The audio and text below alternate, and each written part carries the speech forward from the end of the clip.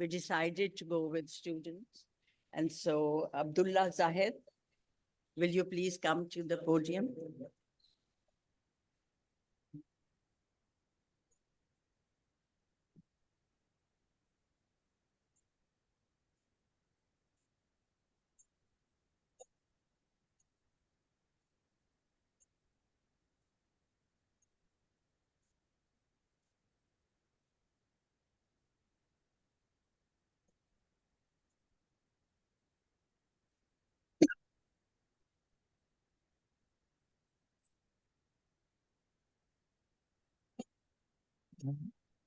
بسم الله الرحمن الرحيم.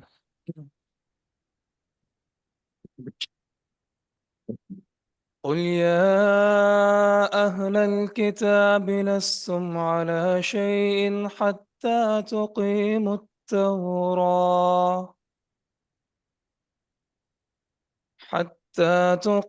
التوراة والإنجيل وما أنزل إليكم من ربكم وليزيدن كثيرا منهم ما أنزل إليك من ربك طغيانا وكفرا فلا تأس على القوم الكافرين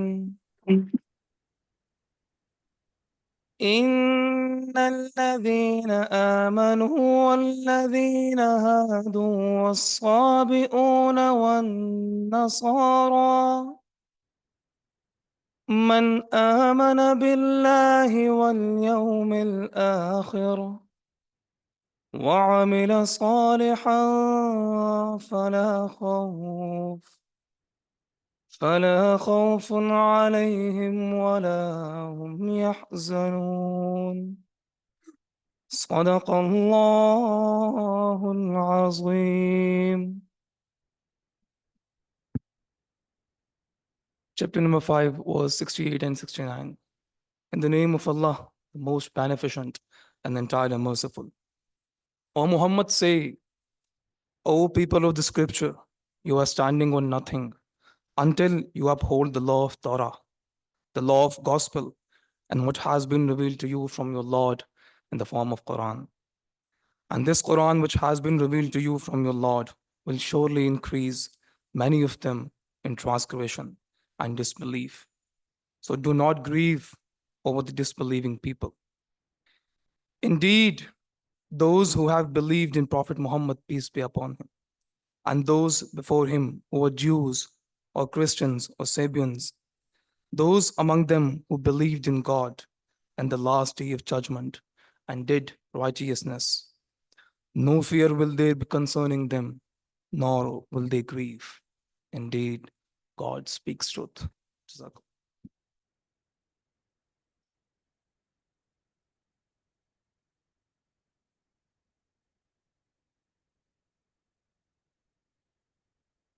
This passage has been taken from Colossians chapter 3, verses 12 to 14.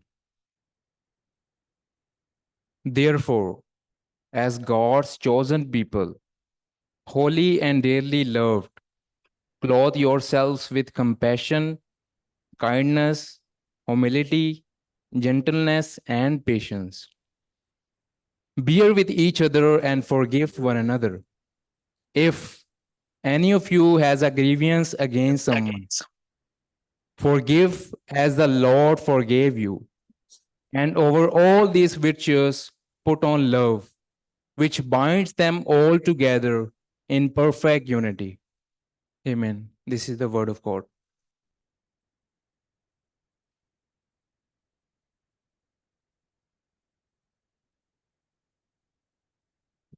Agenda. And you have it in your folders, some materials. But many of you must be wondering how campus culture is entwined with the emerging trends of AI. The theme seems, a bit, maybe why so? And how did we arrive at this theme? Let me walk you through it. One overriding concern with AI has been academic integrity, right?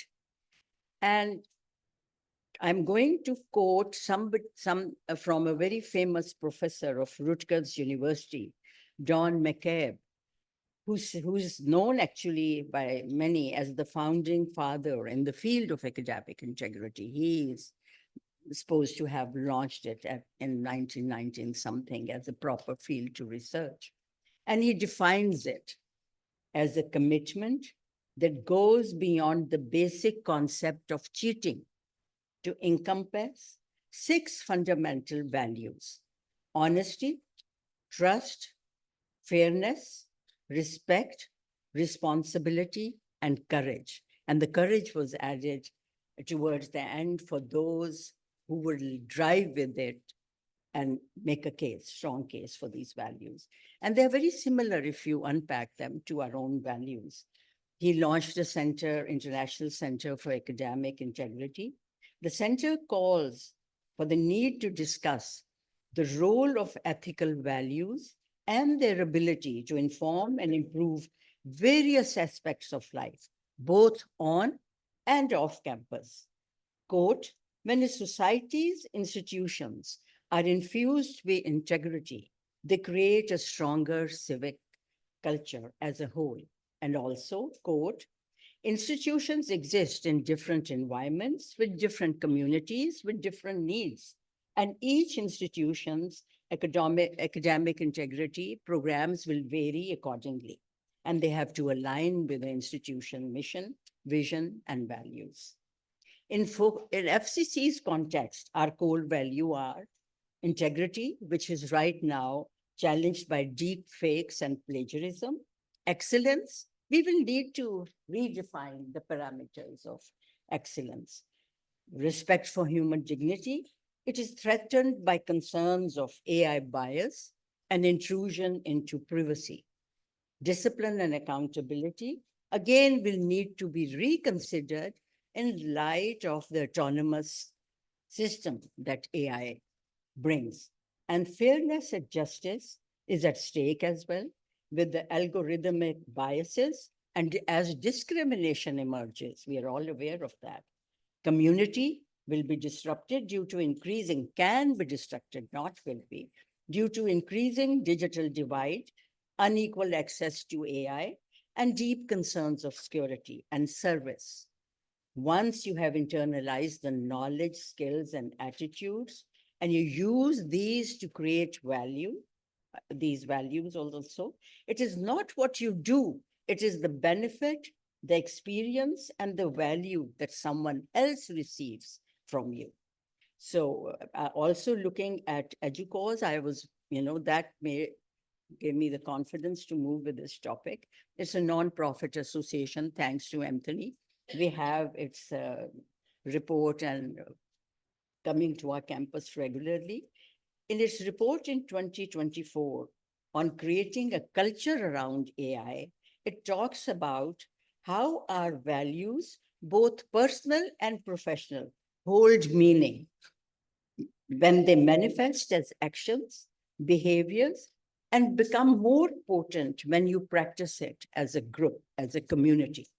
And so we thought campus culture and AI was the apt theme for this year's retreat. AI will inevitably impact our campus's culture, and to ensure that our practices still align with the core values, it's essential we examine how it will shape our campus culture before integrating AI into our system and developing institutional policies. And this will lead towards our AI institutional policy, and hope this discussion today will feed into it.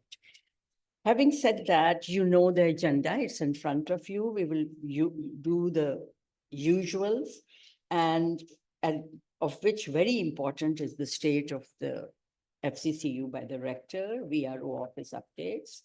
We will do 3-slide CLT review. I don't want to clog you with CLT. It seems like, we are really bombarding you with too much this summer.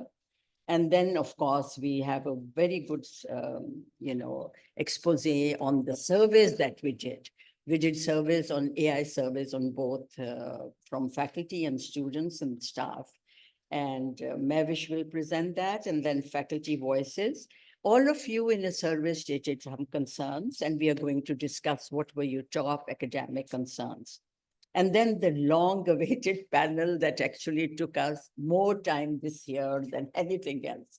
We are all probably more unprepared than ever because we were just trying to get these big, distinguished speakers together from Pindi and from Lahore and trying to bite into the time. Even now, Suhail, messaged me saying, I might be late. And I said, no, you can't do that. And so all those things. What gate? Even now, what gate are we supposed to come? All 5 of them, except one who is here.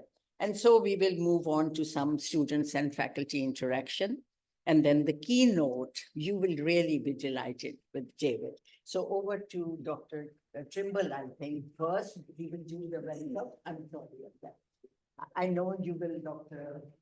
Adjutant, go to receive, I guess. So you will. Okay, I will check out the name.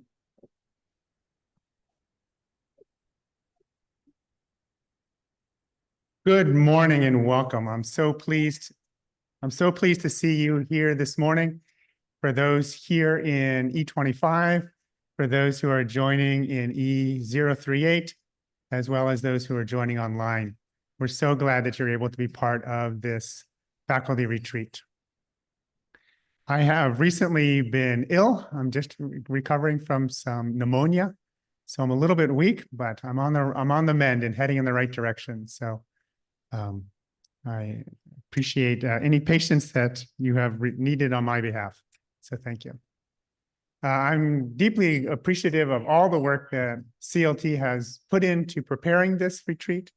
I think that we're talking about some important issues. I'm very excited to be delving into topics today that are vital for the next steps. I view this next year with 2 words that both begin with the letter H. One is hope, and the other is hard work. Okay, hard work is not one word, but it does begin with H. So in terms of hope, I am very optimistic about the new academic year, about the things that are unfolding before us. Every year, it's one of the things I love about academia is that we have this annual cycle where we take a break during the summer. Sometimes people are teaching summer school or doing research, but there still is this sense of break during the summer. And then we start afresh in the fall. And there's this new sense of what can this year hold for us? I'm very optimistic. We have new colleagues that are joining us. Some of them will be introduced this morning. Some of them are still being hired, but we have new colleagues who are joining us. We have bright students who are coming back to us. That's what this is all about. Certainly, there's research to be done and other things, but it's about the students. That's the hope that we have, that we are training the next generation in whatever the discipline that we are.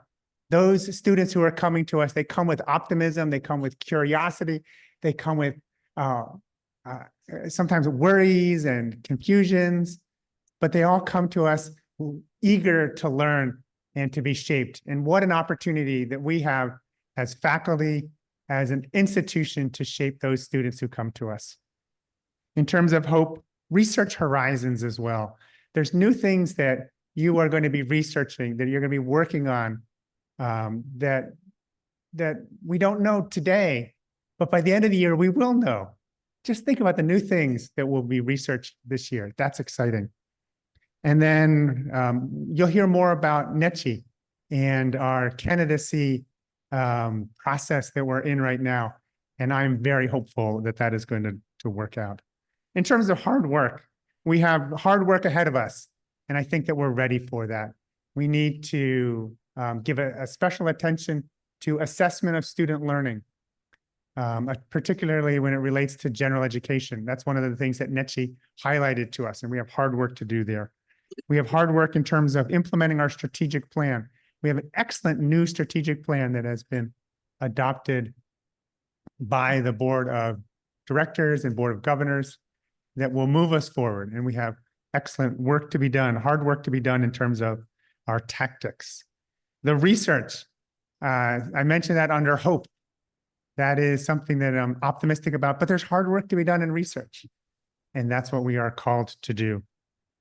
Advising, that is something that students value deeply. And so I hope that each of us will take our advising responsibilities seriously. There's many excellent advisors in this room. I want to make us known as an institution that is providing excellent advising to our students, because that is something that our students really need and they value. And so we should not, as faculty, overlook the value of advising. And then finally, teaching in the new world of AI. There's some that are already tired of talking about AI, and I acknowledge that. There's some that minimize the impact of AI. Some that say, oh, it's easy to spot, or it's easy to recognize. And I think that we are underestimating the impact of AI if we say that. And so I think that it's really important that we are giving attention to that again this year, because it is a game changer for what we are doing, not only at Foreman Christian College, but across academia here in Pakistan, across academia throughout the world. It really is changing everything. And if we don't give proper attention to it, we will fall behind, and we will not properly grapple with ethical issues, as well as the opportunities that we have as well. So those are some of my hopes, and those are some of the areas of hard work that we need to focus on this year. Thank you.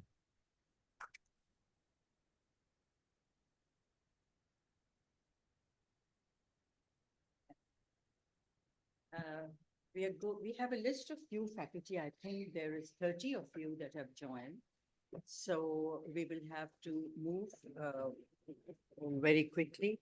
As you can see, we'll call out your name in an alphabetical order and your department. So all you have to do is state your last degree and one fun fact about you. So we have you right here.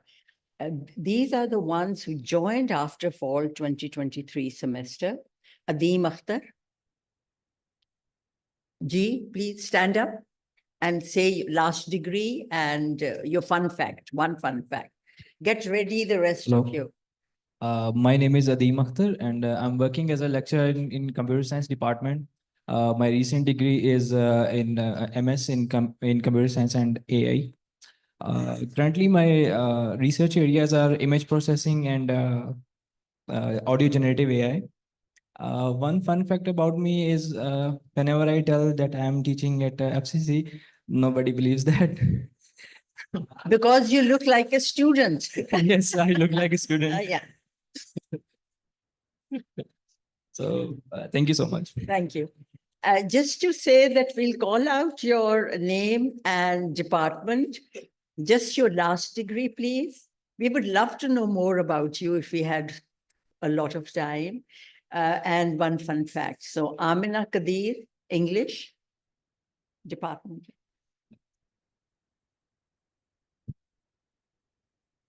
Assalamu alaikum. My name is Amina Kadir, and I've done my MPhil in English literature. And as far as a fun fact is concerned, I think there is none because dinosaurs have gone extinct. So we used to have fun facts about them. So yeah, that's all about it. Thank you. There are lots of other dinosaurs, right? Okay, Daniel Norman, history.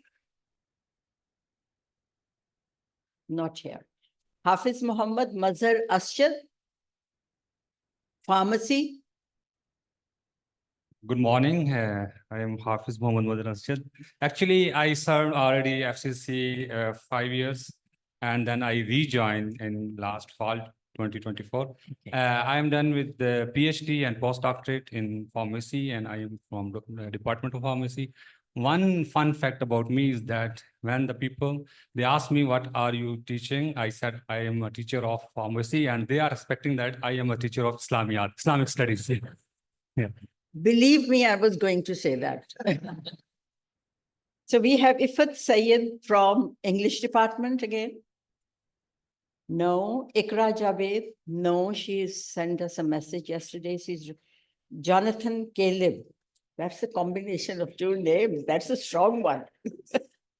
English department, G. Good morning. My last degree is MPhil English Literature. One fun fact. Well, I am into reading. That's, I think, is something that's like, it's not a fun fact, but I'm also into animes and stuff. So I guess that Yeah. considers it. Okay, we'll take it as a fun fact. Nobody reads nowadays. So Muhammad Imran Arshad. Pharmacy, Nazim Ashraf, computer science. I think he's another one who's come back after a long time. No. Umaid Hayat Khan, pharmacy. Oh my God, lots of in pharmacy. Gee. Hi, good morning. My last degree is master's in clinical pharmacy. And fun fact, I think would be that I'm good at IT as well. I am using, especially I'm using Moodle in a great detail. As my last employer, at my last employer, I was the focal person for the Moodle as well. So Good, I'm known for that. Thank you. great. Sadiqa Makbul, English department. Sadika, sorry.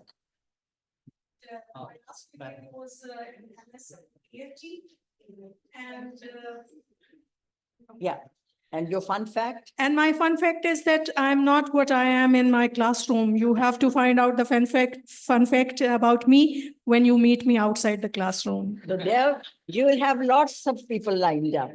So Sana Shahid, sociology. No. Saud Hanif, English department. Yeah, this is South Hanif, and my last degree is MPhil English Literature. And the fun fact is, whenever I start the semester, I go a bit earlier in the very first class and sit at the back. And the students are always, chatting, like discussing politics and all that stuff. And when the class time begins, I just Go to the stand in front. Oh my and they God. enjoy. It's like an ice-breaking activity. Yes. Of course, yes. And you picked up some nice conversations to start. So summer of 2024, one edition, Irfan Iqbal, computer science again. G. Definitely another one from religious studies. Oh, definitely. 100%. Yes, I am extremely interested in earliest Christian history. But I am basically an electrical engineer and I'm teaching in computer science department. My last degree was master's in electrical engineering. The fun fact is that when I first taught at FAST Lahore, two students came to me. One said, "You are the best teacher I've ever had." And one said, "You are the worst teacher I've ever had." Perfect. Then we have spring 2024, recent ones, Afifa Naveed, Qausar Abdullah Malik School of Life Sciences. G, no? Oh. G. Hello, everyone. Good morning. My name is Dr. Afifa Naveed, and I recently joined FCCU in Feb 2024, AM School of Life Sciences. And I completed my PhD in bioinformatics from Qaid-e-Azmi University. And fun fact is that whenever everyone said me, why you choose bioinformatics, and as it's not a common degree, so I used to tell them that I just read the word bio, but not the informatics. There is a lot of computer sciences involved in it. Absolutely. So that's good one. And thank you. G. Alina Sajid, psychology. Hello, everyone. My last degree was in Masters of Clinical Psychology, which was also from FCC. Oh. And everyone set the bar really high with fun facts. I'm not that funny. The only thing I can think of is when I was in my bachelor's, I was like, I cannot wait to graduate from FC. And then I came back for my master's. And then I was like, I cannot wait to graduate. And then I came back for work here. So FC has been a part of half of my life. And that's just it. Good for us, huh? Okay. Ahmad Rashid, business. Ji. Dr. Ahmad Rashid, my last degree is PhD from University of Tara, Malaysia in accounting. The fun fact is that I started teaching so early in my life that I often used to get mistaken as a student and get scolded by other senior colleagues. And the first time I went for my promotion interview, it was turned down saying that you're too young to be promoted as an assistant professor. Oh, really? Yeah, that was back in 2015. Oh, wow. Anyways, thank you. And Fazandullah, computer science. Mahnoor Ali, psychology. Mariam Rao, business, another Rao.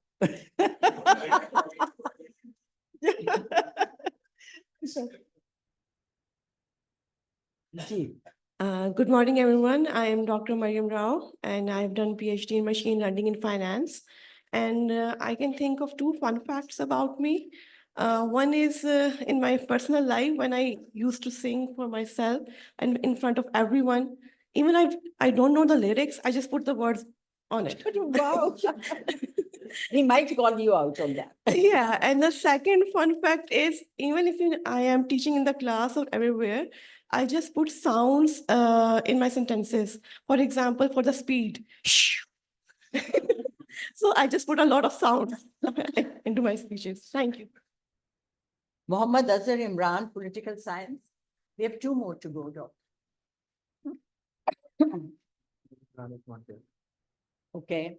And then Syed Wasif Azam, CPPG, Center for Public Policy. No. And Uzma Ashik, psychology. No. So we are good to go. I think you got your first place. Oh, okay. It's nobody else. Okay, yeah. Is there anybody else who hasn't been introduced in the faculty retreat before? Oh, wow. So there's another new one. Gee, you will have to tell who you are. Yeah, stupid time. Good morning, everyone. My name is Zenaria West, and I'm Formanite, and I'm a lecturer of biblical languages and Christian Studies department. My recent degree is MPhil in Biblical Studies New Testament, and I'm currently enrolled in PhD. And two quick fun facts about me: that nobody believes that I'm a teacher, and nobody believes that I'm an adult. Oh, wow. So any more? No. So we'll move on to the highlight of a day. Our rector, Jonathan Addleton. Please, sir, if you will take the podium. I don't mind. Take this. I'll sit in your chair.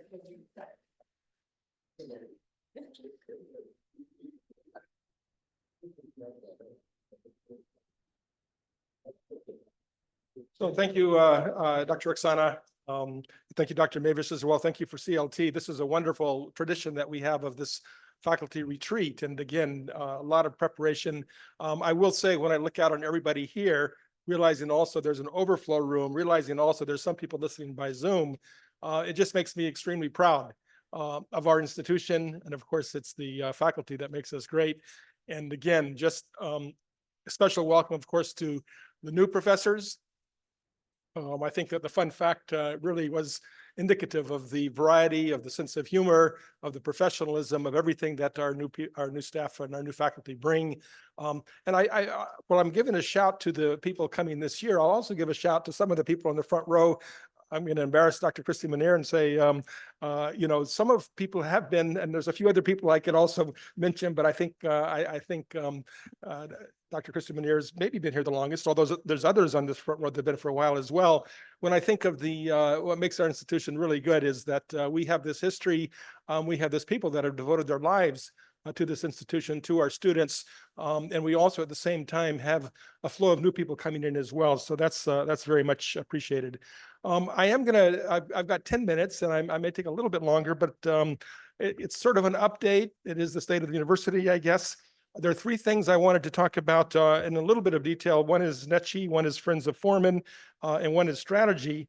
But at the same time, I wanted to cover a few other areas as well. And maybe I'll do some of those at the beginning. One thing, it's very much on my mind when it comes to August, is a sort of a little bit of a a profile, state of our institution in terms of the applications for this year. I guess I will say we are an institution that depends very much on our enrollments, on our admissions. And so that's an important aspect of it.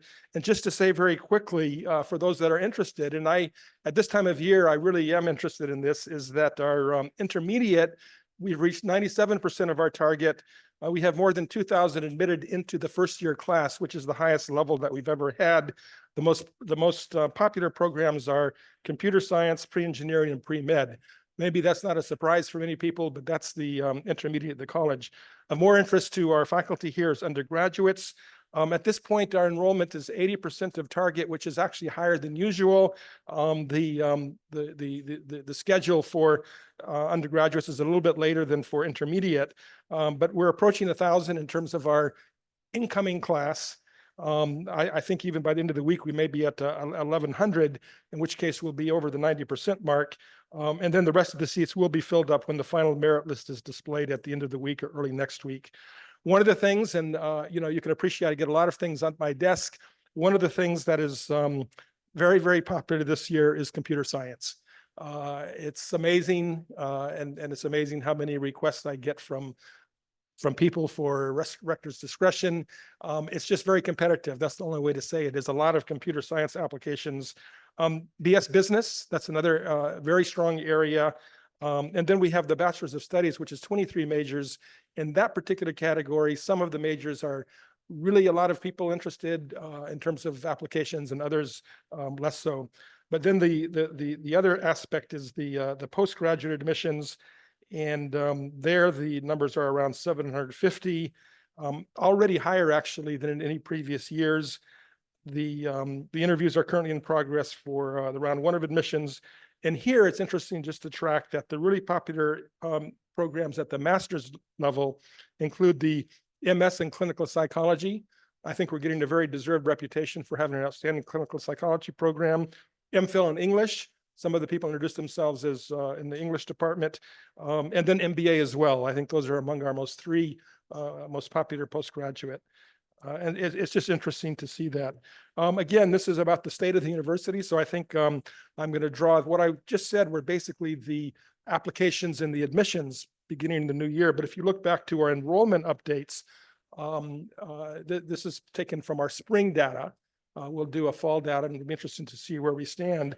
But in terms of our undergraduate enrollment, it's gone from, in the last 5 years, from 4,187 to 4,637.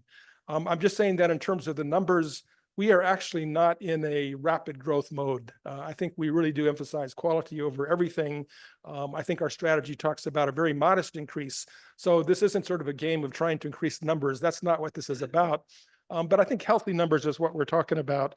And so that enrollment of around from 4,200 to 4,600 plus. Postgraduate in the summer 5 years, it's percentage-wise, it's actually a fair bit, from 448 postgraduate students to approaching 600. That was the spring figure. Some people may be interested in terms of minorities. I think we are an institution in Pakistan that really welcomes minorities. The number for the university is around 14%. That's all minorities. And actually, what I should say, that's religious minorities, all religious minorities. Pakistan is a mosaic of many communities. But I will say, when we talk about the diversity, the religious diversity is one aspect, but we also talk about geographical diversity. We also talk about socioeconomic diversity, which our scholarship programs make possible, and other kinds of diversity as well. In terms of the geographic diversity, I think we're maintaining some very interesting students coming from the northern areas, coming from the Pakhtun belt, if you will, coming from southern Sindh, coming from southern Punjab. Some of you that were on campus this summer may have seen a very interesting program that brought about a dozen Kalash from the Kalash valleys in Chitral to our campus for coaching, if you will, for taking the exams. I don't know how many of that dozen will end up as students in the fall, but it's our effort to reach out, and a special shout out to our admissions office, our outreach office, and, if I will, the Baltistan Chitral Gilgit Students Association. because they actually reached out to the Kalash Valleys and talked with some of the community leaders, and we had this very special program. So again, I think we continue to do outstanding in that area. In terms of our university female enrollment, it's in the last 5 years, it's gone from 42% to 48%. So I think we're sort of at this great number, I think 50% in terms of our undergraduate satisfaction. QEC does this annual survey, and last spring it showed an increase in satisfaction from 78% to 89%, which I think is a good direction. And for postgraduate, the satisfaction survey indicated from 86 to 92%. So those are all, I think, positive kinds of indicators. A couple other things before I move on to NECHI and the Friends of Foreman and the strategy. Just in terms of things happening on campus, things that you that you might see. I think people realize that we're involved in solar energy, that we're moving to become an all solar campus. One of the ways that is visible is our parking lots is shaded by the solar panels. But in terms of the actual buildings that have been energized, and there's a lot more to come, but just as a matter of interest, our Mercy Health Center, our Media Center, our Ewing Library, our faculty block, West Hall, Shirazi, B and C block, all these sites have been energized, and I think again are at a good place in terms of moving toward 100% solar. I think that's another of the developments that I'm happy to welcome people to this fall and to show that that's part of it. I think one of the things, again, in these sort of updates, have people here been to the new digital library by any chance? Have some people visited? I mean, obviously there's frustrations because it takes a time period to get to develop the campus center. Again, looking, I don't know if Rook's here, but I see Anthony here on the digital side, on the IT side. It's a wonderful facility. It opened about 3 weeks ago. It's open from 9 to 5 at this point. It's wonderful study space. I've taken a number of visitors there. I've had students approach me. It's just fantastic that we can welcome people to this fall and show that the digital library is in operation. So that's up and running. We also have the 6 conference rooms within the digital library that have proven already to be very popular. The students gather there for projects and this kind of thing. So the campus center, step at a time, is opening. I think that soon we're going to have the ground floor open in terms of what's called the MCS Lounge, which is lounge space.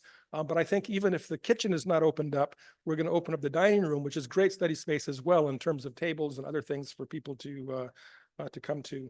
Most of the furniture has been ordered, and so that's on its way.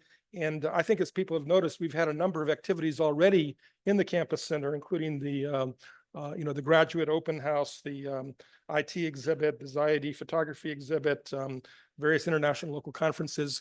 Although it's not fully open, the fact of the matter is that it's a lot of usable space that we will want to use for different kinds of things ahead. Looking ahead at other kinds of projects, some people are aware of the TSA FCCU project. That's the core of it is a hostel. It is going to be open for the fall semester for female students. It is going to provide about 100 additional spaces, beds, if you will, for our female students.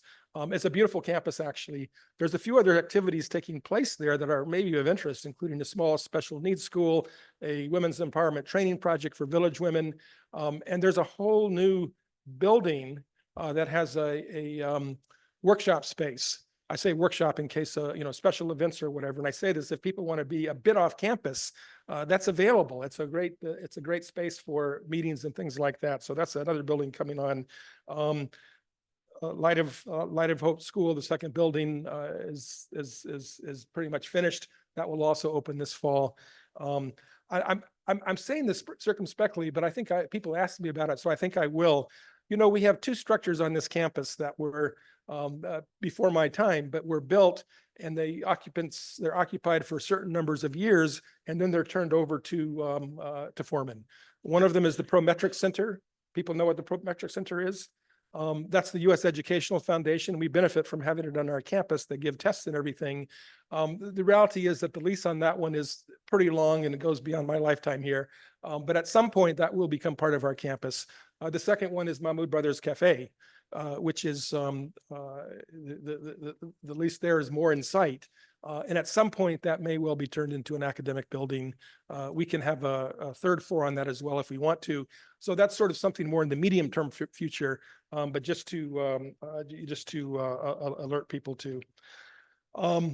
Moving on very quickly, and I'm conscious of time, and sometimes maybe going over a little bit over. I think that one of the main things I did want to talk about was the was NECHI, and especially for new staff here, New England Council on Higher Education.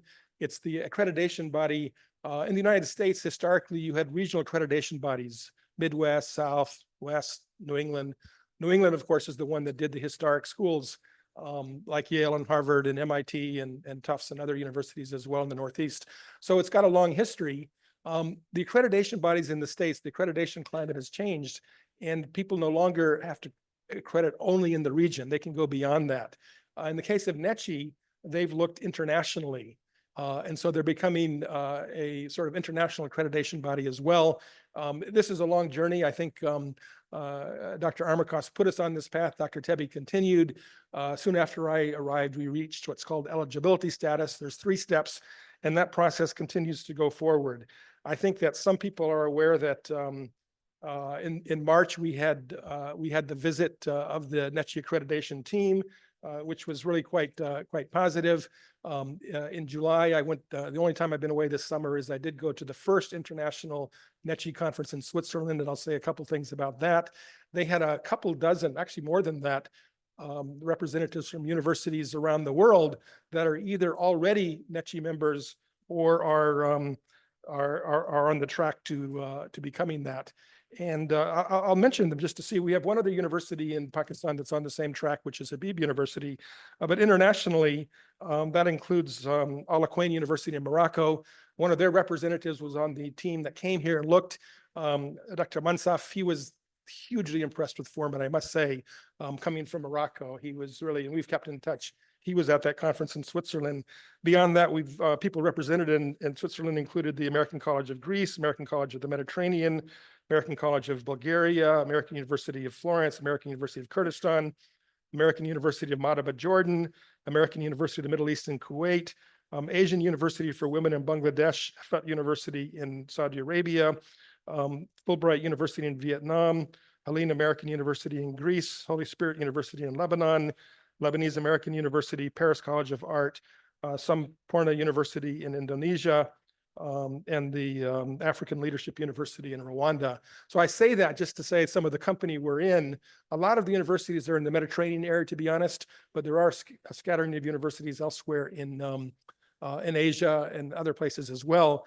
I didn't even do a full list, but just to sort of say the other universities that are on this track that we're on. What's happening with the next step is they gave this very favorable report for us. And again, this is the state of the university. What's really good for me is a stamp of approval that comes outside our institution, external people coming in. They're with us. They had meetings with faculty. They had meetings with students, with many people. They had 5 notes of praise. And of course, I like the praise part of it. FCC community is a living embodiment of its mission, deeply committed to the purpose of the university and guided by its motto, by love, serve one another. The institution has a solid record of executing a forward-looking, ambitious, and transformation while making budget-aware decisions and maintaining appropriate reserves. I think that for Connor, CFO is here, and I really appreciated that because I mean the reality is that this coming year is going to have challenges on the economic front, and this thing about budgetary aware decision making I think is important. We have done our best in terms of dearness allowance, in terms of increasing salaries commensurate with the economic situation that Pakistan faces. The reality is that the increases were by a higher percentage than were our tuition increases. And of course that, that means we have to be cognizant of the financial aspects of our institution. Anyway, that they gave a good shout out there. 3, a culture that embraces diversity is evident and embraced across the entire community. I love that statement. Looking around at our faculty here, I think it reflects that in so many ways. And again, one of the ways diversity, I guess, I think in the context of FCCU, one often thinks immediately of religious diversity because we do have that.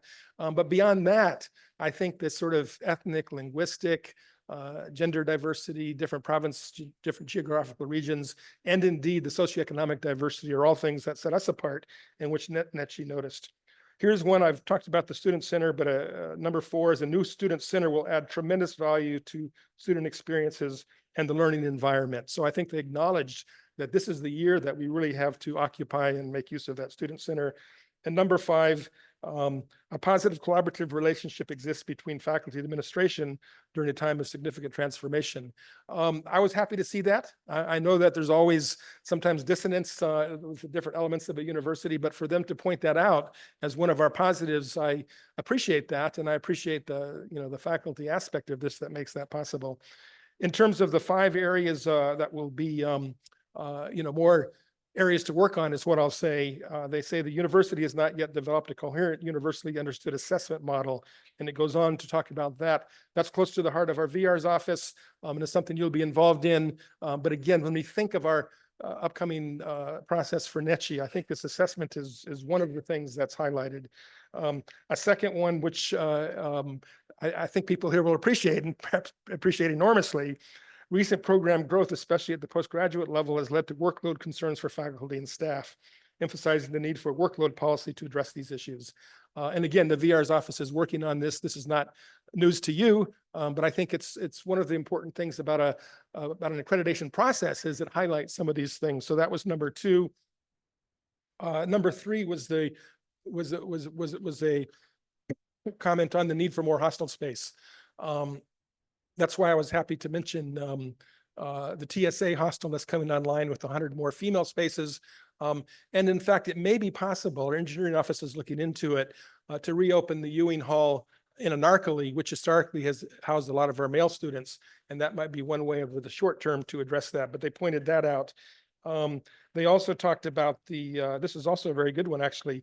The institution should consider ways to expand the role and visibility of students in all aspects of academic and co-curricular life.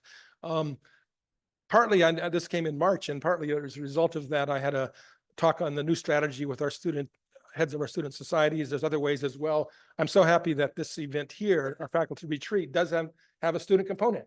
And I guess I would look around at all of us here to try to strengthen our outreach in this area in terms of involving students in different kinds of ways. There's different kinds of ways that we can do it. The last thing is the governance issues related to orientation plans, related to a transition plan, which I'm working on this fall. So these were sort of governance kinds of observations, mostly related to the boards that we're trying to work on as well. And we have certain things that have been launched this fall in partnership with the board to try to address that concern. So again, 5 big shout outs to our institution and 5 areas that were identified as ones that we need to make progress in. There were a couple more further down, and this is again an important part of that trip for me in Switzerland, was to see there's a certain degree of flexibility. One of them is in our general education requirements, which we're sort of caught between an accreditation process that really emphasizes liberal arts and general education and a framework in Pakistan that often makes that difficult. And a second area where it's quite different actually is the pharmacy program, partly because I guess it's a 5-year pharmacy program is done differently than the US. Those are things we have to look at, although what I detected in Switzerland, Dr. Gloria was there as well, was a certain amount of flexibility on and understanding that we also have our accreditation processes in our own respective countries. So that's what we'll work on. The last part on the NETCHI is simply that I'm going to be leaving in mid-September, September 26th. I represent Foreman all alone. I wish some of my VR colleagues would be there perhaps, but I went through the chairperson, the new chairperson, she being the president of Wheaton College in Massachusetts. There's another Wheaton College in Illinois. This is the Wheaton College in Massachusetts, is the chairperson, and I was able to meet her. But basically, I go into a conference room with 17 commissioners, and they've read our documents, our self-study. They've read the critique, if you will, from the study team, and I present Foreman. All being well, I said it's a 3-step process. We're at the first step, which is eligibility. The second step would be candidacy. If things go well, we'll find out that we're at candidacy status. The third step is actual membership. So it's a long process. I've always said it makes us better regardless of what happens. I'm I'm positive. I go into this meeting with a positive perspective, but I don't take anything for granted. It could be, they could say, well, you guys need a bit further work. We'll see what happens. But I think we've gotten a lot of praise so far. So I'm, again, I'll go into this. I'd love to represent Foreman anytime, anywhere. This will be a little bit more pressure because it's 17 commissioners and I'm there at the front of the table. But you know, this will be in late September. So that's the next step in the process. We'll see, and we'll report back on what happens there. The third thing I thought I would mention was the Friends of Foreman. That meeting in Boston, outside Boston with NECHI, will be followed by the Friends of Foreman, board meeting. And that's twice a year that I typically go back for. And they have a couple priority areas that have been affirmed by our own boards here, Board of Directors, Board of Governors.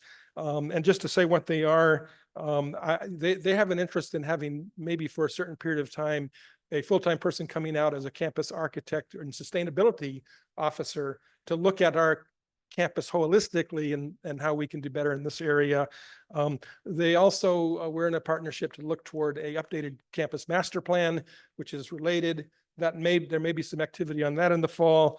One of the things they're interested in is we have centers of public policy and governance. We have centers of population research. There's interest in a center for biblical teaching and research, which they're supporting, and there's conversations going on that. And then there's the scholarship aspect, which is one of the most important ways they support us is through our scholarships. And so that conversation will continue. Moving further, there's sort of, you know, a sense of potential support from friends and things like IT upgrades, AC, air conditioning, especially in the college, certain renovation projects.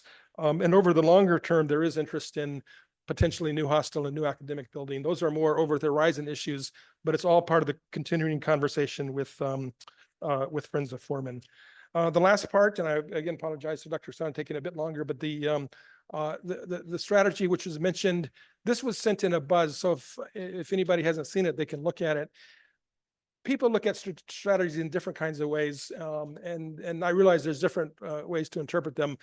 I do think a strategic level is a higher level, is a bird's eye view. I do think the strategies that I've looked at, especially the university strategies, most strategies are on an institution's website. Certainly universities across the world, you can look at it and see within Pakistan, within the US, within anywhere in the world. And I think the way we presented ours is good. What it goes down, I'm going to say a couple of things. This is the last part of my comment, is how to look at the strategy. It does not go down to the tactical level. That's the part that every year we're going to have a setup that we review them. Faculty will certainly be involved in that. But the tactical level are the more specifics of where we're going. I mean, for example, just because I mentioned a potential new center, centers aren't really mentioned in the strategic because they support broader, bigger goals. And I think that's one way to look at it. The way this is presented is 7 years. It's actually 6 years, but it's half of 1 year and half of another year. So it spans 7 years, I guess you might say. 7 strengths, we drew directly from the NECHI, 7 areas where they think we do really well at. 7 values. And again, I think people are familiar with our values: excellence, integrity, respect, self-discipline, justice, service, and community. So they're presented and affirmed. And then 7 strategic priorities. And already when things cross my desk, I do look, does it fit within one of those 7 areas? Quality, students, community, academics, environment, resources. You can read them into a bit more depth. And then the 7th one is the fact that we are unique. Foreman Christian College, the only Christian university of its kind in Pakistan.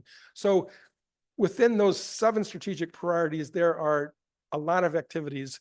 And I think in most cases, if you look at those priorities, you'll be able to situate yourself in them, and you'll be able to realize that in many cases, you don't just contribute to 1 or 2 of them. It might be 3 or 4 of them that you add value to. There's also this notion that we are aligned with the NECHI process, which I guess I was going to mention this as well, is that at the end of the NECHI program, they say FCCU, this is the NECHI comment, FCCU is in the right place at the right time in its development of a successful and unique liberal arts institution in Pakistan as part of the NECI community. It also says that the confluence of the current strategic planning effort is perfectly aligned with the work of FCCU has done to attain NECI accreditation, and the opportunity to mutually leverage these efforts is great. So I think that they too identified that. But the last part of the strategy that you'll see moves from strategic priorities to strategic goals. And that's where it gets a bit more beyond the surface, because each of those strategic priorities has 5 or 6 or 7 activities. But again, the tactics are even lower than that. They're with any strategic goal, there's 2 or 3 or 4 tactics that we'll be pursuing. Those could well be adjusted over the 7-year period. But what I want to do is just get people thinking strategically, thinking about where what we do fits into the framework, and having a place that this isn't just 3 or 4 years from now, someone will say, oh my goodness, let's look at the strategy. Rather, it's something people look at and we talk about, and we have an annual review. How are we doing in addressing in these priorities? Are we ahead? Are we behind? Are we where we think we should be? So again, thank you for your patience. What I've tried to cover is some of the sort of things that are happening on campus. Beyond that, I've focused on things that you know, are sort of loom large for me as the fall starts, the NECI process, the Friends of Foreman process, and where we go with the strategy. I don't know if there's chances for conversation elsewhere, but I'm going to be here for most of the day, and certainly informally at lunch and things like that. I'm always open for questions, even difficult questions. I'm ever the diplomat, so maybe I don't get, you know, maybe I sometimes have a diplomatic response, but I'm here, I'm available. I welcome your comments and input. I'm going to take off just for a minute to meet our AI speakers. But I think that's a great theme for this year's faculty retreat, and look forward to the discussion on it. So thank you very much. Sir, it's easy to see that you're very excited about leading this institution, and that passion is very evident. Thank you so much. Your guests are waiting though since some time now. And we will have to start the session very soon. So you are going to breeze through the rest. Gloria, you have 2 minutes. Oh, our Associate Vice Rector. And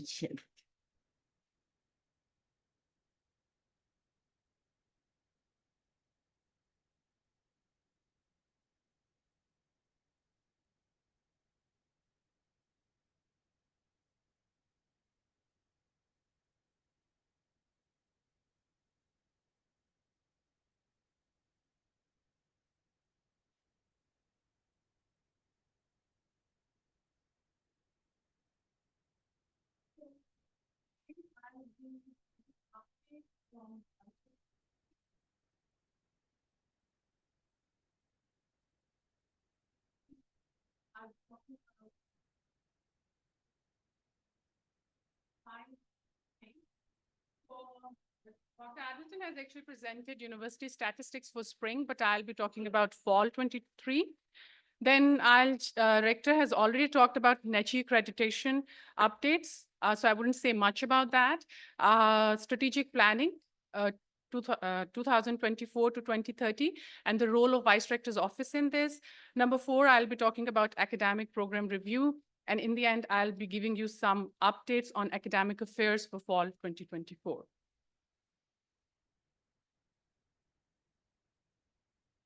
I'm not able to. Okay, right, thank you.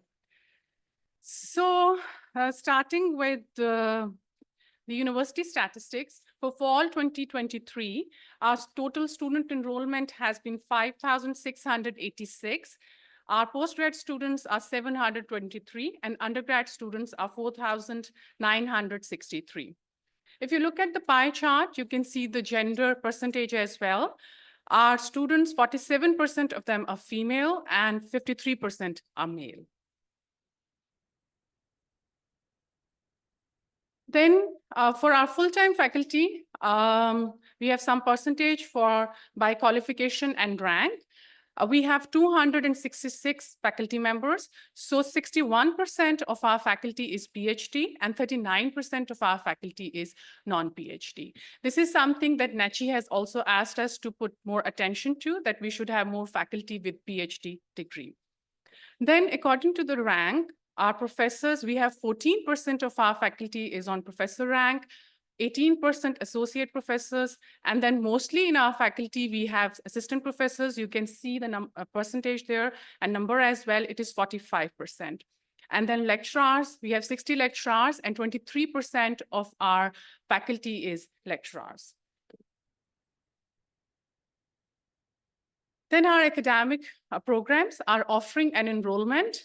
We are offering 27 majors in undergrad, and 49% of our program offering is basically for bachelors. 42% program offering is for MS and MPhil, and then 9% for PhD. And then you can also see the enrollment in another pie chart.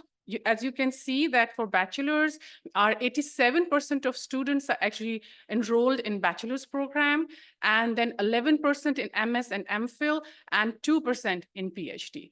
So from this data, you can see that basically our bread and butter is mainly bachelor's program. We are a tuition-driven budget, and so our major, basically 87% of our students are enrolled in undergrad program.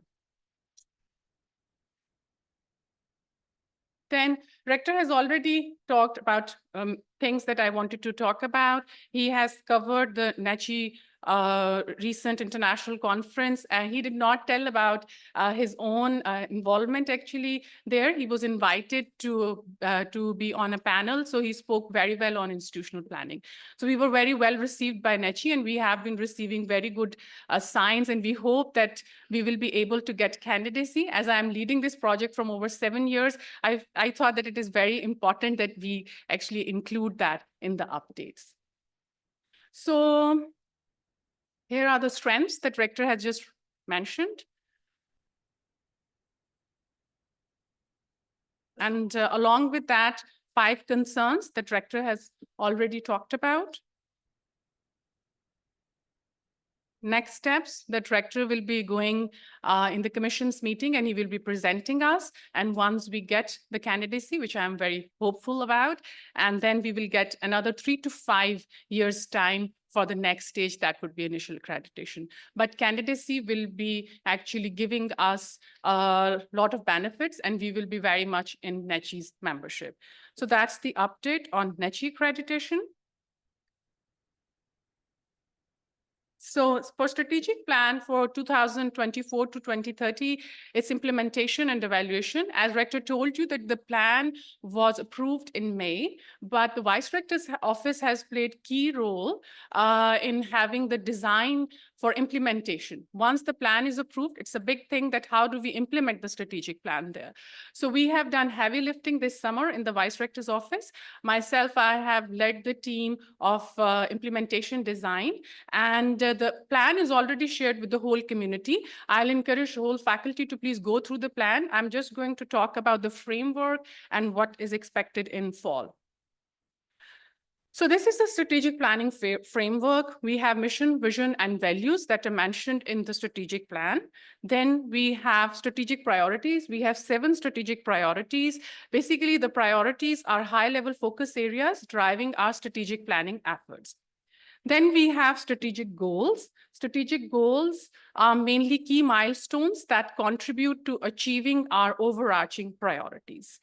And the document that you have received, it does not have tactics in that mentioned in that document, but tactics are mainly action plans or projects for implementing our higher level objectives.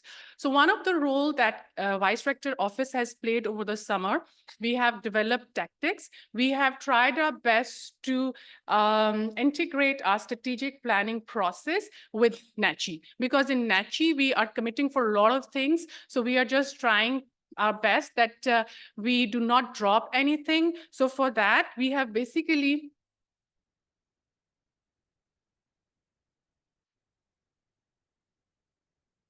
developed a framework for developing tactics. So that framework that we have used is when there was strategic conversation taking place, Rector has been in those conversations with different administrative and academic staff. So he has already mentioned some of the tactics in the original document. Those tactics are not shared, but we, of course, have a record of that. So this has been one of the main resources for us for developing tactics. Then for NECHI self-study projections, we have about 50 projections, which are our institutional commitments with NECHI, that this is what we will be doing in time frame of about 3 to 5 years. So NECHI will actually hold us accountable for those projections, that how well we are implementing that. So we have taken that into account and we have brought them into tactics wherever we can, so that we are not doing two separate efforts, but through strategic planning, we are able to cover what we have already committed through the projections part. Then NECHI gave us final team report after the candidacy visit. It is a 49-page report. It has 129 suggestions, comments, and different feedback that we have received. And all this is actually in our self-study process, which was a 2 years long process. Some of the things are already identified and mentioned in the projections, where we have identified gaps, like what we are going to do about that. But in the feedback, there are few things which are new for us, like nothing very surprising, but there are things that are not mentioned as commitment, but we are taking them seriously, like what we can do about those feedback and comments. So in developing tactics, we have taken these 3 different components and we have developed tactics, have given a draft to the executive staff. We have pretty much buy-in from the administrative staff, but we have not started the conversations yet with our academic staff. So those institutional tactics are very much in place, but we still need to work on unit-wise strategic plans. So we have a strategic planning task force that will be basically working on and leading this strategic planning work from here onwards. So all the academic departments, that's why we are talking here, all the academic departments will be needing strategic plans. And then administrative departments will have unit-wise strategic plans. So it is very important that these unit-wise strategic plans are well embedded in our institutional strategic plan. So we will be having more conversations on this, and we will be holding trainings, how to write mission statements, how to write strategic plan, and strategic planning task force will make sure that the unit-wise strategic plans are well coordinating or integrated with the institution-wise strategic plan as well. So this is on strategic plan. There will be more information, especially for the deans and chairs in fall. Number 4, program review through HEC self-assessment report and watermark. In 2022 and 23, we compiled the first cycle of SAR. Over the next 4 years, the departmental teams will prepare SAR and will incorporate those findings in watermark into the program reviews. And we have already mentioned that again in our NECHI accreditation process. It is part of our projections as well. While the assessment plans for 22-23 are ready, we still need to work on plans of 23 and 24. And then we also need action plans for 24 and 25. It's a lot of information here, but QEC already has communicated with faculty. One of the concerns that we are receiving is that some of the data that has been submitted, it is not up to the mark. And sometimes when QEC is reaching out to you, you are not responding to the watermark calls. So I'm just requesting you here that please do pay attention to that, because as you have seen that NECHI has also asked us to have more attention on program assessment. So that's why it is very important. We have already a big process in place. We have a software purchased as well. So it is very important that as institution, we have a unified effort towards making sure that we are doing what is required for watermark. So with this, there are a few more things that I'm going to talk about for fall 24. As we are preparing for fall 2024, freshman experience is scheduled for from August 26 to September 2006, and Dr. Anam is leading that. We are in good place. Faculty training is done for this. So freshman experience will be for 2 weeks. Then freshman class targets, our admission targets this year has been 1,321, and as of yesterday, our 80% targets are met. For classes, our classes will be starting on September 9th. Faculty grants are available. Please refer to the faculty grant policy, and you can apply for a faculty grant in the Vice Rector's office. I have another good news to share. Faculty laptop scheme will be announced soon, hopefully within this week. The policy is ready, and soon you can expect to receive that information on Daily Buzz. Academic leadership retreat for our chairs and deans, that is scheduled for September 3rd. That is Tuesday, and more information on schedule and on agenda will be shared soon. Here, I want to talk about challenges of academic space. We do have challenges for labs and classrooms as well, but we are doing comparatively better. But when it comes to faculty offices, I just want to say that we hear you. I know that there are a lot of issues and problems around that. Especially F block is under a lot of stress, E block almost equally. And there is a task force that has been established by the Vice Rector's office, and we are looking into equitable resource allocation for space. We are trying to find ways that how we can facilitate you, can provide you with better working environment. So I also want to take time to thank you for your cooperation and for your patience. And but we are working on it, and there will be hopefully within this year some development. Then the last thing that I want to talk about is our yearly strategic academic plan. It is again flowing from our NECHI process as well. And as strategic planning conversations will continue from here and now onwards, starting from this academic year, we will be having a yearly academic plan in place, and there will be more conversations that will be taking place with the academic leadership. So I stop here. Thank you so much for your attention. And as I close my presentation, I wish you all the best for the new academic year. Thank you. Just to remind you all that there are quite a few of you who want water. May I request that water, coffee, tea is outside. We have we have gone beyond our timing as we had scheduled. Thank you, Gloria. Thank you so much. And we have decided that we'll shift the program a bit. The panelists are here, except that we have to get one on Zoom. So we are going to start that session soon. And we will take Mavish and a couple of other things later on, if we have time, And I think that's fine. If you want to refresh yourself a bit, please take a second while we put the chairs, but don't leave the room. So if we are going to start with the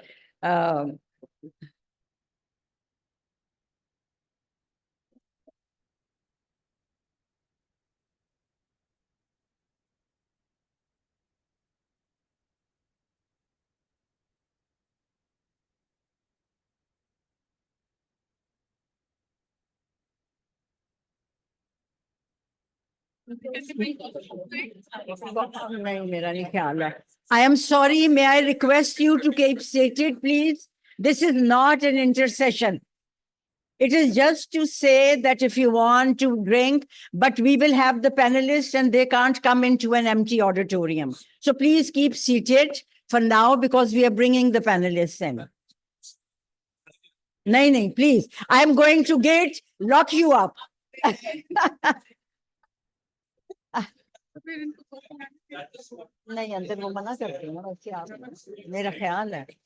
May I request, please keep seated.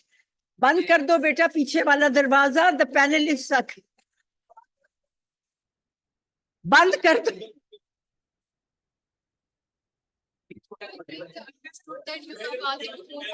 I know. I am sorry, my fault. Please be seated. The panelists are going to come in. I just meant to say that if you need to go one by one, not leave en masse. My fault. Wrong communication. Please, लेकर आओ. लेकर आओ. लेकर आओ. नहीं भाई इतनी कुर्सियां नहीं है, एक है, चार है. चार है ना. तो हर यू आर वो फवाद अभी तक कह रहा है मेरा जूम. वो कहता है जी मुझे लिंक वाला भेजे जिससे मैं डिफरेंट तरीके से डाउनलोड करूं, फिर उसे मुझे टाइप करके फिर वो भेजे मीटिंग आईडी और वो कह रहा है मेरा नहीं ठीक है. तो भेज दिया, उसने कह दिया ज्वाइन.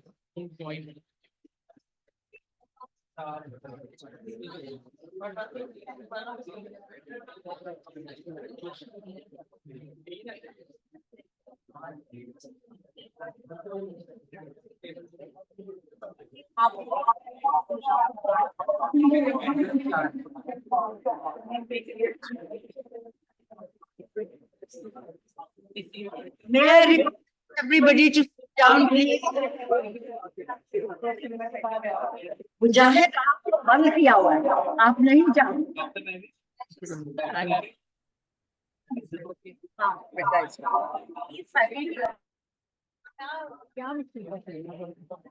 My fault. गलत announced. Yeah, I was just saying. Okay. Someone has brought in one guest. Someone has brought one guest. उसको तुम बैठा ले. नहीं ऊपर नहीं. Dear call. I need a seat in this room, so I'm gonna sit down. Yeah. ये मेरी मेरा लगाओ. मेरा उसको स्लाइड. मैम स्लाइड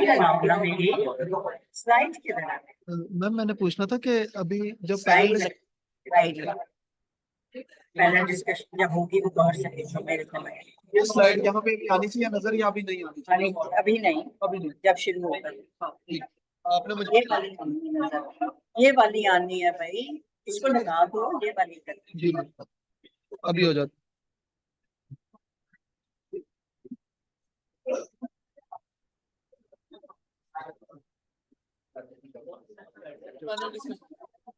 ठीक है मैम. ये वाली slide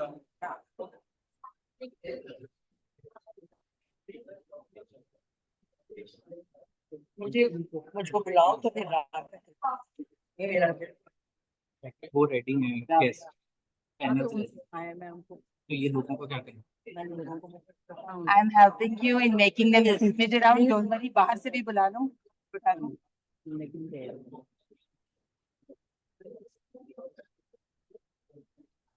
Dear colleagues, we are going to start the session.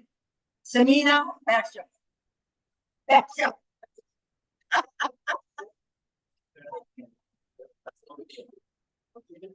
Wrong. Wrong. हाँ. और आगे अब उनको बिठाएंगे किधर, because they have to be brought in. They have to be brought in by a speed. तो उनको उठाते वक्त इंट्रोड्यूस नहीं करा. वो जब बैठ जाएंगे तब आप इंट्रोड्यूस कराएंगे. अच्छा राबिया को कराना इंट्रोड्यूस. तो आप हम सबको ऊपर ही बैठाएंगे, हमारे पास जगह ही नहीं नीचे. Dear colleagues,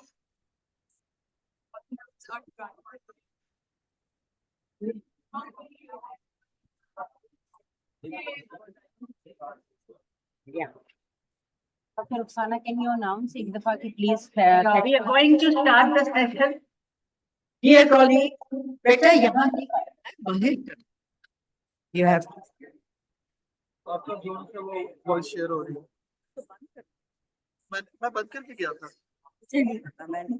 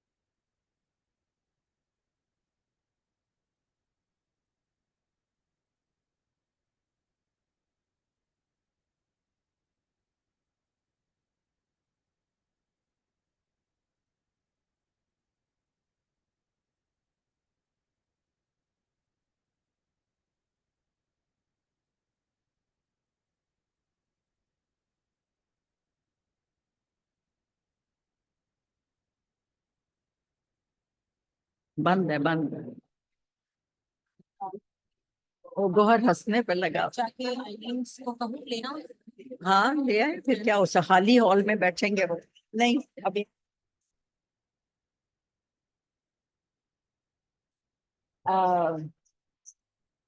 welcome to our panelists. We have a commotion right now. I made a wrong announcement, and our panelists, please, we will take you straight to the podium.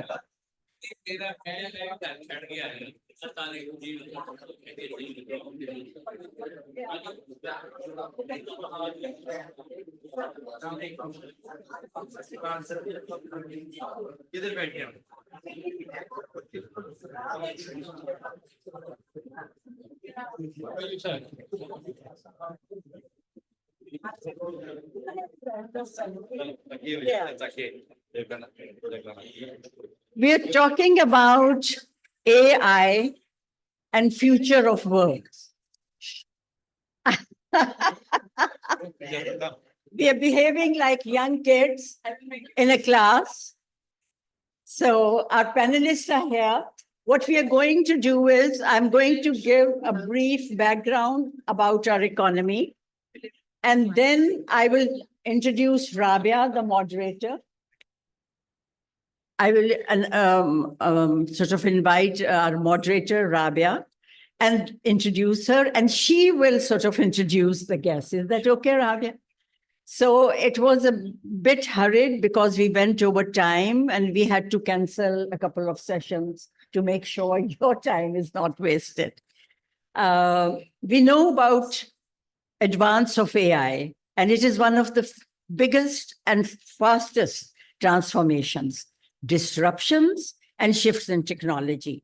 So it is known as the fifth revolution, which has taken the world by storm. The earlier revolutions were steam engine, electricity, computer, digital, and now AI. And they all brought in speed, efficiency, productivity, accuracy, optimization. And now AI brings human augmentation, which is a different level altogether. But it has its own set of challenges. MIT has recently published its own set of an extensive challenge risk factors, 700 in different frameworks, of which the top has been privacy and security. And so the future of work, how do you think is the future of work going to pan out with so much excitement and then so many risks attached to it? I think it all depends on the narrative. If your narrative is positive, you will reframe it as augmented intelligence. And AI becomes a potential collaborator and a radical one at that. We have the Chartered Accountants Institute talks about an augmented intelligence economy. That's how the workplace is going to be defined. So what is the worldview? There is this big worldview where the global growth has actually been declining over the past few years. And it has been declining, because of the situation, the wars, and the international strife and geopolitical reasons. And Pakistan economy is further, under pressure with the international and its own internal pressures as well. The report by Goldman Sachs, World Economic Forum on future of jobs show the same trends. They believe that with AI usage in the workplace, which will increase, large-scale growth will happen in certain sectors, by the way, of which agriculture and education, among the 1,000 jobs that are supposed to change, incidentally, the 25 top professions that will change drastically, one of them is education. So that's very important to remember. Job requirements are changing and the need for reskilling workers. There's an occupational transition where there's going to be widespread displacement from different types of jobs. Some jobs will be eliminated. Some jobs will need to rethink their roles, and other jobs will be created. All in all, the scenario is so far said to be positive because people think that as in previous revolutions, not much was taken away. The human being, actually more labor force was required, and so things will pan out. But these are all things that we have yet to sort of pan out. But we also require new skills. And strangely enough, this time, which has been very rare for other industrial revolutions, the advanced cognitive skills will be in demand. Mind you, the basic cognitive skills, the AI has it and might go beyond when they're talking about super intelligence, which probably might be autonomous in its thinkings. But those, I think, some technology experts here who are on the panel might say that that's the artificial general intelligence that we are all aiming for, is perhaps might still be a dream, but it's quite scary if it happens. So unemployment rate in Pakistan is double the employment rate. And agriculture sector, wholesale retail industry, and manufacture industry were the one biggest hit. With the adoption in AI, there are going to be three main disruptions as we foresee in Pakistan. Informal sector is going to take a heavy hit. And those informal, though they don't come in the security net, social net of the economy, those are menial workers, those are largely women. So that's going to create another inequality, which is a concern with AI. And of course, then manual laborers who do contractual daily work and so on. And then there's also the good news or the bad news. I don't know how you see it. AI is going to impact the highly educated and the highly skilled more than the other classes. And so what it does, it is a possibility that it will increase to the divide even more. Only 9% of a population goes through higher education. So you can well imagine what that means for Pakistan. If it's only the 9% that get the advantage, how are we planning? And I am hoping our panelists will give some answers to that. And so these are some of the figures we took from the Pakistani economic survey. But there's a bright side too. And they think that with use of AI, they'll be able to increase the sectors that have actually been declining for now. Let's hope, keep on hoping, like Dr. Trimble said, that hope and hard work, and that's the way to go. And so for us, again, is it a reality? Because on the AI government readiness index that was developed in UK, Pakistan stands far behind on the 92nd scale. And I think, unfortunately, China and India are way, way ahead, 17th and 32nd, respectively. So that's the food for thought for all of us who are sitting in this room. Possibilities are endless. Let's not think that this is all lost, because 50% population that is illiterate can be drastically helped with AI if we made the right use. So there are trends which are troubling. And again, I said, it's how you frame the narrative. It's positive or negative, and that's how we move. I then invite, Rabia. Rabia, let me tell you how honored we are to have you as a moderator.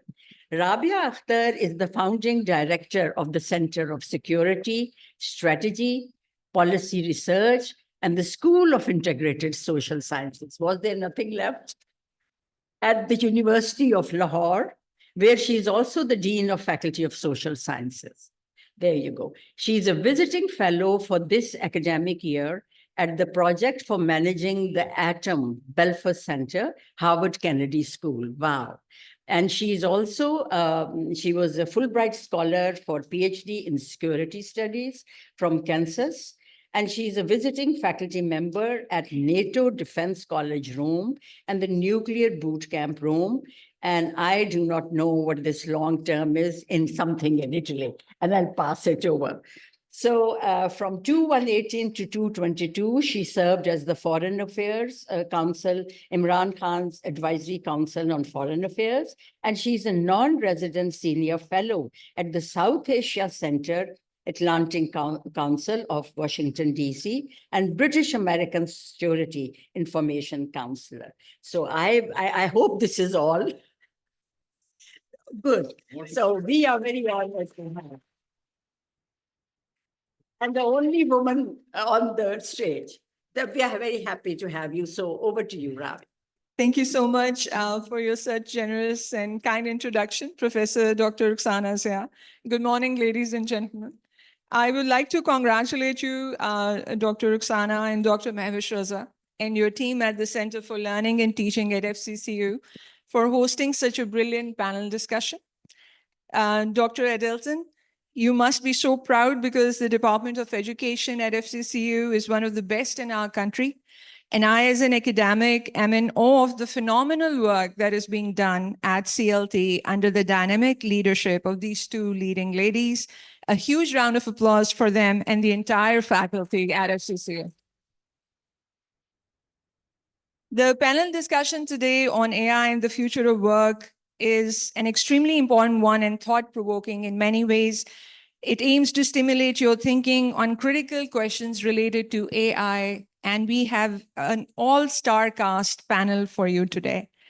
We have Dr. Fawad Khan. I think he'll be joining us online. I would be introducing all the speakers and then proceeding by requesting them to make 7 to 10 minutes opening remarks. And once that session for remarks is over, we will open the floor for Q&A. So please do collect your thoughts along the way. Dr. Fawad Khan currently serves as the Chief Commercial Officer at Concave Agri, leading commercial strategy and digital tool development firm in agri-tech. Formerly as Chief Partnerships and Strategy Officer as Bakhabar Kisan, he enhanced agricultural capabilities with AI and satellite imagery. He has also driven significant IT projects at Bharat Telecom and PTCL and led data center innovations at Terra Spring Private Limited. Additionally, he was instrumental in founding the Ghulam Isaq Institute for Engineering, Science and Technology, and was Principal Research Officer at National Institute of Electronics, Islamabad. Dr. Fawad holds a PhD and MSc in Computer Information and Control Engineering from University of Michigan, and a SB in Electrical Engineering from MIT. Please, a huge round of applause for Dr. Fawad. Our next speaker is Mr. Shahzeb Sabel. Shahzeb is a seasoned management consultant specializing in institutional transformation and performance improvement with a tech MBA from Health International Business School and dual chartered accountant designations. He brings a strategic financial acumen to complex challenges. He's currently serving as the senior director at EY, an international consulting firm, and is also visiting faculty member at LUMS. Welcome, Shahzeb, to the panel. Our next speaker is Dr. Haider Abbas, who is presently serving as Director General of Pakistan's National Cyber Emergency Response Team, CERT, with a PhD in Information Security from KTH Sweden and certifications from MIT, IBM, and EC Council. He's a globally recognized cybersecurity expert. Additionally, Dr. Abbas holds the distinction of being the founder and director of National Cybersecurity Auditing and Evaluation Lab at NUST, and his remarkable contributions have earned him numerous accolades at the national and international level. Thank you so much for being here with us, Dr. Haider Abbas. Our next speaker is Mr. Ahmed Bilal Sufi. He's a renowned dispute resolution lawyer with over 30 years of experience. He's the founding president of the Research Society of International Law and senior partner of the well-reputed law firm ABS & Co. with offices in Lahore and Islamabad. He served as the Federal Minister for Law and Justice, Parliamentary Affairs and Human Rights in the caretaker government in 2013. Mr. Sufi often represents Pakistan as an expert in international law matters, providing legal counsel with International Court of Justice, International Center for Settlement of Investment Disputes, and International Chamber of Commerce, and has been internationally ranked consistently as one of the leading individuals in dispute resolution. Welcome to the panel, Mr. Sufi. And our final speaker is Dr. Sohail Naqvi. He is the CEO of Knowledge Streams, a venture focused on equipping youth with the skills to succeed in the IT sector. Previously, he served as rector of the University of Central Asia for 4 years and was the 4th vice chancellor of LUMS. Prior to this, he was the executive director of the Higher Education Commission for 8 years, where he oversaw implementation of an ambitious portfolio of programs. He was awarded the order, and please pardon my French, the Order of Palmes Académiques with the rank of Chevalier by the French government and Sitara Imtiaz by the government of Pakistan for his services in higher education. Dr. Naqvi earned his bachelor's, master's, and PhD in electrical engineering from Purdue University. Welcome to the panel, Dr. With this, we would like to open our session with Dr. Fawad Khan. Has he joined us on Zoom? All right. Yes, can you hear me? Yes. Okay, Dr. thanks. Fawad, I would like you to give your opening remarks for 7 to 10 minutes. And just for the audience, I would like to scope the questions that we would like you to address.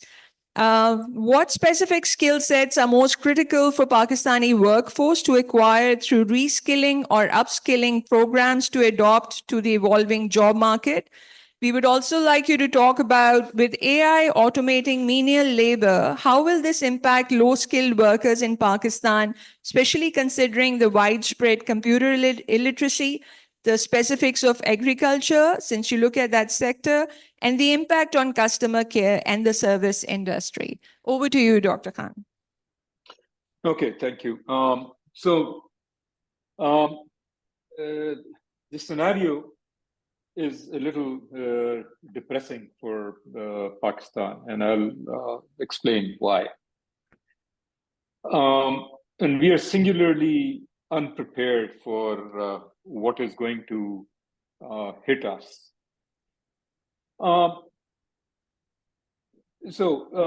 Pakistan is currently working on an AI strategy paper, which is on the website of the Ministry of Information Technology for comments. The AI strategy in India, Kenya, Tunisia, EU, it was all finalized, or at least the first version of it was finalized way back in 2018. In other countries such as Canada, Singapore, UAE, China, Japan, the first version came out in 2017. Now, I was reading recently about, you all must have heard of ChatGPT. In India, 45% of the consumers use ChatGPT. In Morocco, the number is 38%. In UAE, it's 34%. In Thailand, it is something like 14%. And Pakistan doesn't even figure on that survey. These are numbers shared by the Boston Consulting Group. Many years ago, this is, I think, in the mid-90s, I was invited to give a talk on, the state of computers and computer industry in Pakistan. And one of the things at which the organizers, which was USAID and some other folks, became very unhappy, was that I said that Pakistan had already missed the boat. And we are and there is actually evidence to support that. We all talk about the IT industry being the panacea for Pakistan's foreign exchange problems. But if you look at Pakistan's IT exports on a per capita basis, it's about $10 per capita per year, right? In a country like Sri Lanka, which does not boast of IT being the panacea for their economic ills, the corresponding number is $55 per capita. And that is the education dividend. So the problem really in Pakistan is that we pay lip service to education, and so the sort of skills that are required to take advantage of what AI has to offer and to develop AI systems, they cut across the interdisciplinary, cut across different subjects. So there's some obvious ones and there's some not so obvious ones. And while electrical engineering, computer science, mathematics, statistics, mechanical engineering, they're the sort of the obvious ones. But economics, linguistics, law, philosophy, neuroscience, and biology, they are also very, very relevant. And one may ask, why law? There is, and in the opening remarks, it was, Dr. Ruxana, she mentioned the data issues. So there has to be legislation which has to be developed around AI. There are going to be regulatory issues. There are going to be ethical issues. There's a recent policy statement by the South African government on ethics in AI, which is part of their AI policy. And they talk about anti-competitive behavior, risk associated with robotic or autonomous devices that use AI to make decisions. And this is very important. This goes to a question of liability. So if there is an autonomous vehicle involved in an accident, who is liable? Or if medical diagnosis is made by an AI system and it turns out to be false, who is liable? Is it the writer, the developer of the software, the company, the hospital, the attending physician? These are all questions to which we do not have answers. And the sort of legal framework, even in advanced economies, is being developed. So there is a whole slew of subjects that need to be brought into the framework for us to take advantage of what AI has to offer. We also have to make a choice. Are we going to be users of AI, or are we going to be creators of AI systems? And we are users of computers. We do use Word, we use PowerPoint, we use Zoom, without really understanding how these systems work. We could become just users of AI, which will not require too many skills. But if we want to become creators of AI, then we really need skilling and education in subjects which I mentioned. Coming to agriculture and related areas.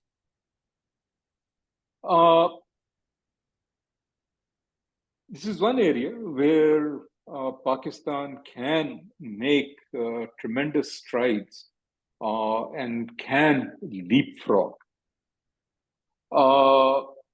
And one of the things that keeps me very excited and passionate about agriculture is because surprisingly, it is the one area which is a confluence of brings together a lot of the new technologies.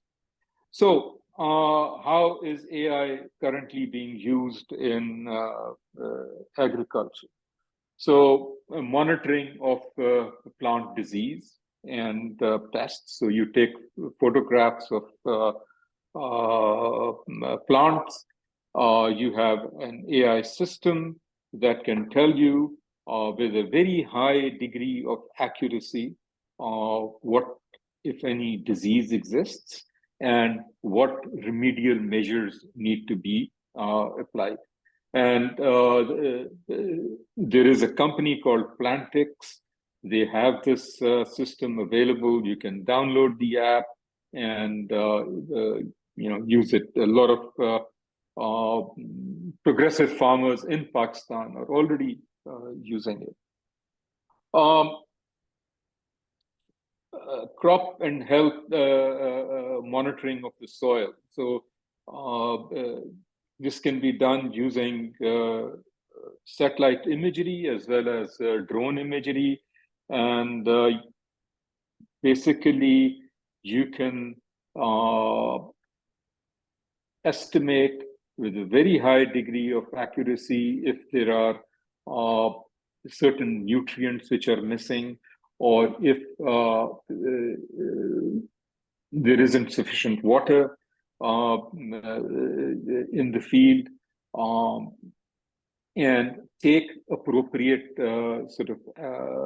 measures. And the appropriate measures are what are called variable rate spraying or variable rate application of whether it's fertilizer, other nutrients, or irrigation. One of the things which AI really helps in is detecting when a produce is ready for harvesting. So, you don't want to harvest early and you don't want to harvest late. So you want to harvest just at the right time. Right now, the practice is to just, it's a look and feel. It looks good, feels good, harvest it.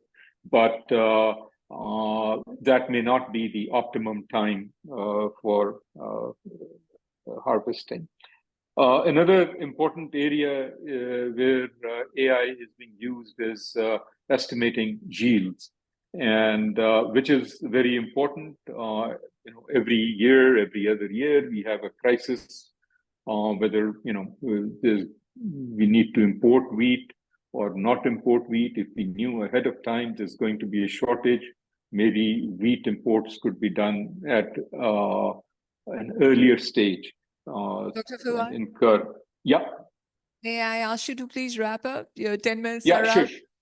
A long Sure, panel. sure. So last thing, I just wanted to mention climate. Climate is a very important part of agriculture. And one of the things is accurate weather forecasting. And we have now Google, Microsoft, NVIDIA, and other companies which are using AI models to make weather forecasts, which are of unprecedented accuracy. And so NVIDIA recently, they introduced a model called forecast, which makes weather predictions at a cost which is 200 times less and which uses 300 times less energy than the computational models that are used. So the impact of AI is going to be huge. We are singularly unprepared for it right now. Thank you. Thank you so much. A huge round of applause for Dr. Fawad, please. Thank you so much for keeping it real. Pakistan needs to understand, and I think many universities and private sector also understand that we don't provide this required skill set for Pakistanis, in line with the evolving job market. But we have our other panelists who will be talking about that. To Shahzeb, let me come to you and talk about real world AI use cases. What businesses do you think will be most affected by AI? And in your role as a consultant in different organizations, what are the most frequent concerns that organizations have since the advent of AI in 2020? Please also do talk about specific solutions. Do you offer for restructuring organizational structure, governance, human skill set, job descriptions in the world of AI? You have had experiences with clients, so if you care to share some of those with us as well, please keep your remarks to 7 to 10 minutes. Let me Thank you. put the timer so I may remain within the time. That's important. Yeah. Thank you, and thank you so much for the invitation. And this is indeed a very interesting topic to talk and very close to my heart. So starting from, as Ma'am Rusana mentioned in her opening remarks about the fifth industrial revolution. So I'll start my discussion with a question to all of you. Like, there were three first industrial revolutions which were very revolutionized. It changed how we used to live, we used to operate with the industrial revolution. First was the steam, second was electricity, and third was the computer. But it is said that the fourth is the most, and the fifth, adding AI to that, is the more disruptive one as compared to all three first. We've seen a tremendous change. Why you think that fourth industrial revolution was the most disruptive as compared to first three, where we have so much industrialization was there? And still it is said that fourth or fifth is the most disruptive and last two as compared to first three. So any ideas on that? So first of all, we need to understand one thing, that all the three first industrial revolutions was about to automate the human efforts. Still, the power to make decision was being lied with the human at that time.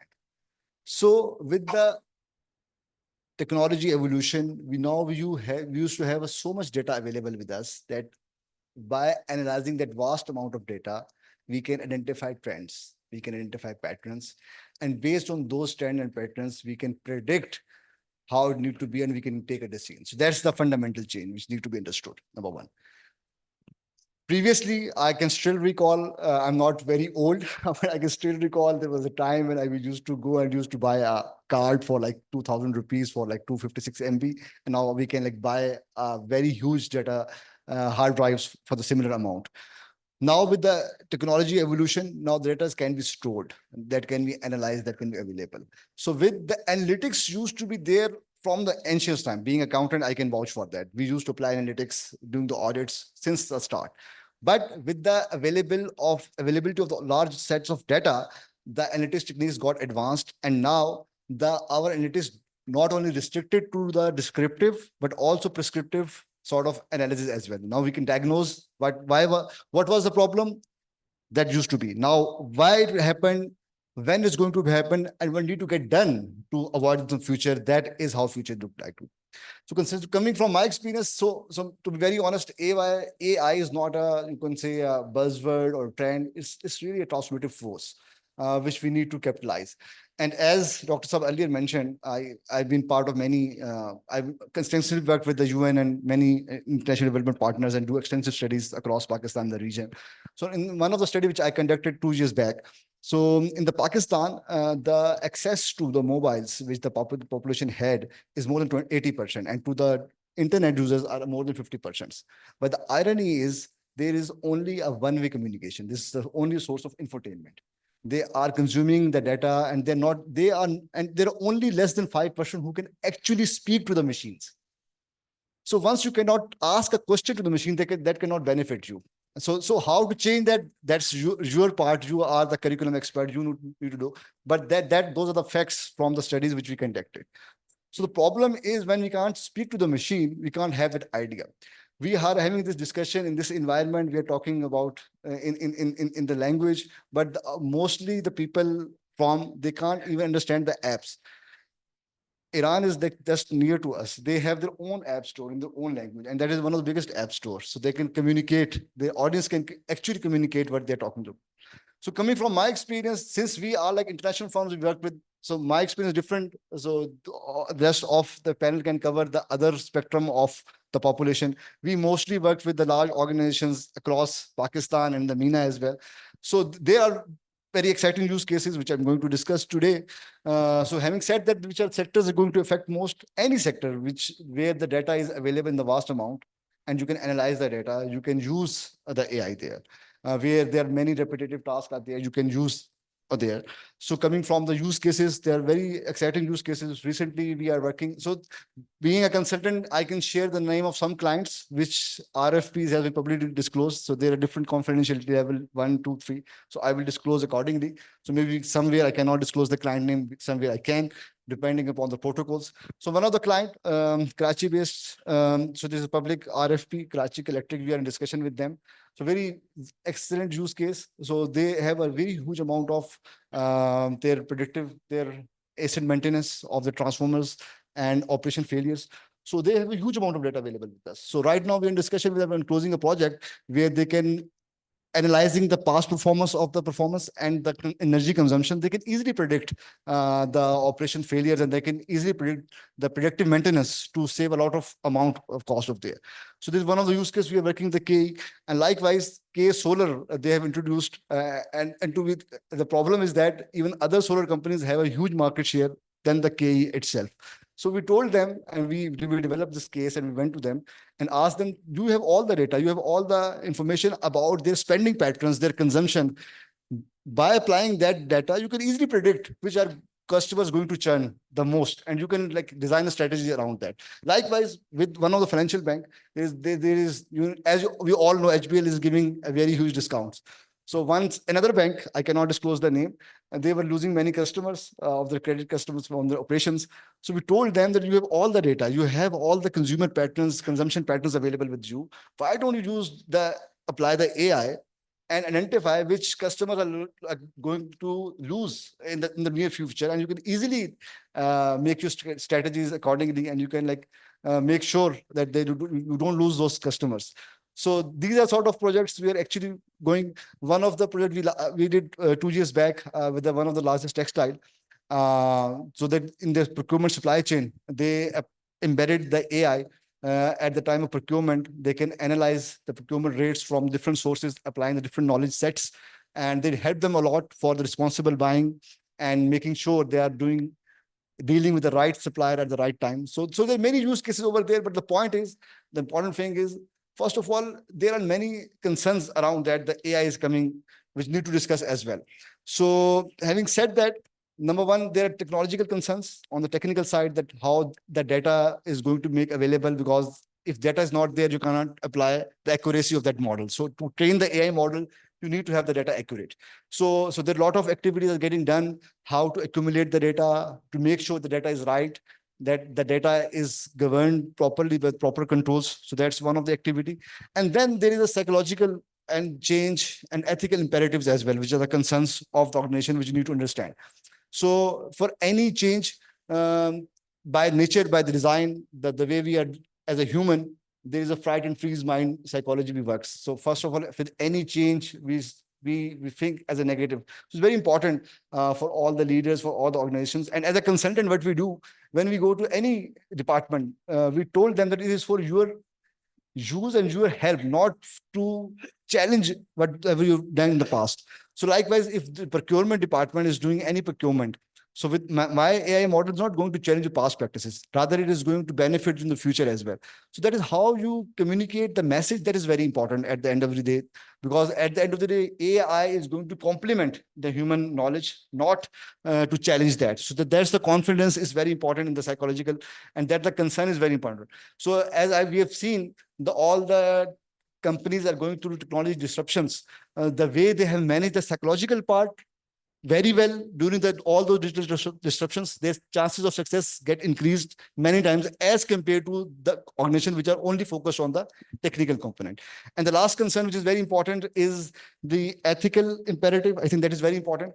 As Iqbal said, कि है दिल के लिए मौत मशीनों की हुकूमत, एहसास मुरव्वत को कुचल देते हैं आलात. So if you are not concerned with the ethical imperatives, otherwise this is going to destroy our social fabric of the society at all. So it's very important to have social ethical governance frameworks into the play as the technology is evolving. That is very important. In terms of ethical imperatives, could be in terms of cybersecurity, which is going to discuss in a while, in terms of legal frameworks, which is Sir is going to discuss in a while. So we need to make sure as the technology evolves, all the fabrics and all the components of this ecosystem need to be in the right place. So that's very important. In terms of how we do all the changes from our organizations.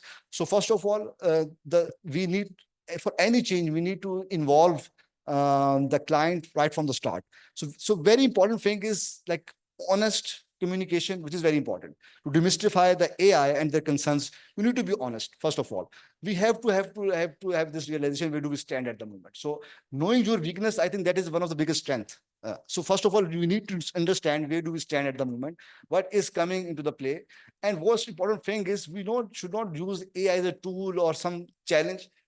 We need to think that how we can use it as a strategic enabler, so that they can support us innovation and growth. So that's very important. So in order to familiarize with the tool and to support us, so our mindset need to get changed. So as a whole, going further, my last comment is we need to understand since I've been part of the consulting firm. So for me, very important is the knowledge which is coming into the firm. So that is very important. And for that, I think there is a huge role of the society to get to play, to understand what are the future needs of evolving needs of the workforce, which need to get understood. And those need to get embedded, not only the knowledge, but also the skill set, the mindset, which the students should have inculcated into their approach, which need to be there. And for that, I think today's discussion is going to be very useful. Thank you for that. Thank you so much, Shadab, for giving us a practitioner's perspective from the field.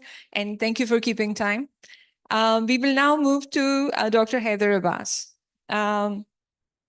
Dr. Abbas, you have the distinction of being the founder of the National Cybersecurity Auditing and Evaluation Lab. So we would like you to talk to us about our Pakistan's National Cybersecurity Framework. There is this Cybersecurity Governance Toolkit by EDU Cause, which outlines 5 levels of cybersecurity maturity rating, with 0 being no maturity, no governance infrastructure, and the topmost level being governance thoroughly integrated with businesses and other operational processes. So please do talk about where does Pakistan fall on that spectrum. We would also like you to comment about, disinformation, spread of fake news, fake videos, and as to how can the public be equipped to discern reality from fake information. So over to you. Thank you very much, ma'am.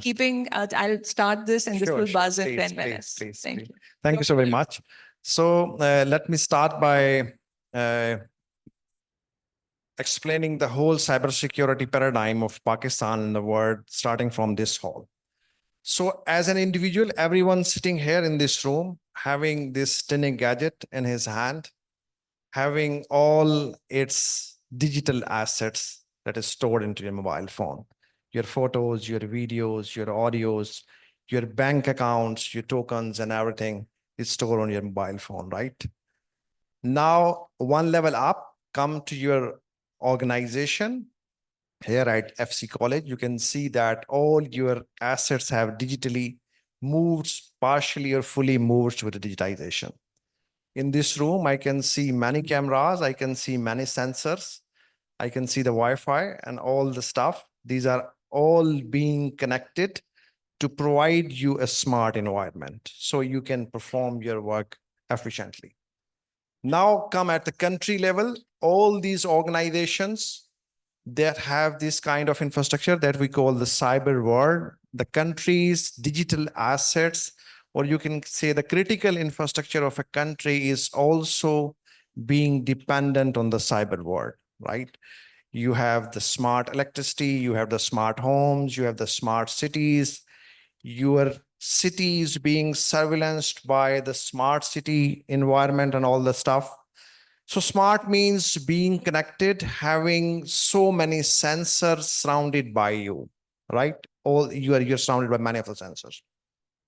So the cyber security, the issues, any of the device that you're carrying into your hand could be a malfunctioning device, that can intercept, that can inject, that can download intentionally or unintentionally the malware onto your mobile phone. It can connect with your Wi-Fi to your organization. It could be propagated to your organization. it can sabotage all the system that you have that we call the malware, that we call the spyware, the adware, all the, you can say, the problems that the cybersecurity has. Similarly comes to the national level. So these devices that you have, when you, ma'am is talking to Sir Jonathan, and you think that these both are talking and these both are listening. No, this is not the case, right? So we as a nation, so let's understand the whole paradigm. We as a nation, we do not develop these mobile phones. We do not have the software that is embedded into this. We do not have the protocols that actually communicate whole the mechanism. Even we just, on the top of that, we put a security layer that we call a very thin layer of security, or the end line of security that we have. So the issue is, when we procure these devices from different vendors, these might have the backdoors intentionally embedded into this, or maybe some kind of unintentional kind of flaws that could be left within your devices and all the infrastructure that you have. So if I have the skill set, I can actually connect with your mobile phone, any of the device that you have, this video that is being relayed on Zoom, you think that these guys are only listening and watching me? No, this is open to everyone all of the world who has the expertise, who can connect, bypass the security system, and see what Dr. Haider Abbas is saying currently at FCU, right? What is being now, all of your devices is listening what is going on in this hall, right? And this can send, and this is definitely sending data. So some of the organization that they required, and they have the control of all the devices. So you are heavily surrounded by these kind of mechanisms, your organizations and your country, where the technology, you are the technology consumer, you are not the technology producer. All the servers, the technology providers have the big giants that have the different purposes to use your data. You might have heard about the surveillance capitalism, right? Your Google, your Meta, they are all selling your data to different companies, right? And there could be some other organizations that can extract your data, what is going on to this. On the other hand, after land, sea, and space, the cyber has been declared at the 5th domain of war, right? So which compared to the traditional war, there is a start time and there is an end time. For the cyber war, it's every country is always in the war state. Every organization is spectacle to the threats, to the cyber attacks that they can actually sabotage their systems. So this data is the new oil, actually, right? That the industry is being governed, the national economies, the country's economy, the directions, the people and the organization is being governed through this data. And it is very important that how we keep this data, how we secure this data, and how we process this data. Using the social media stuff and the use of AI actually has made so much progress in the sense that adversarial AI, the weaponization of AI, is actually helping the bad guys to hide their footprints when they do some kind of cyber attacks. They can launch novel attacks, novel mechanisms that can bypass your firewalls, that can bypass your antivirus systems. These are called the 0 days or advanced persistent threat that could be injected to your mobile phone or your devices. And it can roam around and work as my soldier in someone else's army, waiting for my command as a bot when this has been granted, and it will launch an attack to some of the organization, even some of the countries. So this is the whole scenario of the world. So individual level, the organizational level, and national level, internationally, this is the challenge for all the organizations. So some of the organizations that has the control of these technologies, the big giants are actually governing this whole whole paradigm of cyber world or the cyberspace. AI, if you see that there are many mechanisms available in terms of security, that how you can protect your data, how you can limit your access to the data. How many of you have ever seen the WhatsApp cybersecurity policies or the security setting? Anyone did this setting ever in life? No, you have not seen. Have anyone read the disclaimer that, or the you can say the pop-up screen that comes to you, that accept or reject, right? Have you ever read that? They have actually got your consent to use your data for different purposes. They had already taken this. When they have taken this, so there is some kind of legal use, or you can say for the business purposes, something like this, but the user does not have the control to the data unless you have your servers within your countries and you do some kind of data centers, the cloud environment and all the stuff. So you store your file in your home computer in a Google Drive, and you access here, and I send it to you through WhatsApp, where it is stored, where it is being sent, who is the owner of that file currently. Whatever you put on the social media, who is the owner of that specific photo or specific video that you have uploaded, right? So the deep fake during this COVID-19 era, we and every nation actually generated gold mines in terms of text, graphs, and videos. I'm talking, my all gestures are being recorded, right? Everything is being done. So everything could be replicated, as my colleague has mentioned, through the deep fakes, right? I'm talking and he's talking. For example, his gesture is being relayed, I'm talking on behind of that, right?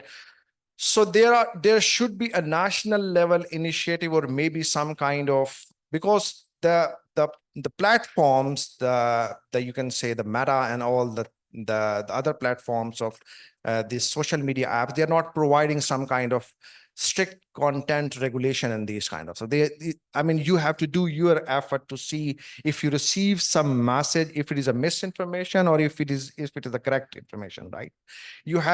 There are some kind of mechanism available to backtrack, to actually see what is going on, to actually see if the video is being tampered, if the voice is being tampered. So how many of is there a network administrator here of the FC college here? How many of your devices here in this college have the licensed Windows? All. That's great.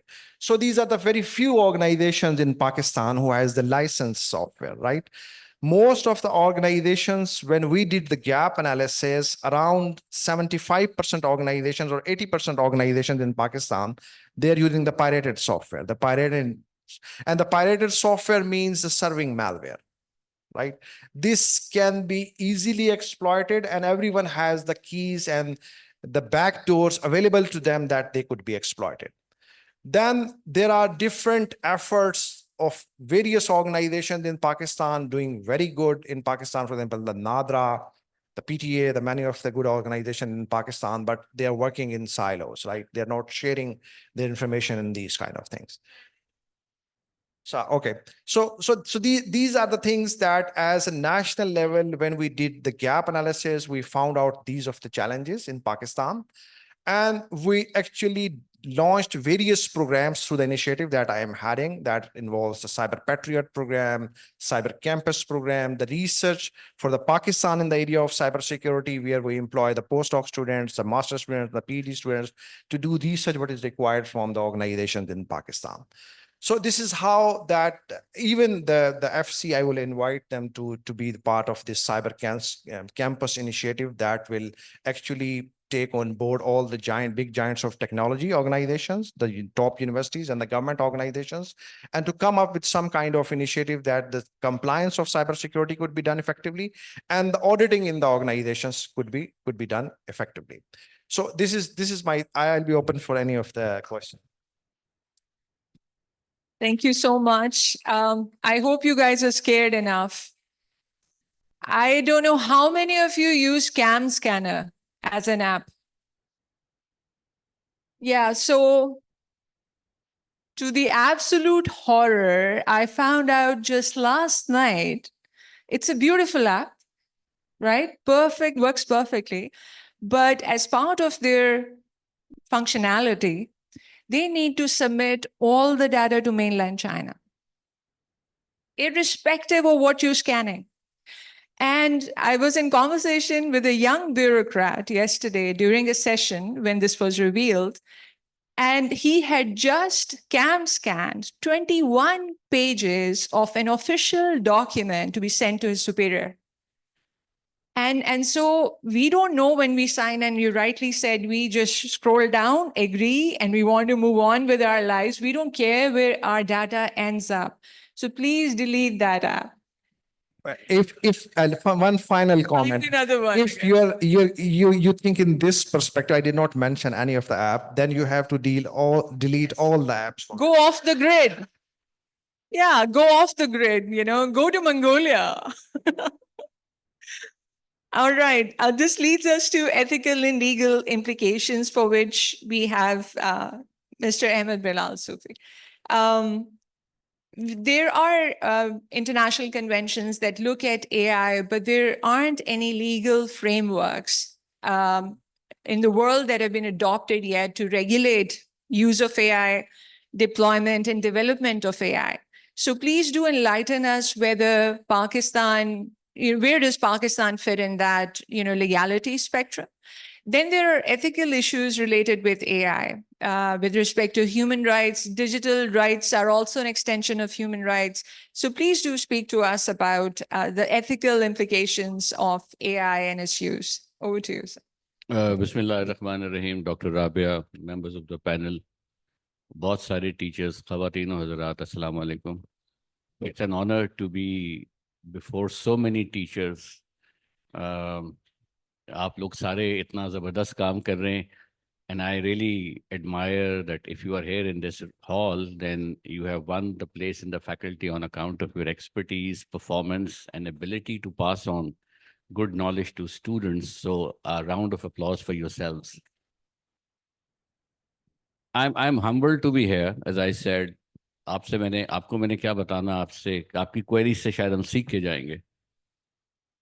एक concept है global commons का, which basically means certain areas are common and transnational. Environment is part of global commons. Seas, water is part of global commons. Now, there are international conventions that regulate some of these global commons. We have Law of the Sea Convention 1982, which comprehensively regulates the waters, the fish stocks and everything, things which are common to various states. इसी तरह environment के ऊपर, climate के ऊपर, we had Climate Paris Treaty. लेकिन जो artificial intelligence है, जो अब आ रही है, उस पर कोई comprehensive international treaty नहीं है. और उसकी वजह बहुत सी हो सकती हैं, लेकिन जिनीवा में इस पर negotiations जारी हैं.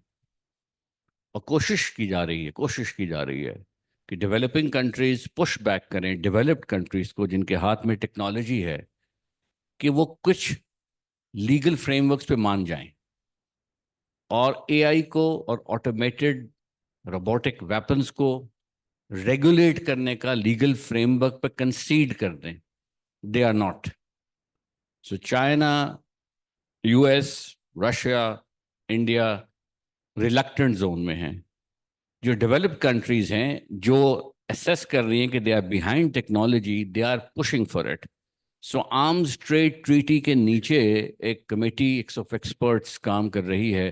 Pakistan mission is in Geneva, is trying to lead negotiations. We are helping some of the mission members to find legal arguments to build, और वो argument जो हैं उसका ethical legal structure है, legal architecture है कि क्या होगा, who will be responsible for a certain event if it happens in the world. कौन responsible होगा? वो मुल्क जो उस AI को use कर रहा है, वो शख्स, वो कंपनी, वो पेटेंट, वो मैन्युफैक्चरर, वो यूजर, वो programmer. So there's so many actors. So it's great difficulty to figure out कि आपने responsibility किससे attribute करनी है. So attributing a responsibility under local law and under international law is becoming a serious legal challenge. Now, where does this challenge go? We don't know. लेकिन एक और जो important point है, वो जिस तरह किसी ने बात की, जो critical infrastructure है, इंटरनेशनल लीगल फ्रेमवर्क में कुछ चीज़ें आइडेंटिफाई हो गई हैं कि हर मुल्क का कुछ क्रिटिकल इंफ्रास्ट्रक्चर होता है जिसको डेजिग्नेट किया जाता है. लेट्स से आपके डैम्स और आपका पानी जो है वो कंप्यूटर सिस्टम से कंट्रोल हो रहा है.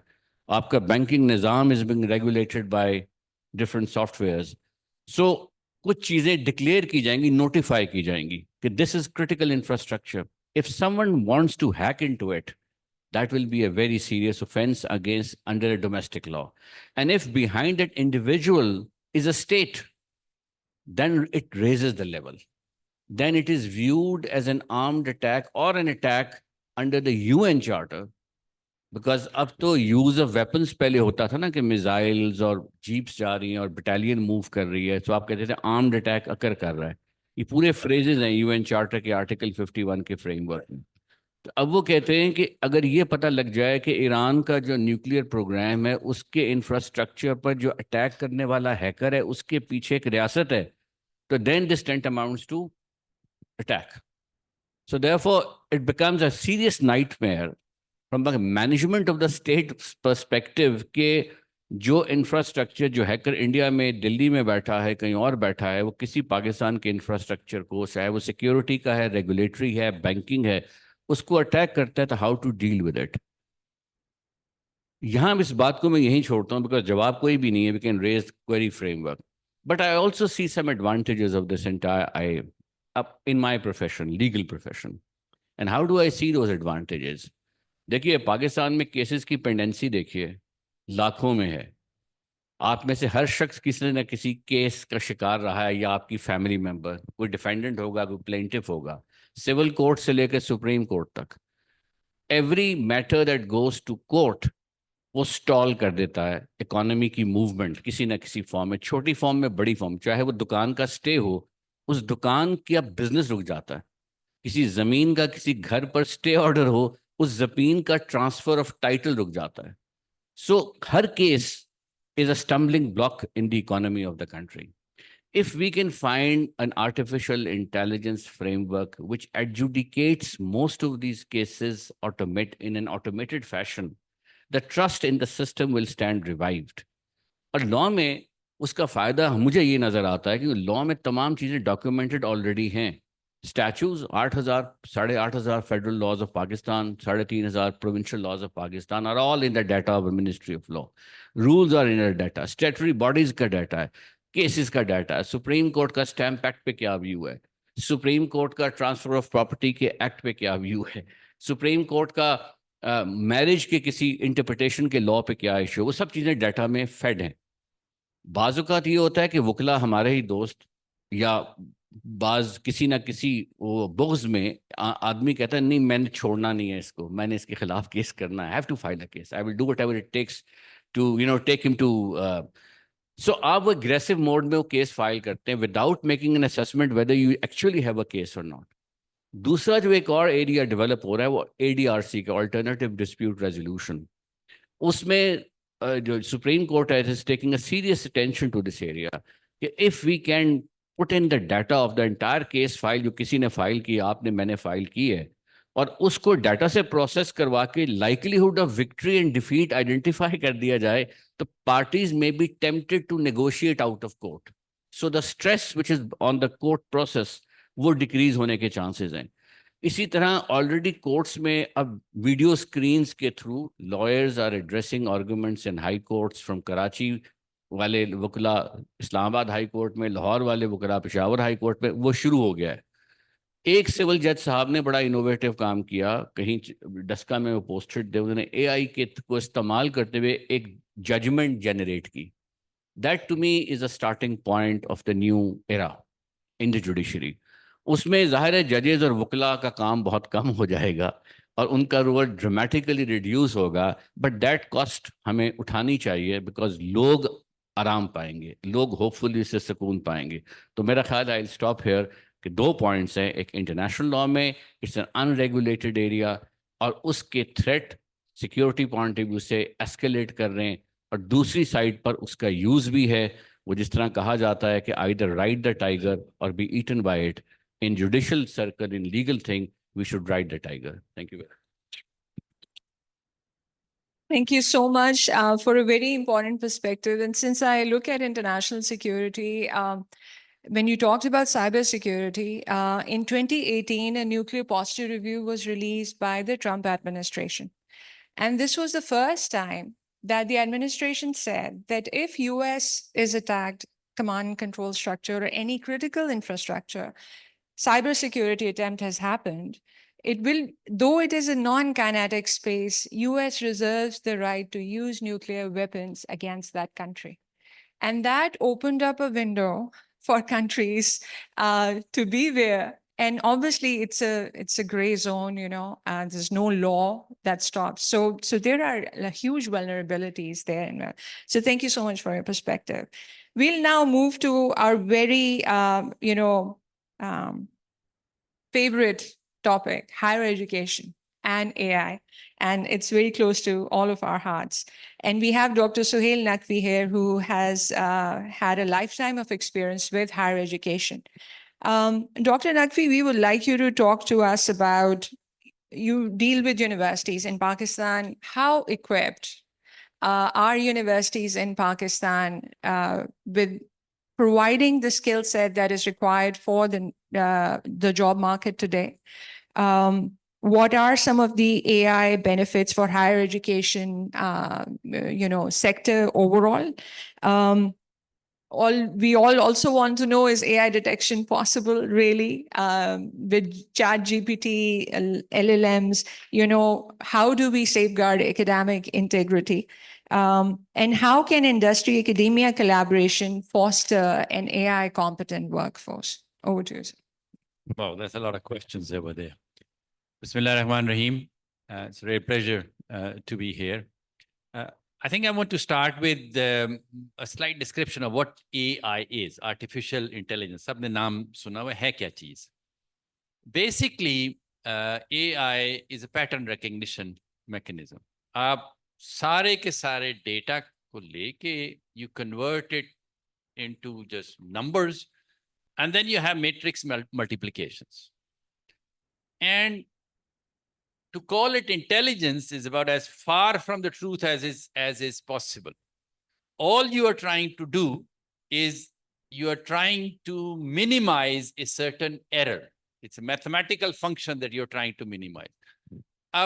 This new development is because they have gone back to an old technology. Old, I say, because I studied it in University of Neural Networks, jahan ke piche aap layers laga dete hain. But basically, all you can think about is ki there are lots and lots of matrix multiplications, and you figure out the weights of those things, and the weights are figured out based on how a certain distance is minimized. Ab iske andar aap sawal puchenge, iske andar intelligence kidhar gayi? And what does it have to do with the topic? And the answer is absolutely nothing. This is simply something trained on a specific amount of data. Switching languages, ਹੁਣ ਮੈਂ ਪੁੱਛਾਂ ਕਿ ਪੰਜਾਬੀ 'ਚ ਗੱਲ ਕਰਾਂਗੇ ਕਿ ਬੁੱਲੇ ਸ਼ਾਹ ਦੇ ਕਹਿੰਦਾ ਸੀ ਕਿ ਬੁੱਲਿਆ ਕੀ ਜਾਣਾ ਮੈਂ ਕੌਣ? ਅਗਰ ਬੁੱਲੇ ਸ਼ਾਹ ਪੁੱਛੇ ਕਿ ਇਹ ਆਈ ਤੂੰ ਕੌਣ? We would ask the question, okay, now we are stuck over here because this tool is trained entirely on some data sets that exist somewhere in the world, some language, some papers over there, and it's in a different language. So all languages, and this is not just Punjabi or Brahui or Sindhi or any Persian or anything of this, all languages are left out because every training is done over there. Every question that you're going to ask from Copilot, ChatGPT or anything is going to be answered in the context, cultural, linguistic, religious context of what it is trained on.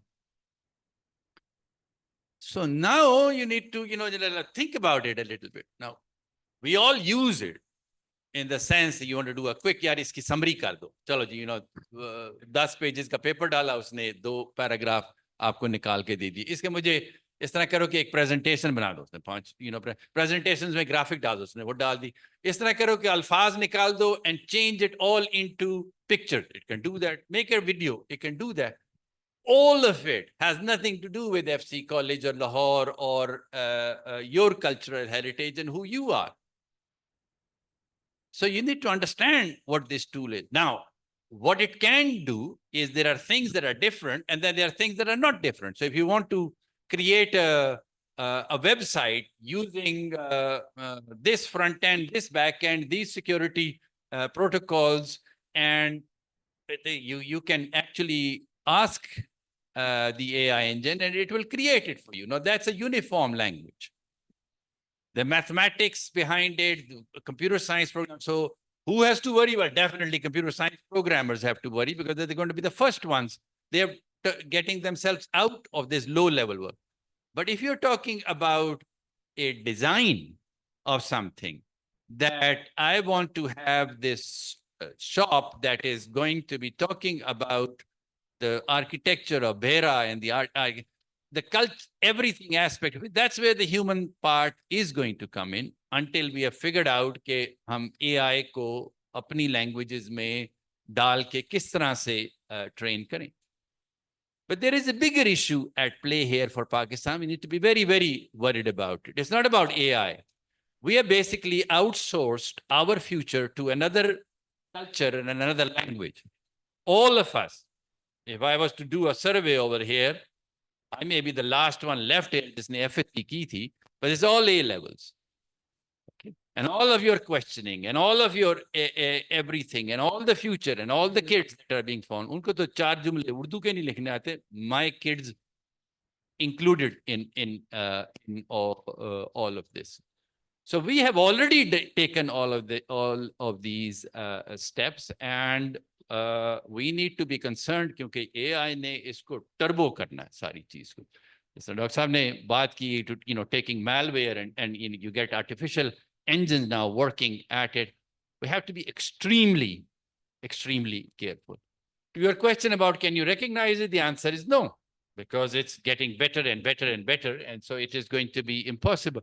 What you will recognize is कि मतलब ये जो है सारा दिन तो class में सोता रहता है, मतलब ठीक है, इसने ये एक चीज कैसे लिखी है, वो तो 10 सेकंड के अंदर आपने उसकी शक्ल देखनी है, and then there will be 2 other questions that you will add to it, and then दूध और पानी इस तरफ अलग अलग होगा. So that is the way we're going to figure these things out. But in the technological domains, in biology, in physics, in chemistry, in new materials, in whatever, phenomenal possibilities. Mr. Sufi talked about law, huge. Medicine, phenomenal possibility. Developing country, please, somebody, do that. The country could also be making a lot of money. FBR sits on an enormous amount of data. You mix that up with Nadra, you've got even more data. How the heck is it possible कि एक आदमी कह रहा है नहीं मेरा जो 2.5 करोड़ का टेलीफोन बिल आया पर टैक्स मेरा जो है ना वो 2.5 रुपए का. Now if you have 37 million of these to figure out, then you get the computers to sort this out. All of this can be done. But अगर पीछे ऊपर बंदा बैठा होने के करना ही नहीं तो फिर then there is no ways around that aspects of it. So in higher education, it is a subject specific issue. We have to understand the roots of how AI engines are trained, where they are coming from, and what the applications are. Phenomenal possibilities of accelerating things, but then we must understand the limitations also. And we must also know that every single kid out there with a smartphone is already using all artificial intelligence tools that could possibly be there. So you as the teacher have now the task of 2 steps ahead of them, and that is not going to be too difficult. You can easily design the questions that are going to be probing, that are going to be looking at issues and seeing whether they have actually gone ahead and done the research. But I see a huge amount of complacency all over the world that is happening. हम बैठे हैं, हम किसी चीज पे research करना है. Oh, by the way, we are just going to ignore everything that that country has to say about itself because उसकी language के ऊपर हम trained ही नहीं है. So Mongolia की पहले बात हो रही थी. तो Mongolian language की जितने असासे हैं और जितनी पुरानी उसकी सकाफत है और जितनी history है और सब, everything is gone. We're just going to get a consultant's view of how to do something like that. And that's exactly the trap we are falling into repeatedly. Most recently, when the Prime Minister invited somebody from abroad to do an economic paper for Pakistan, you read that economic paper and yaar, what the heck? Did you just sit there and ask your AI engine to do that kind of thing? Have you ever been in Pakistan and looked at what the reality is over here? So the entire purpose of elevating and supporting higher education in the country was so that it would take ownership of that. And this mental slavery that we have, that somebody else is going to come and solve our problem. No, Pakistani ko Pakistani kaatega. Ye yaad rakhiye. Thank you.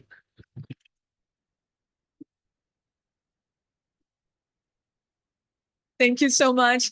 I wanted you to take a minute and talk about the skill set we need to, equip the young generation with. What about prompt engineering? If LLMs have to be the future, then do you think that is one skill set that they need to know in order to excel?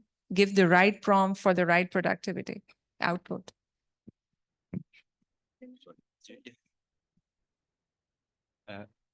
I believe that the roots of prompt engineering all lie in critical thinking, because you are trying to get a response, but for that you have to, as I said, understand the limitation of what that training was from, what was it based upon, and what is it that you're trying to achieve. I was working on a problem the other day, and I was, probing it and asking it questions, and then asking it the second questions. Then I would go into Google and so it's like a dopamine hit. You just get it, and it gives you a beautiful answer, like this, and you could think, oh, okay, kaam ho gaya. That is where the problem lies. You have to go into it. You have, and actually start using it to your advantage rather than, just this superficial thing that could be there. Absolutely. I think critical thinking is what universities need to invest in and teach their students. And also for every term paper, please have a 10 marks Viva added to it. And then, he was talking about sifting them, that would be easier. So thank you so much. A huge round of applause for our panelists, please.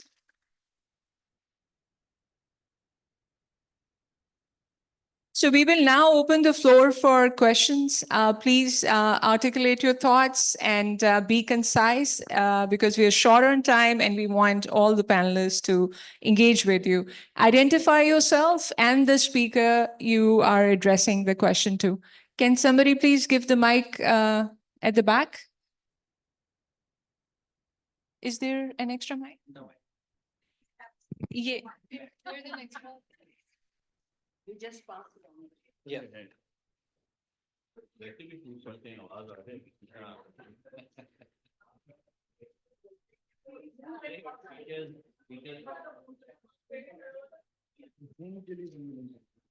Please identify yourself and the speaker as well. Jinse question puchna hai. My name is Mustafa and I'm from School of Life Sciences. And before you guys started talking about the difficult things, I just want to ask a very simple and basic question that, but first I need to tell you that I'm a very big advocate of adopting and preparing for the AI. So how you guys can encourage an artist to keep painting and the poet and a writer to keep writing in the future? Since what I understood is being human is all about incompleteness. It's all about the imperfection.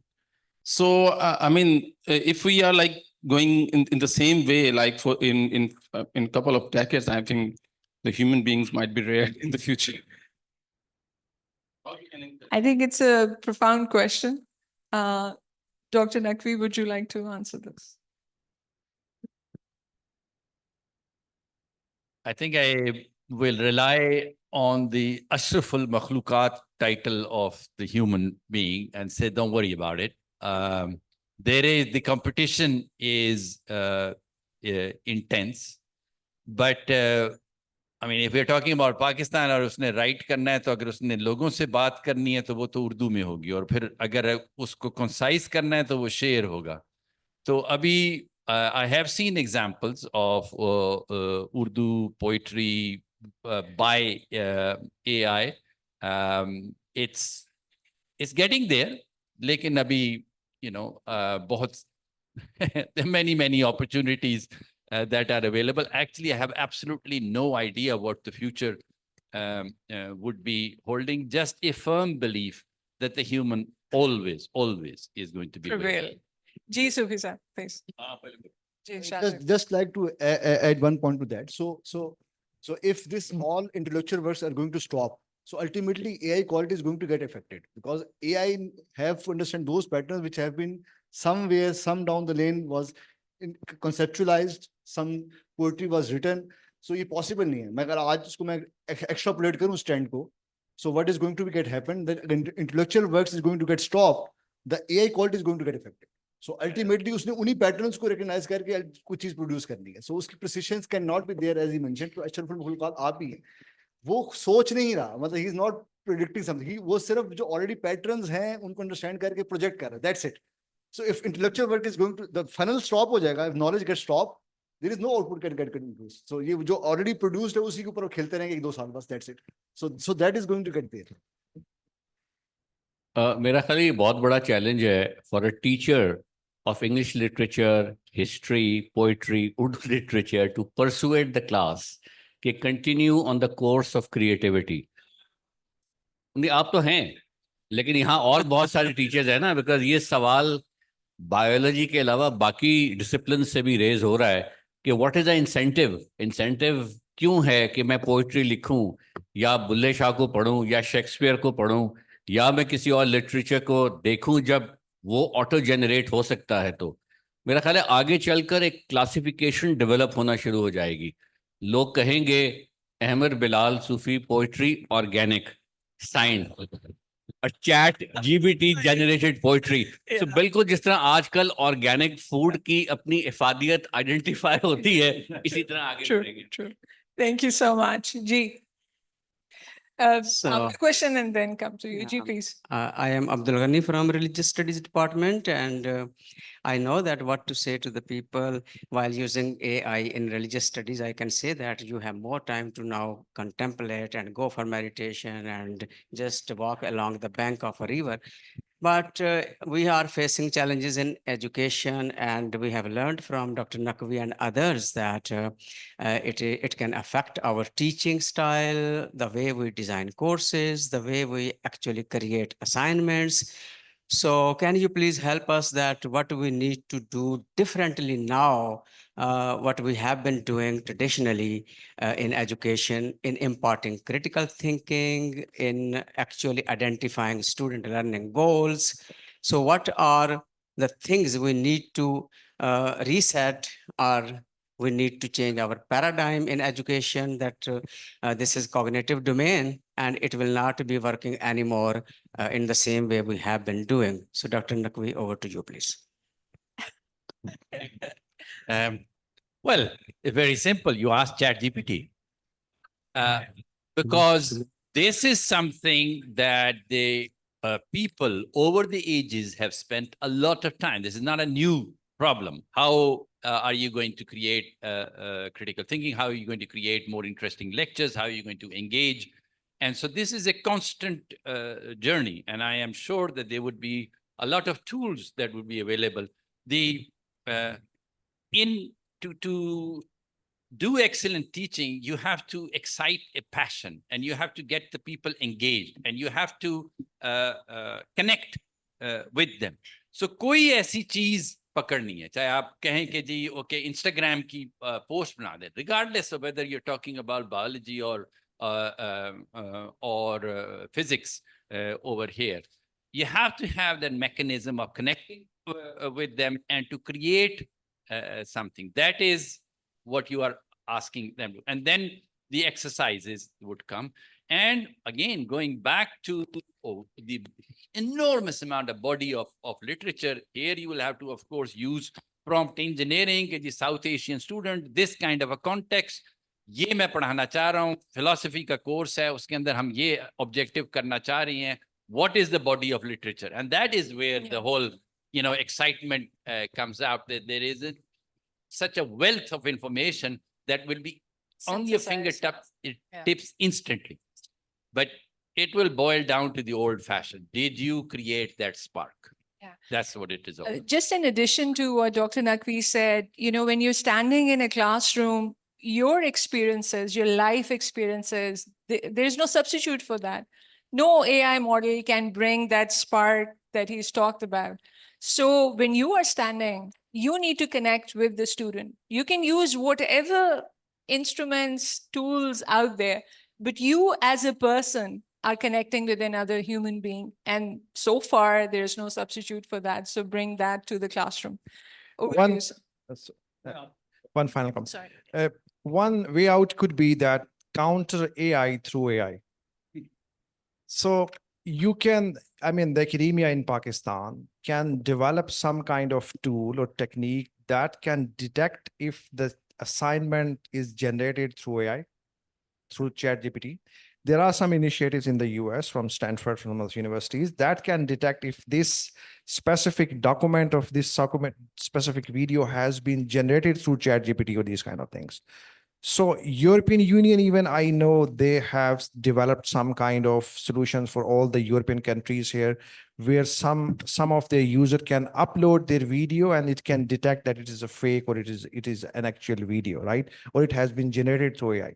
So some of the initiative at national level, maybe some consortium of the universities, some best minds researchers you are sitting here, can develop some kind of mechanism, some kind of tool for the education sector in Pakistan that can detect if this specific assignment, if this specific document has been generated through AI, and what is the percentage of the organic part into this. So this could be done even also. Although there are counters, you can humanize AI content and try doing this. Please, ChatGPT gives you a content, tell it to humanize it, and it will dumb it down to make you feel how dumb in its thought processes human content should be. And you read it and you say, no, this can't be, so better stick to AI answers. But there is a counter to every, effort out there. Please, sir. I'm Fareed Malik from the School of Business. Dr. Fawad used the term unprepared. I met Dr. Naqvi in the decade of 80s when he was teaching at Albuquerque, New Mexico. At that time, we were building a silicon semiconductor wafer fab for Intel in Albuquerque. Then I came to Pakistan and we tried to develop semiconductors in Pakistan. But now I'm working on developing coal. So we moved down from semiconductors, from silicon to coal. So my question is, what are we prepared for? That is my question. Dr. Fawad, would you like to please join us? You have been very patient. Yes. No, interesting question. Okay, it goes back to really education. Our priorities related to education are totally skewed. And it starts, and it's not just university education, it is primary education, secondary education. And, each wave that we miss, so if we talk about silicon, the cost of building a fab in the 80s was way lower than building a fab now. And it is now prohibitively expensive for Pakistan. So what we really need to do is to have a forward-looking policy, catch on to the next wave, and AI is the wave, or one of the waves, and really prepare for it. And like I said, it's a lot of mathematics, it's a lot of statistics, it is economics, it is engineering, and these subjects properly taught, will prepare us for for any new field. The barriers to entry are low, but as the field matures, the barriers to entry start becoming prohibitive. So we have to really focus on building an educated workforce. Otherwise, we will be reduced to doing or not doing manual work or low-cost work, which is threatened by AI.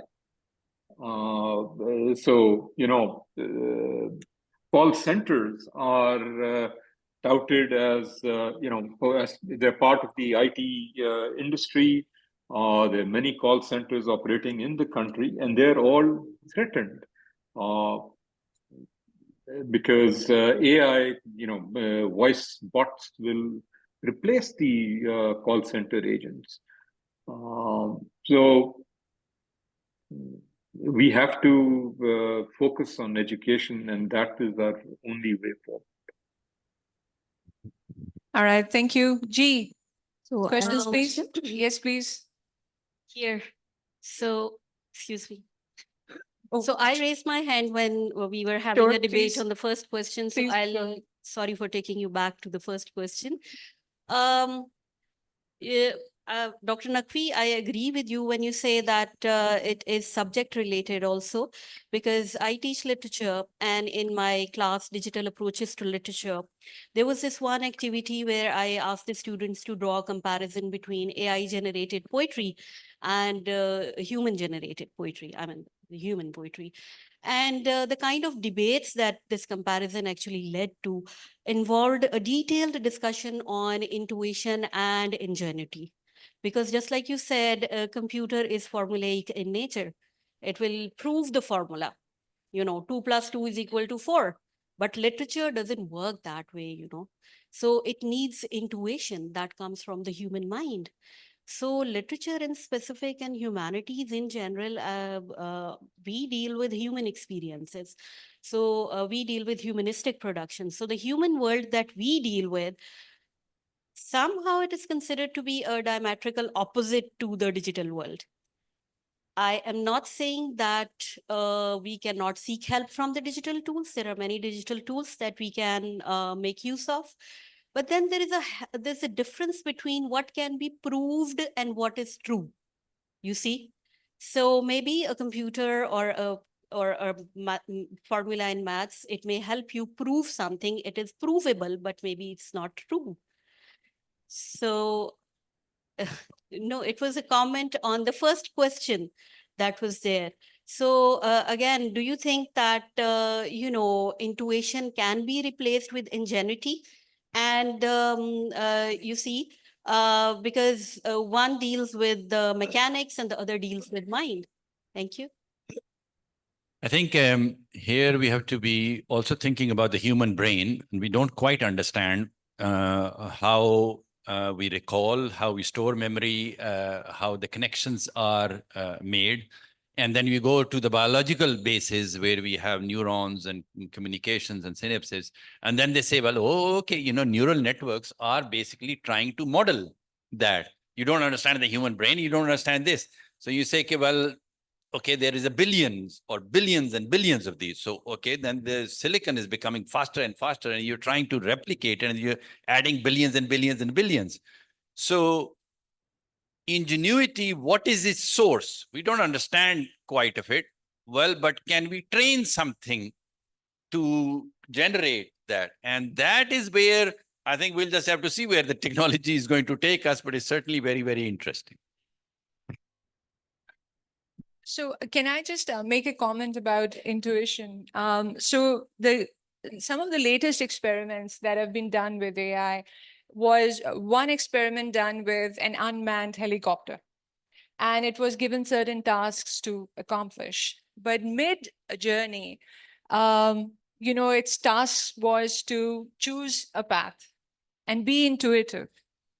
And that wasn't already fed in right? And it surprised the scientists who were actually experimenting that that AI model became intuitive and then used its own pathway, which was already not predetermined. So you never know that in future, we might end up there.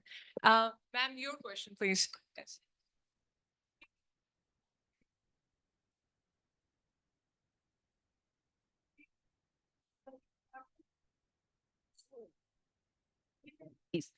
All right. So the question is, how can AI be used to scale up healthcare services in remote regions with limited medical professionals? I'm asking this question because my area of interest is healthcare communication, and I've done my PhD in linguistics. That's the reason I'm asking this question. Thank you so much.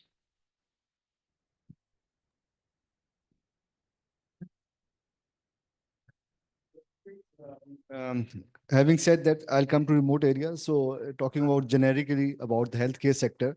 So AI is making huge strides, to be very honest. One of the project I'm in discussion with one of our supply chain consulting lead from the EMEA region last week. So one of the recent win which they had is about leveraging the EY's AI models to study the biological information to identify the promising candidates for the clinical trials.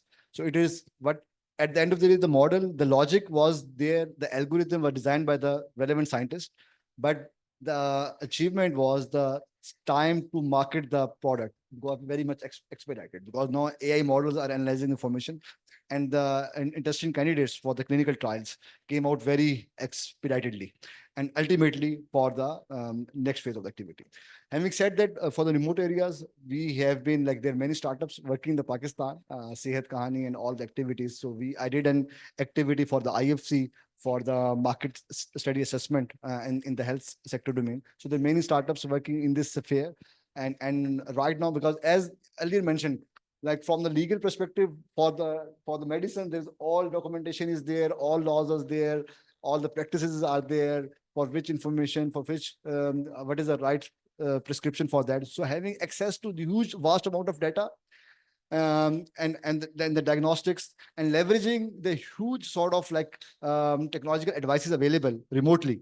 Like the pictures are there, they can scan and leveraging those technologies, they can diagnose. So first of all, to access, diagnose, identify the right root cause of the health activity and then the prescriptions. So if we see all the AI knowledge which have been developed so far, so from the diagnostics, we can easily identify because of the huge information available. And then for the prescription, there is vast amount of data available in the data sets.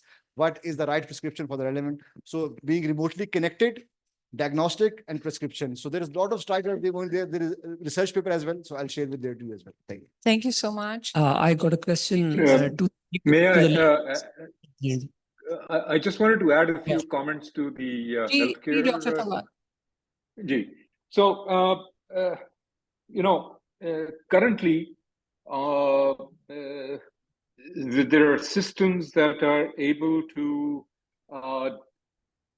foretell onset of Alzheimer's 10 years in advance.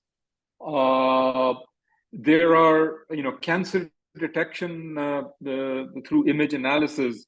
AI systems perform way better than other, normal doctors. And it's been done, proven time and again that AI systems perform way better than the doctors. And going as far back as the 1970s, where there was this system called Mycene, which performed better than 70% of all doctors. So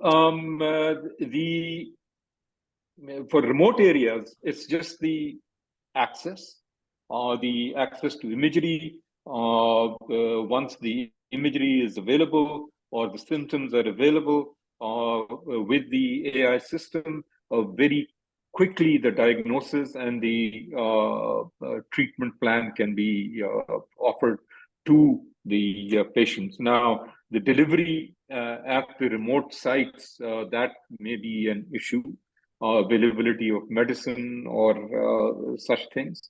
But the capability of health AI is amazing. And why isn't it being popularized? Why isn't it used more? It goes back to the legal issues. If there is a wrong diagnosis, who is going to be liable? The hospital, the doctor, the system, the programmer. So it's a murky area, but I think we're all going to struggle through it and arrive at interesting Thank you so conclusions. much. So in the interest of time, because we are about to close the session, just we one will, question. yes, I am coming to you. We will collect the questions and then I will pose them to the panelists. So please go ahead. So my question is to the legal experts, sir, at the end.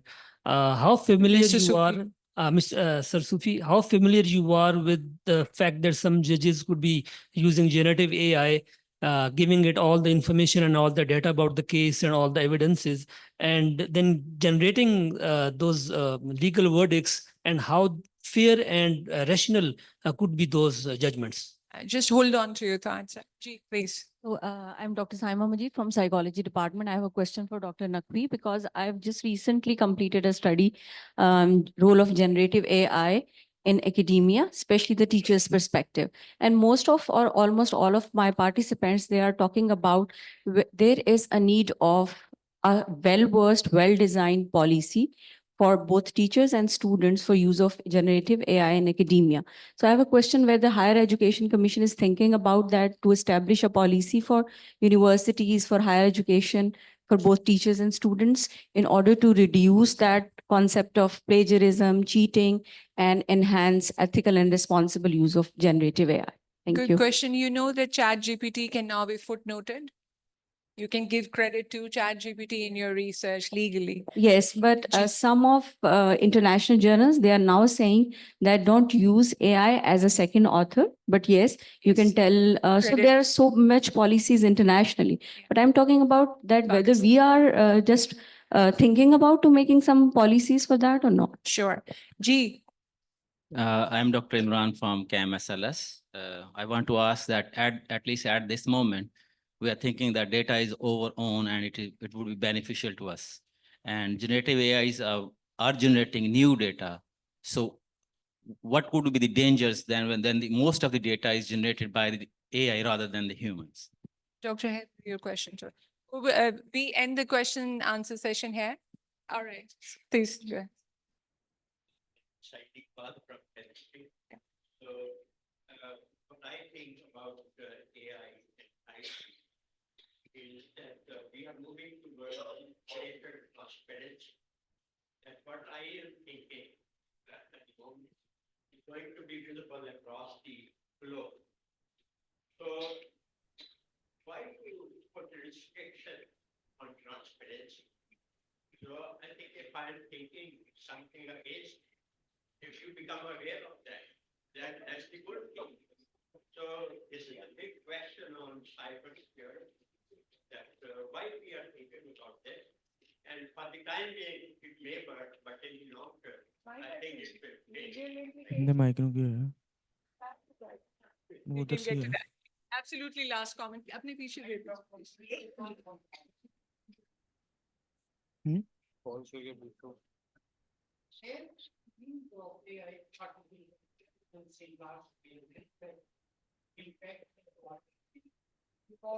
because of the fact that we have a large population seeking employment. Thank you. Thank you. We'll end the session here. Over to you, Dr. Sufisa. Thank you very much. Basically, जो हमारा legal profession है,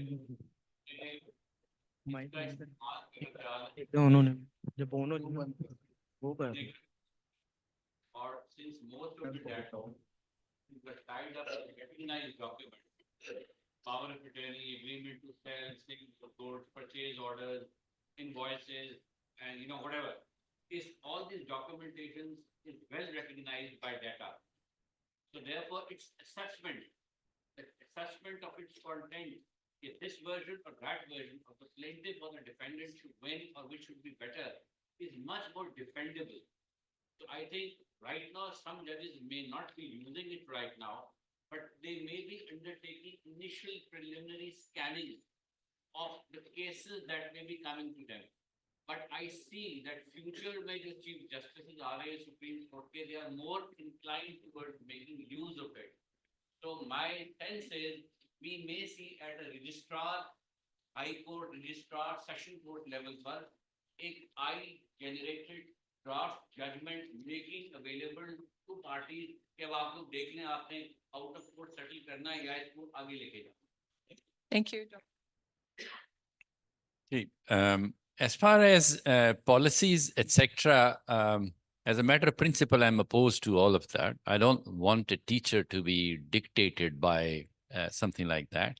I think AI has disrupted, and the challenge now is for the teacher to work in this environment and to create something that is interesting, engaging, and achieving the objectives that you want.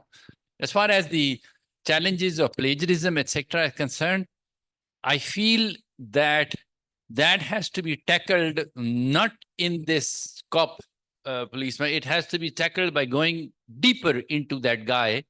What are you doing? And you can have experiments like say, okay, fine. Is waqt you will have an examination and there will be no proctoring about it.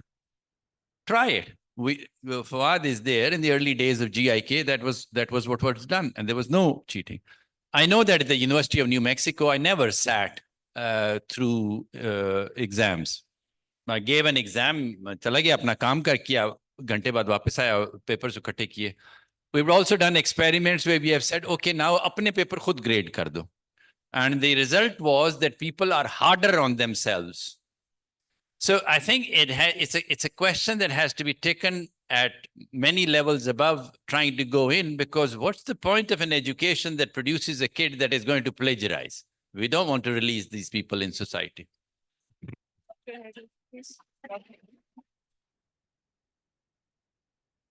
So, being the cybersecurity student, I have the different view of this AI models and data sharing and privacy. As Sufi had mentioned, the use of LLM models and generative AI for the court cases, I see this is a kind of privacy and security threat to our data that we have in Pakistan, for example. If you do not implement for example, the mechanisms of federated learning where your model is trained on your local data and the data is not shared with the international stakeholders, it is only trained and only the model is shared, model gradient is only shared with that specific, then it's fine.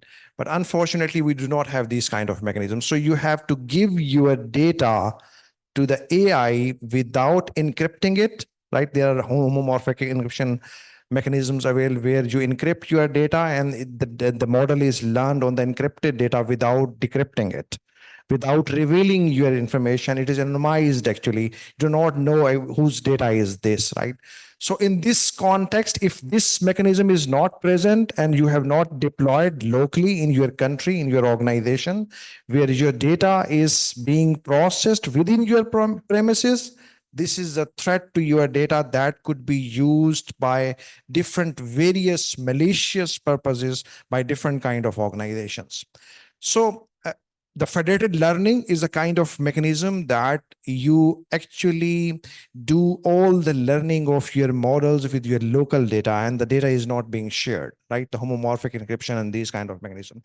So following these strict privacy laws, because when this comes out, you give all of your data and these models actually learn from your actual data being transferred to them is a kind of security threat and a kind of national threat that could pose many challenges in near future. And we have seen in various economies around the world in different countries where the actual e-revolution and these kind of things has been actually erupted by sharing these kind of information.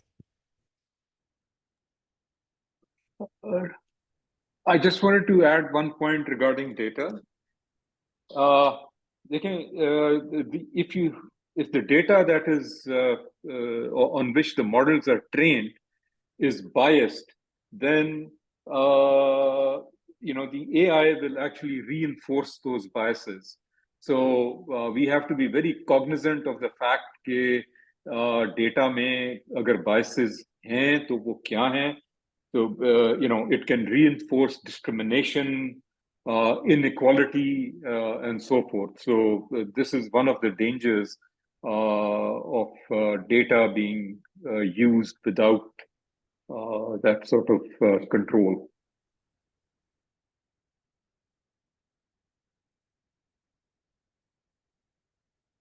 And discussions. All you need to understand about this, I'm not going to sum up because it was a wide-ranging conversation, that the challenges we have in Pakistan are unique to our own economic, social, and political structures. And we as educators, academics, practitioners need to understand that special context and have the self-accountability when we are using AI or training the next gen on AI. So with this, a huge round of applause for our panelists, please, and the organizers. Thank you so much. So one of you, and I must say, we are very indebted to you for your presence here. I know, Suhail, you are wanting to run away. So is Heather. He has to go back to Islamabad. I know he has a meeting too. Just one thing that came out of your comments, and Suhail, you're I wish we lived in that world that you think of, because the actual human nature, I have noticed on the average, will not function at that level of maturity that you this demands.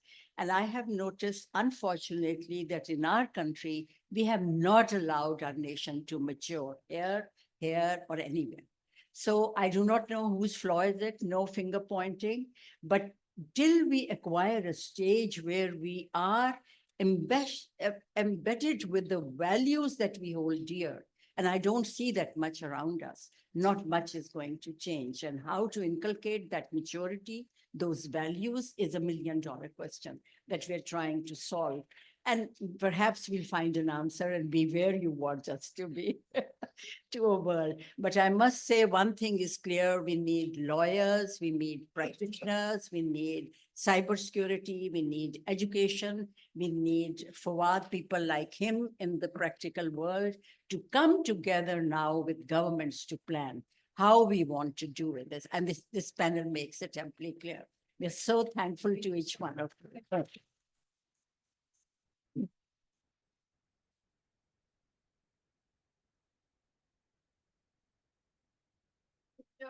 Somehow, I do not know how. AI. No, they'll have to come down to us.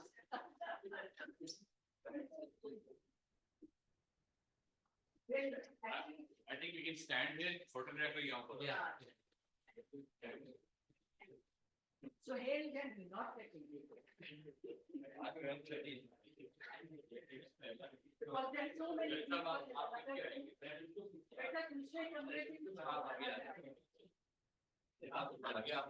E38 faculty, can you please all join us in E025 for the group picture?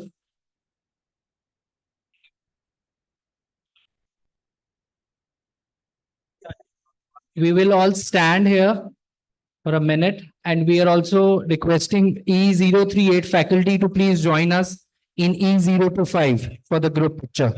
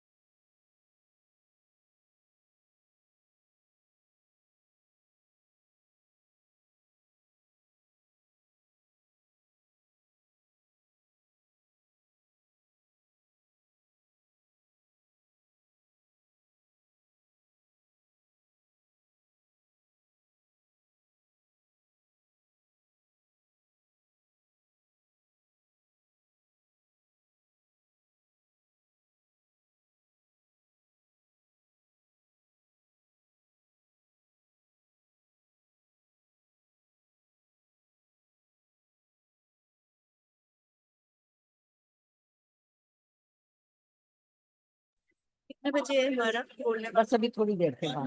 अपनी सीटों से? हाँ। How many are you feeling sleepy after the food? There.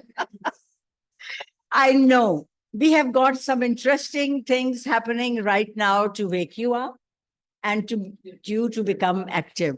Remember, you always say the session is not interactive, the faculty retreat, and you listen to lots of talk downs.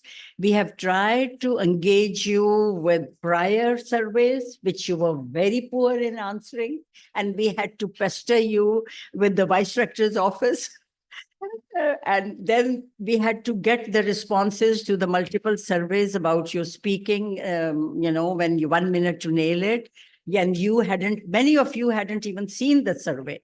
So our preparations we were running after you and our preparation suffered. I completed some of the notes last night, but you are doing a great job. You are active, you are with us, you are happy, and that's all that we want. So thank you so much. I wonder if you noticed we have students with us for the music, and they have beautiful voices. And please join hands if you want me to have a session with them where we only call them and listen quietly to their beautiful voices. Right? Yeah. Yeah. And then we close the faculty retreat. Yeah. And then we can close the faculty retreat after that. So I put this on precisely because we're very proud of our students and they're always very helpful. Going on to the next slide, we thought we'd start the session about more. This is a session that sort of focuses on FCCU in terms of its students and in terms of faculty, what they have to say. And as you know, the topic is AI and campus culture. And so we have not been able to really integrate the two topics. So we gave students and faculty some of the themes that were separate in these two categories. And we put some ideas there. And luckily for us, we got lots of responses, which we'll come to later. But right now, I thought it's befitting to call Sarah, the head of QEC, Sarah Suleiman. And by the way, thank you for the surveys. You reviewed with us and you sort of put them on Monkey because we don't have that. And so she is going to set a tone for, Survey Monkey. I'm sorry, not the monkey. The monkey is here. And so we are going to start with the profile of our entering class 2023 and their expectations, right? Did I get it right, please? And I'm going to. Well, good afternoon, ladies and gentlemen. I hope everybody's well fed after the lunch. And I know you've been sitting here since morning, so you must be tired. And after the lunch, all the blood is flowing towards your digestion now. So you must be feeling a little drowsy. But please bear with me. Dr. Rukhsana has only given me 5 minutes for this, so I'm going to be extremely quick with this. Okay, so I will be sharing the profile and the expectations of the entering class of 2023 with you. All right. They have it, and plus it's right there behind me as well, so you can look at the slides as well. Yes. So a typical FCCU student is a Muslim male coming from Lahore, Pakistan, with a family income or a household income of 91,000 rupees or above. He comes from the intermediate stream of education and has scored above 60% marks in his intermediate exams and has done reasonably well on his FEET exam as well.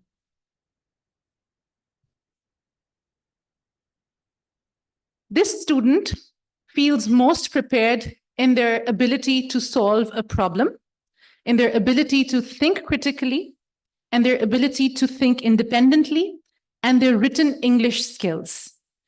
With this skill set, the academic tasks that they're most prepared to, or they report their skill set as being advanced or intermediate, is working with a group on a joint project, utilizing online resources for academic work, reading a textbook to prepare for class, taking notes from a textbook on their own, and taking notes during a lecture. So with that skill set, these are the academic activities that they feel most prepared in their college, university education. Their expectations from a university is number one, which is very obvious, is completing the university degree itself. Along with that, they also hold important the skills for lifelong learning, gaining knowledge, developing skills valuable in the workforce, and deep expertise in a specific discipline. So with this, the intent behind sharing this information with you is that this will help you prepare for your students in this new normal of the AI. It will help you to prepare better for them. And that is about it. As I promised, this will go by real quick. If you've got any questions, I think I still have a couple of minutes left from my 5 minutes. So if you have any questions, I'm happy to answer. Oh, we've got a lot of them.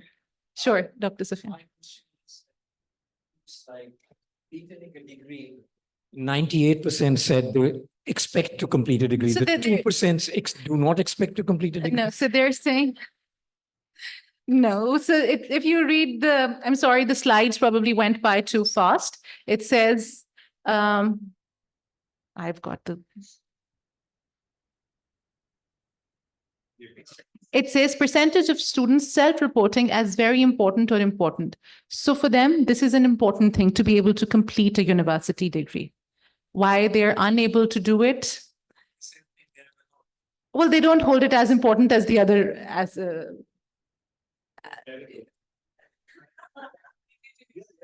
sorry? Yes.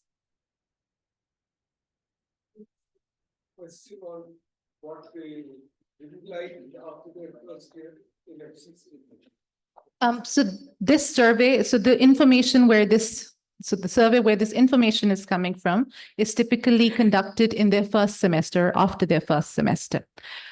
So we don't run a survey of after their first year where they're given an opportunity to tell what they didn't like. Yes. Oh, well, let me get back to you about that after this. I do have the answer, but let me get back. I'm not prepared to answer it right now.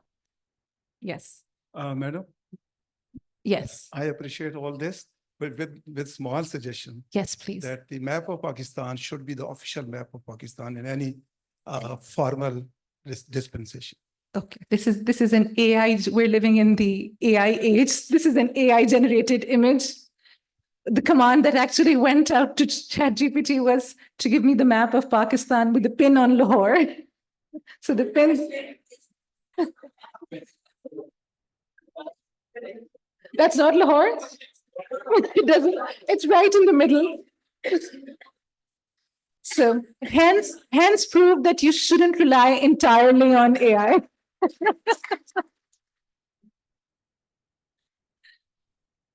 Yes, Dr. Uzma. I'm not a doctor. Sorry, I'm just used to calling everybody in the faculty doctor. I don't know. That's all right. Can you show the second or the third slide? I'm not sure which one it was about being very good at expressing themselves in written English. I don't know whether you should answer it or whether the faculty should answer it.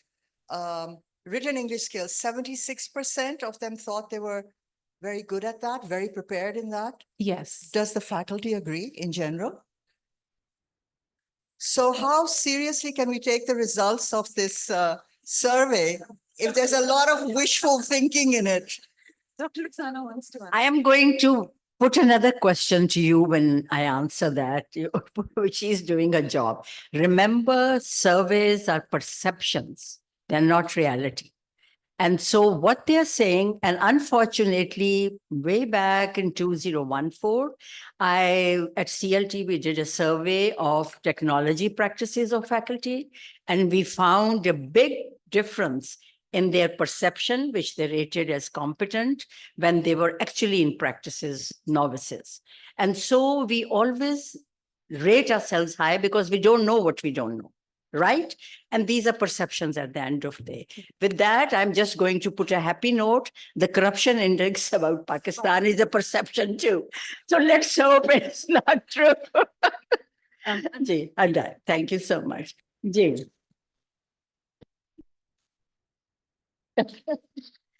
So we go on to now a highlight. Can I have my screen back? I don't like being, leaving the control with you. Please help me out.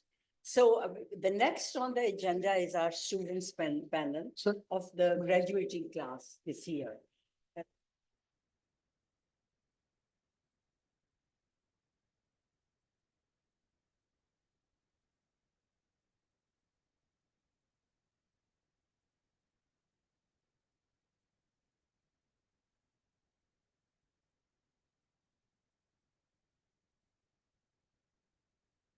Yeah.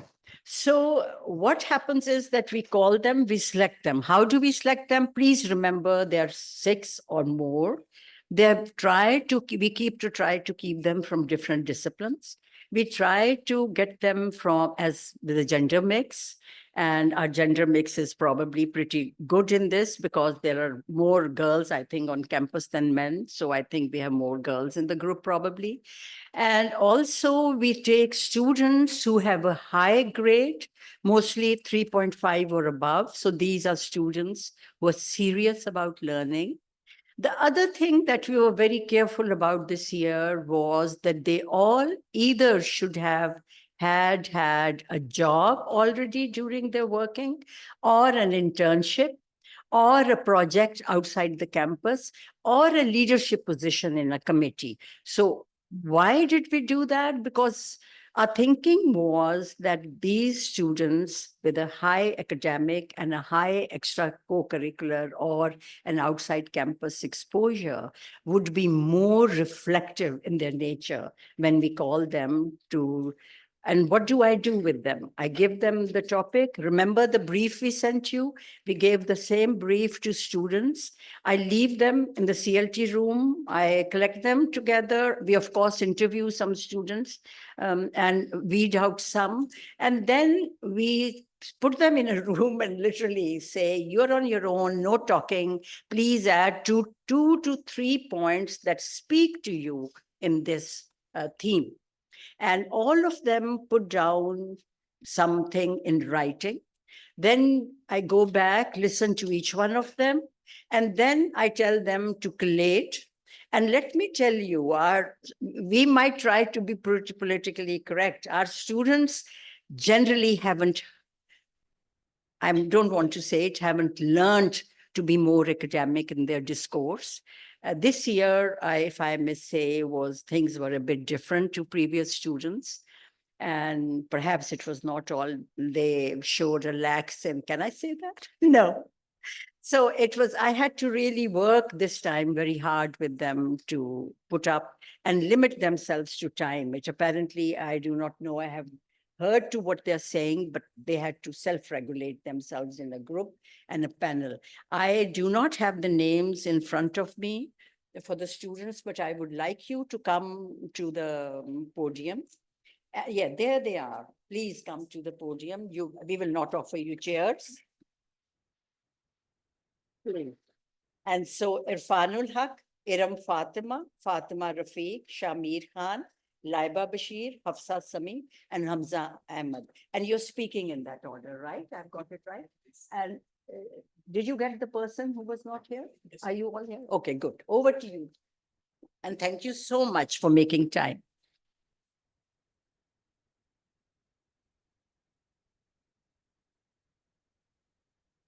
Good afternoon, respected faculty members.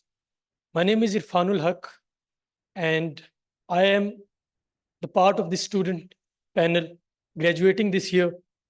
I have served formally as the president of Ewing English Society. I am twice gold medalist and 1 silver medalist in basketball. I have served for 2 years as residential assistant at Welty Hall. I write in national newspapers, for instance, the Daily Times, Friday Times, and The Nation. That constitutes my credibility to stand here.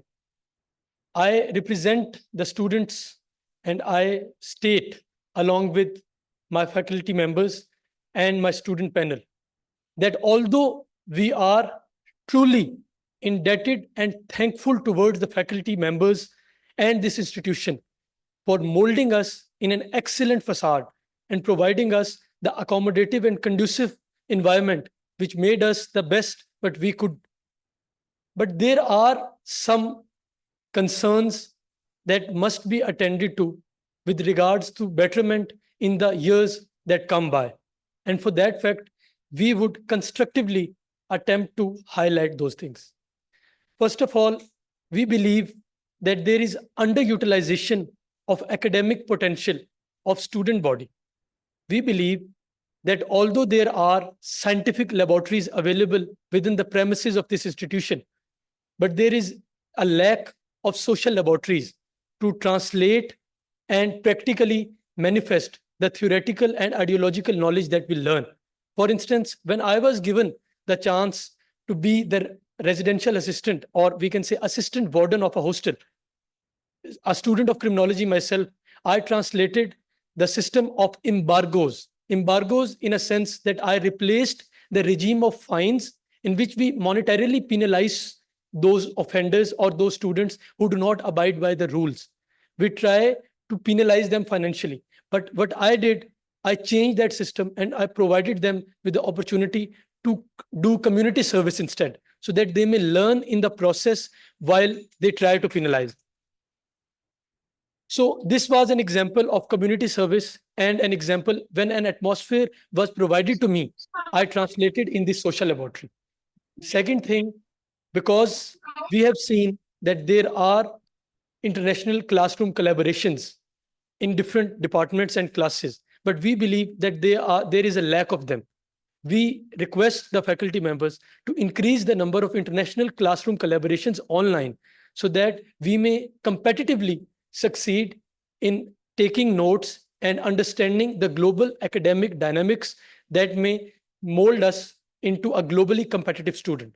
Thirdly, although we honestly trust that faculty members provide us with an excellent and honest environment in which we are taught, but we believe that there were some instances when political and communal inclinations of faculty members came forward. It compromised the intellectual growth, and we believe that those small instances should be checked by the respected faculty members so that when a faculty member is politically inclined and a student knows it, or religiously inclined and a student knows it, they might jeopardize their academic integrity and growth. Thirdly, or fourthly, we would say that although campus claims to be representing English language itself is not spoken widely within the premises of this institution. That renders or makes students unable to immerse themselves or linguistically acculturate themselves or integrate themselves within this premises. Moreover, we believe that upon the weekends, that starts from the Friday afternoon till the Monday morning, the campus represents an academically fragile environment. Libraries are closed. Hostels do not have study spaces for that fact. And this can be one of the reasons that students, when they arrive to the classrooms on Monday mornings, they are not that much motivated. These things compromise their motivation and interest in the process of learning. So we request them to please focus on this, that campus accommodates them even on the weekends so that learning opportunities remain open. And lastly, I would state that despite the efforts on the part of faculty members, students remain reluctant to avoid cheating. But that fact can be checked by altering the method in which the faculty takes or embarks upon inquisitions. For instance, in examinations, still the writing pattern is followed. Assignments are encouraged. That allows cheating and rote learning, for instance, in the students till now. It should be replaced with something that provides them an opportunity to transform and tell about their ability. I would depart by stating that we appreciate truly how faculty members are providing us an excellent opportunity, and students completely shoulder this blame. because it is not only the faculty members, but the students themselves who are more often than not unwilling to make contributions, to have motivation in themselves. But at last, we would say that your consideration in this regard would allow us to grow further afield. Thank you so much.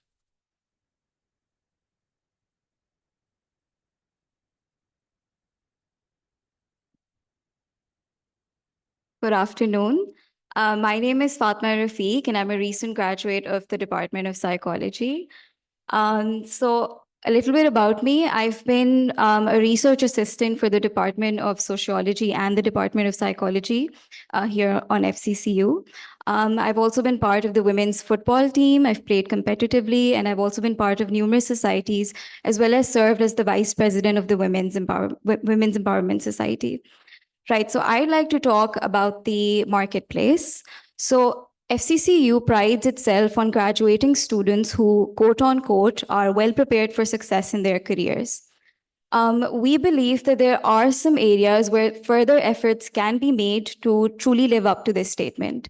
So each year, numerous students, they graduate and find themselves adrift, struggling to navigate the job market.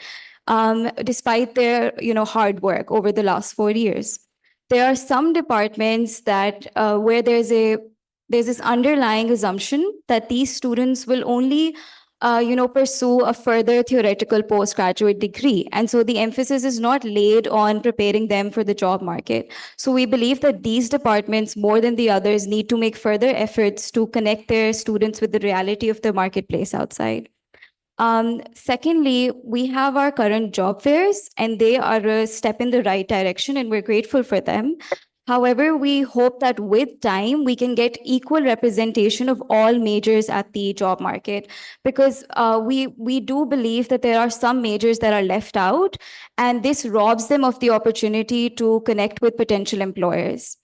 Lastly, I'd like to touch upon the internships. So here at FCCU, all majors, students from all majors get the opportunity to internship, which is wonderful. But we hope that with the growing student body, the number of internships can increase so that everyone gets the chance to intern and this valuable opportunity. As well as the quality of internships. So we believe that in the past, there have been a few organizations. I mean, we've personally heard, as well as some of us have experienced, ill treatment at the hands of the organizations where the campus sends us. And so we hope that perhaps we can have a follow-up with the students who have interned, as well as the workplace, so that it can be a meaningful experience for both parties involved. Thank you so much for listening. And now I'd like to call Mr. Shamir.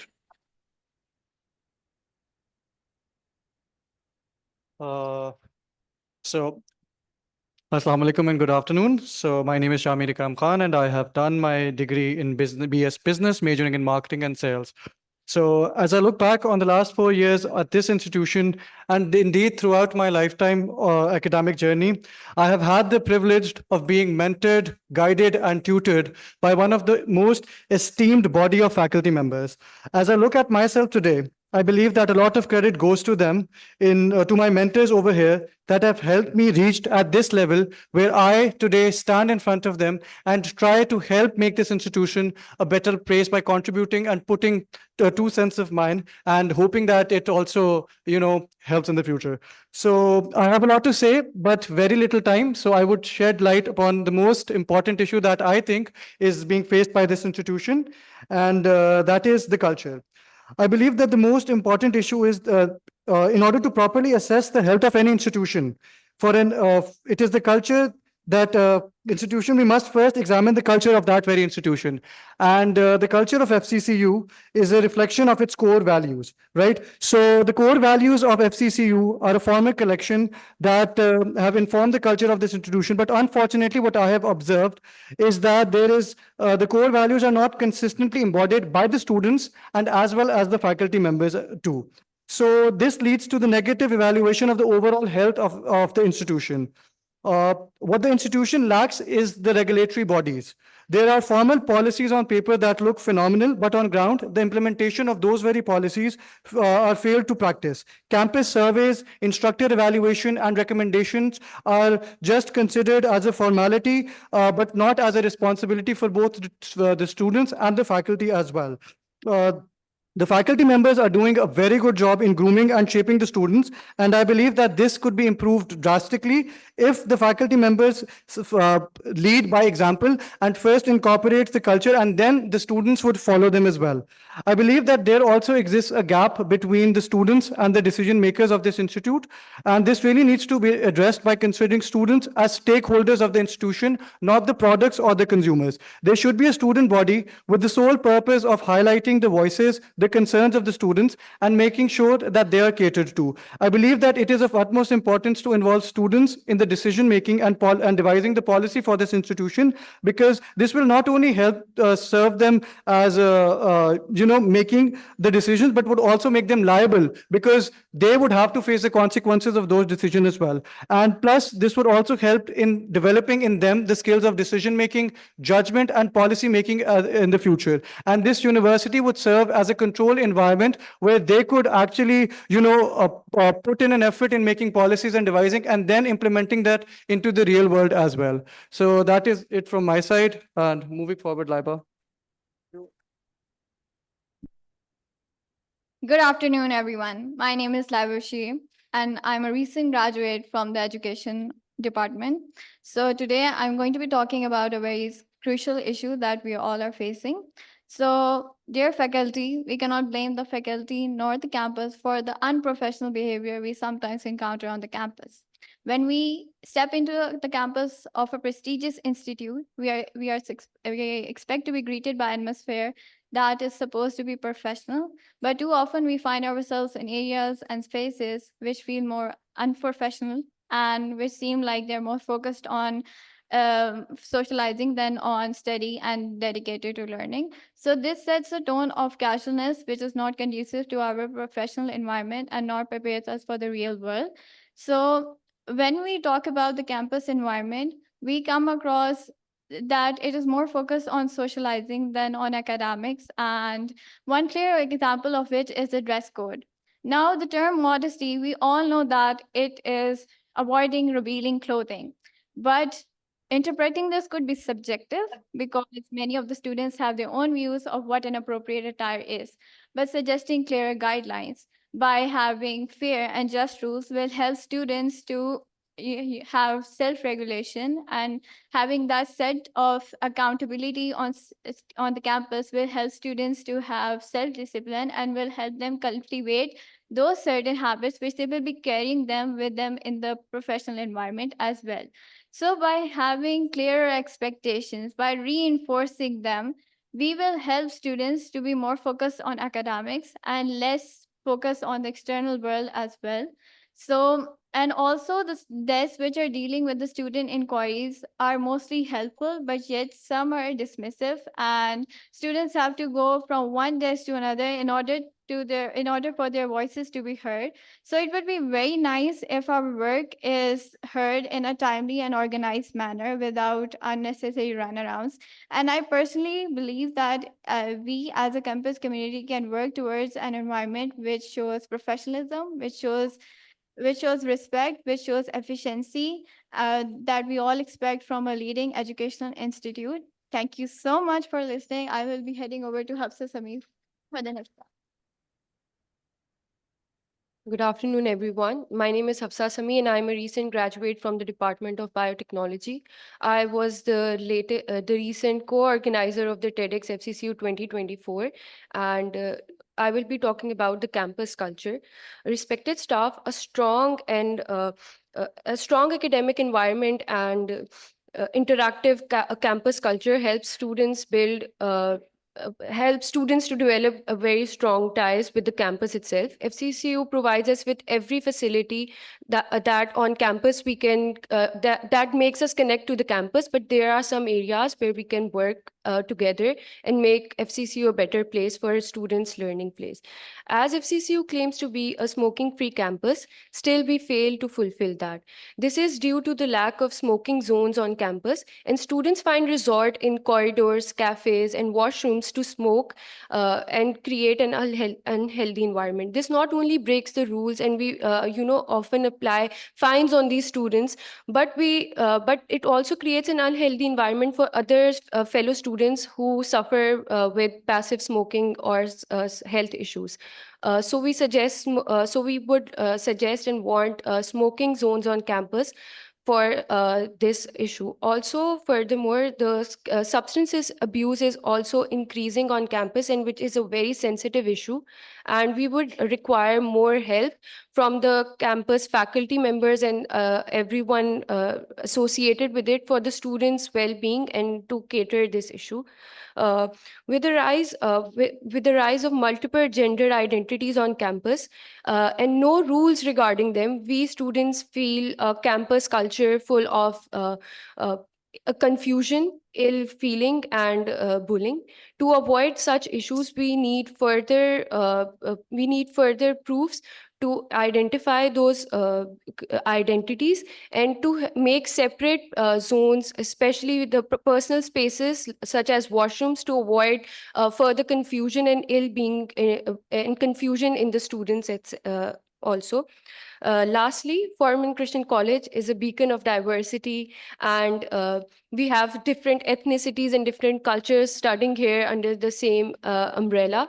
And there are many societies and ethnic councils made perhaps for a reason to give equal voices to all. But this creates, but due to lack of checks and balances and monitoring on them, it creates a hub of discomfort and miscommunication between them. So we need to bring all these ethnic groups together on one platform so we can avoid confusion and manipulation by these groups regarding our events and policies. Over to Hamza.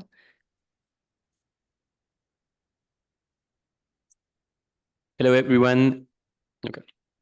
My name is Hamza Ahmed, and I am a recent computer science graduate. In my junior year, which was 22 to 23, I founded a new society with the help of my department and the Student Activities Office, which was known as Omni Life VR. And the society was focused on promoting VR within campus.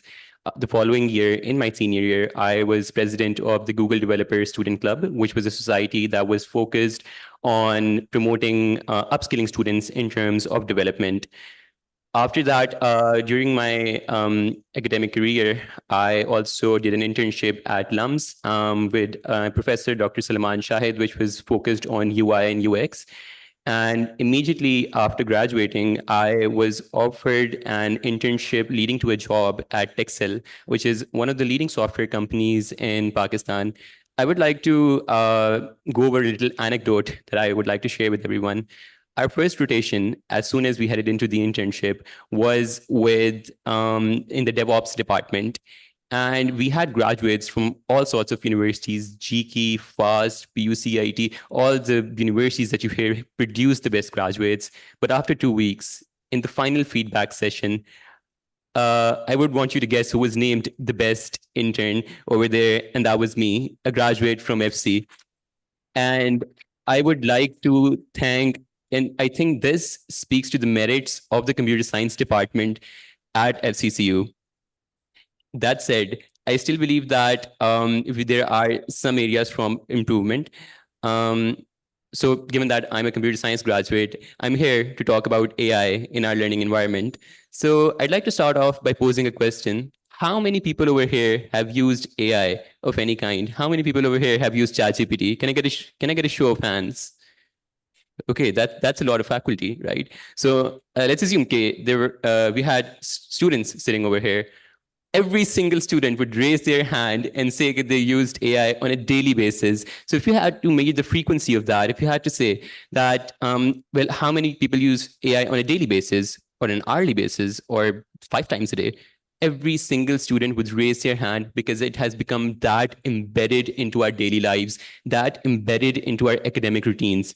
But with this come some pretty important questions.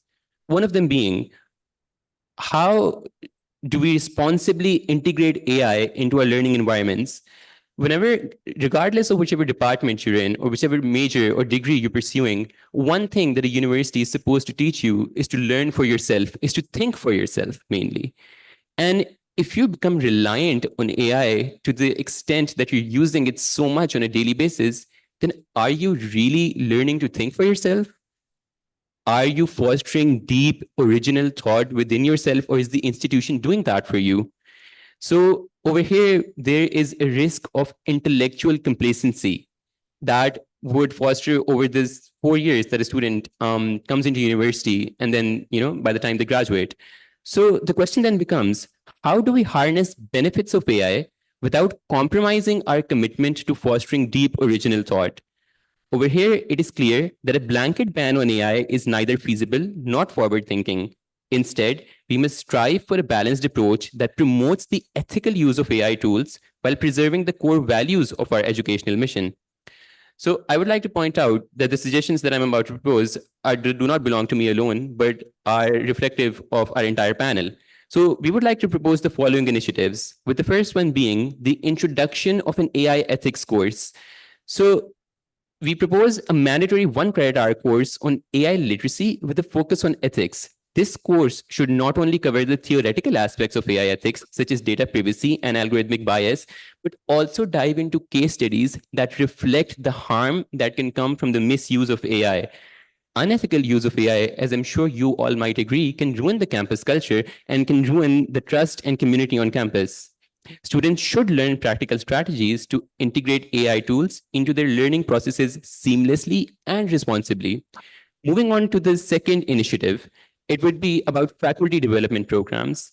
Equally important is the role of our faculty in guiding this transition. We all felt that faculty also needed to be supported better in integrating AI literacy into teaching methodologies.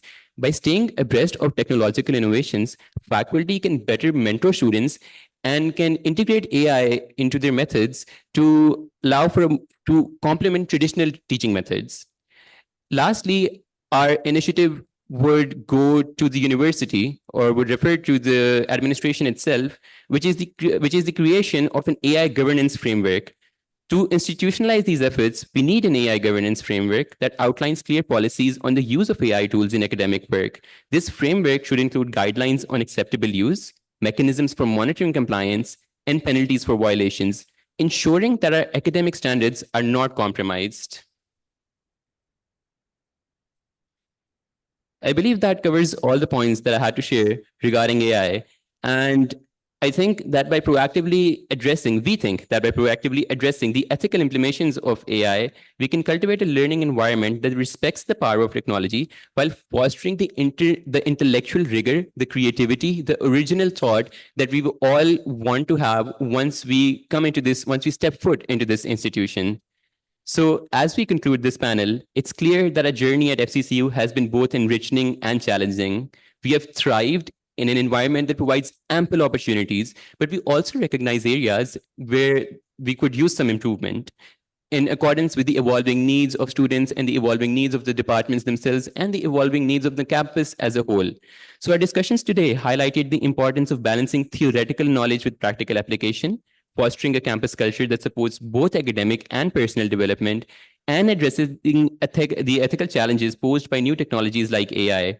We believe that by addressing these concerns, we can effectively enhance the quality of education delivered on campus.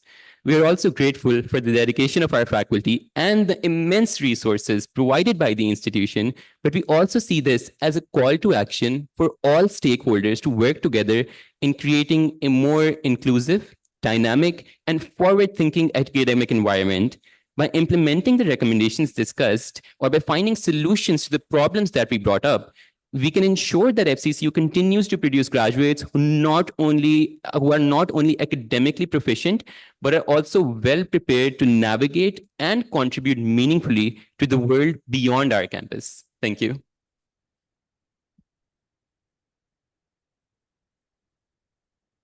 Happy, and you really made a very good points. And we have some academic, I think, and administrative leaders sitting over here, and you've done a great service. Thank you so much. I think I'll have to take you out somewhere for dinner, right? After all that. Okay, then. Good job. How many of you used AI to write your script? Thank you so much. You want to stay on? Oh, their ideas were their own. Actually, I was very surprised. They wrote a whole sheet of paper when they put the papers together. I think there were 5 sheets of typed paper. Oh my God, you made the notes, right? And I had to go over them, and they had to sit together and decide who is going to say what. And that's totally them. So they did a great job. Thank you so much. We are moving on to our 1 minute to nail it. And now, this is another session where we have tried to do a 360-degree over, a sort of a thing, in which we gave the same theme to students, and we gave the same exact themes to faculty to talk about. And we did, like I said, there were 36 of you that responded, but there were 90 different points that each of you wanted to make. And we're very thankful for that response, encouraging response. Unfortunately, given the time, we had to give you each person one opportunity, and that was tough because a lot of you were more around AI and academics, and very few of you were in the campus culture part, understandably for the sensitivity that the topic brings, and I could understand that. And so some of you, so we tried to, there are 2 or there are 3 in most, and that's how we have proceeded. So thanks to Mavish, who made this professional PowerPoint and makes me look good. It's AI and academic in discourse and academic integrity. And the 2 of you here, please, one after another, if you would, Amar and Hafsa, if you would make your, in the other room. So can we beam him from the other room? I told that all those. Yeah, please, could you, somebody message him to walk over, Hifra, Leah? Yeah, so please, Amar, come over. He's on his way. Great. Hafsa, can you start in the meantime? G. This is about AI and academic. So as a teacher, I've observed that AI is significantly reshaping the academic discourse, offering both opportunities and challenges. While AI tools are enhancing the research efficiency and providing the new avenues for data analysis, they are also posing the threat to the originality of the idea and the academic integrity. The ease with which student can access AI-generated content, which is like a risk undermining their critical thinking and creativity among the students, which is leading to the potential decline in the quality of the work they present and their academic work. Also, the misuse of AI of AI for the plagiarism or shortcut is eroding the values of honesty, and the efforts are foundational to the academic integrity. It is crucial for us as educators to guide the student in use of AI, being a responsible academic person, emphasizing its role as the role of enhancing, not replacing. That is much more emphasizing here, that enhancing their quality of their work, not replacing it. So I guess we are having a shortage of time. Just concluding it, as of a geographer, in geography, AI is allowing students to engage with the real-time data to draw meaningful insights, such as in geographical information sciences, we are depending on AI too much while going for the representation of the geographical data. You lose. No way. Okay, Amar, over to you. I hope you do it, wrap it up in a minute. Okay. I would just like to agree with what the students have said already, and I would just add to those things. Like, there are some things which, as a faculty, I was seen over time in the past 8-9 years, that something is missing from our classrooms, that why our students have to go towards that part and go towards that end to look over AI. Why not our classrooms are being interesting that much that they have to work on their own, they have to respond to them. And I felt that over time, students have shown to me their assignments from other courses as well, which they are taking from other disciplines as well. And I've seen that there's loss of interaction and there's loss of connectivity, which is not being happening inside the classrooms, and which has resulted them in going far away from that part and looking over AI as a source for their assignments and other part. And I have seen 3 different types of students over time. One who could afford, they have been getting it outsourced. They have freelancing and everything, and that's been happening. Those who don't have the resources, they try to work over it, but I think there's something which we have to add to our classrooms, and it will help them really get on their track back. So you say that you did well, that you say that we have to do something to make our classrooms exciting. And you're right, Hafsa, the cheating, it's not about AI, it's your internal value system, and that needs to be considered. We are talking about updating program learning outcomes for AI, integrating it as a part of her. And we have Atikur Rahman, the advisor head. Yeah. Yeah, please stand up. Yeah. Bismillahirrahmanirrahim. As we all are conscious about integrating generative AI into our courses, specifically from 3 dimensions: the outcomes of the course and the program, learning goals, and policy perspective, from the policy perspective to incorporate certain policies regarding plagiarism and the effective usage of AI, and also in designing rubric. So what I have experienced recently in our summer semester, I have assigned assignment on you can say Quranic studies and on Hadith. So what students have done, they got and they made their assignments in the light of authentic sources available online through Google Scholar and other stuff, and with you can say a citation and all that. Now, what we done, later on, so I make them and divided them into different teams.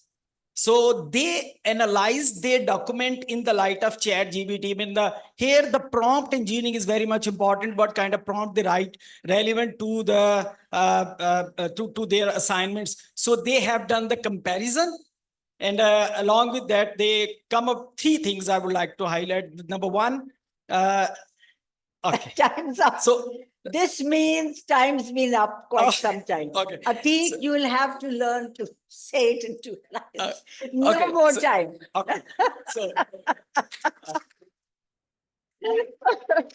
so we come up to Sabah Iqbal from mathematics. Ji Sabah. Please, the micro. Sorry, Atik, it was a limitation. I told you one. So there's so many, we couldn't have them on. I apologize. Yeah. Ji. Good afternoon, everyone. As Dr. Ratik has just shared some insightful points, I would like to build on that by highlighting some 3 key areas from the Department of Mathematics. And in our department, we are seeing firsthand how AI is reshaping the landscape. For example, all the faculty that is engaged in the preparation of introductory AI courses like machine learning. And it's not just about equations anymore. It's about equipping our students with the tools to navigate an AI-driven world. We need to ensure that our PLOs reflect this shift by incorporating the skills like data analysis and the ethical AI practices. And imagine a calculus course where students learn to apply AI to the real life world problems. And this is the kind of future that we are preparing for our students at FCCU. Thank you. Very good. Thank you. So we have use of AI for teaching. There's some overlap in these topics, but Mariam Khan, you're the first to go. Are you ready? Business Department. Business Department, Mariam Khan, I'm going to talk about how I've used AI for board blitz. I introduced a game for my students for all the courses that I was teaching. So we created board games. So those board games were designed and allocation was given by the students, okay, what sort of processes and the rules and regulations they were supposed to create. And then they had to pitch it to the business, businessmen around. So they had 6 minutes to give the pitch for their board game. And so they had to create the overall idea that how they will be able to sell it, scale it, and be able to help the other students who are coming later. So I was teaching Salesforce management, brand management, and marketing research. So I have all the board games ready for my upcoming students to work with them. Thank you. Excellent. That's more like gamification. Ihtisham Haq should be here. No?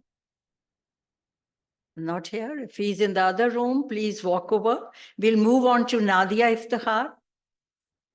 Pata kare beta. Nahi, Ihtisham ka. Good afternoon. So when we are talking about campus culture, we first need to understand what a culture constitutes. So according to 3P model, what constitutes a culture is perceptions, practices, and products. So if we consider our classrooms as mini cultures or subcultures, we definitely need to focus on our perceptions first, because the students complain that some of the teachers are quite encouraging in terms of using AI in their assignments and quizzes, but the other ones are not. So in terms of their practices, in terms of their perceptions about AI, and ultimately the product definitely is the assignment or the final projects or anything. So incorporating AI in all these things is definitely something that will constitute a culture, a progressive culture. As Dr. Trimble said, that it's a game changer, and I have personally tried it in my classes. It definitely can change the game. Still have 6 seconds. Thank you so much. No, by the way, Hafsa, don't feel bad. You'll still walk away with a prize. So all of those who are talking, we will have something for you. AI and student, Ihtisham ko beta dekh. AI and student engagement, Aftab. You know, I was wondering who Fuad Khan resembles. It's you. It could have been you. Ji. AI has a big impact on the student motivation and learning process. And this statement is based on the use of my AI platforms in the class for last several years. Wow. The first thing that I started with AI was neural network. I teach that subject in Bio 601 to MPhil students.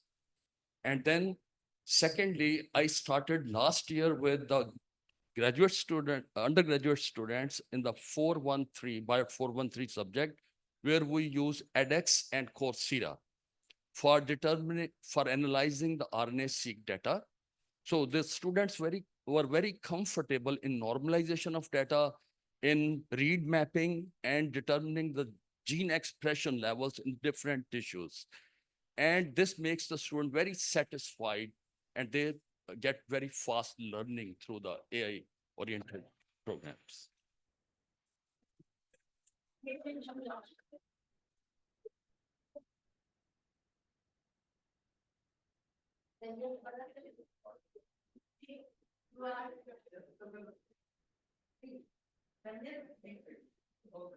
Assalamu alaikum. This is Farhad. So one of the things I do regarding student motivation is that I use AI as a competition. So I ask the students to come up with a piece of writing, AI generated writing, and then afterwards I ask them to improve it. So they suggest changes in it in terms of the information presented, the language, the structure, and then we analyze those suggestions and those changes together.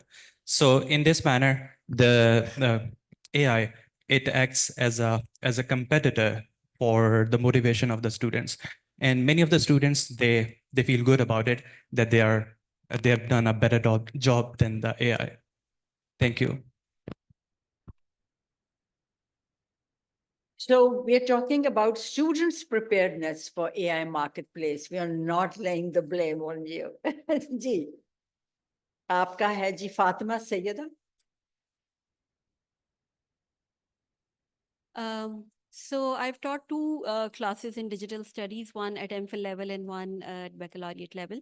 In both the classes, the biggest challenge was that there were two groups of students. One was the one who was interested in, learning about the digital tools that can be used within their discipline. And the other one was, and I'm literally quoting one of the students who was a brilliant student. He said, "It's insulting for me if I take help from AI. I mean, it's, so I had to, as a teacher, I had to engage them in the kind of activities that helps them to see that how within our discipline also, again, I've already said that within humanities, we have this fear of losing the human when we are engaging with the chatbots and all that. So we organized research poster competitions on digital studies. Then we went to different universities, like we went to PU. We were invited there, and our students, they presented their work. There were different Thank you. There were multiple activities. Maybe I can share them at some other, forum. But then, again, to help them to lose that fear of losing the human. And I loved what the students said, that, it is true that some of the people know have used AI and have said I wouldn't like to use it ever because it's not good enough. Zubair Yusuf? Oh, there you are. Ji. First thing is that I have a very different idea about the AI. Rather than making students using AI, I have planned to create the AI models. And I have done it in my subject, which is biology. And it is really hard to create the AI models. And I worked on them, and I have made at least 3 models where you put the sequence and you get the classification of the viruses, that what kind of a group or species this virus belongs to. And there's a huge market for it.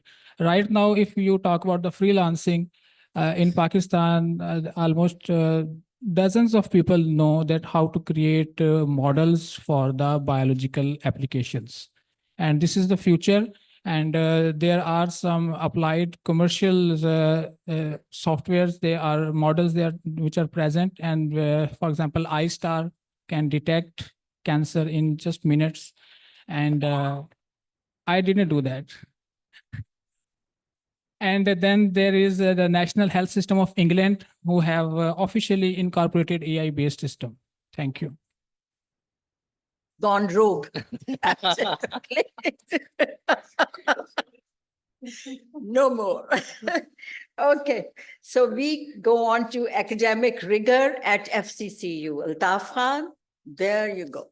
Gee, looking forward to what you have to say. Thank you, Dr. Roxana. So when I see at FCCU, basically, when I look at it, we are a very student-centered institution. And at undergraduate level, I see a lot of effort that teachers put in. And it's really remarkable because I have worked at other universities. So I think there is a very strong mentoring process. There is also an urge to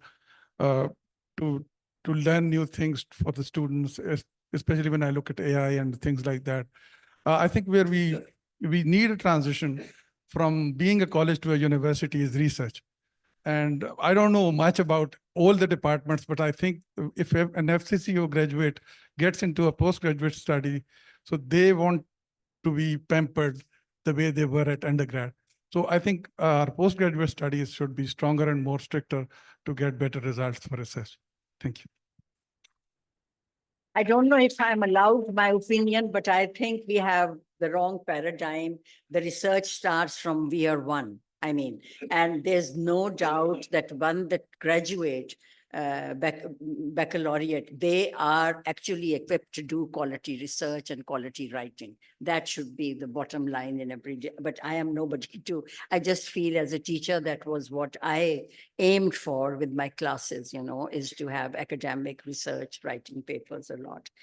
Gone are the days. I'm so happy not to be doing it anymore. It's a tough job. And Mariam, over to you.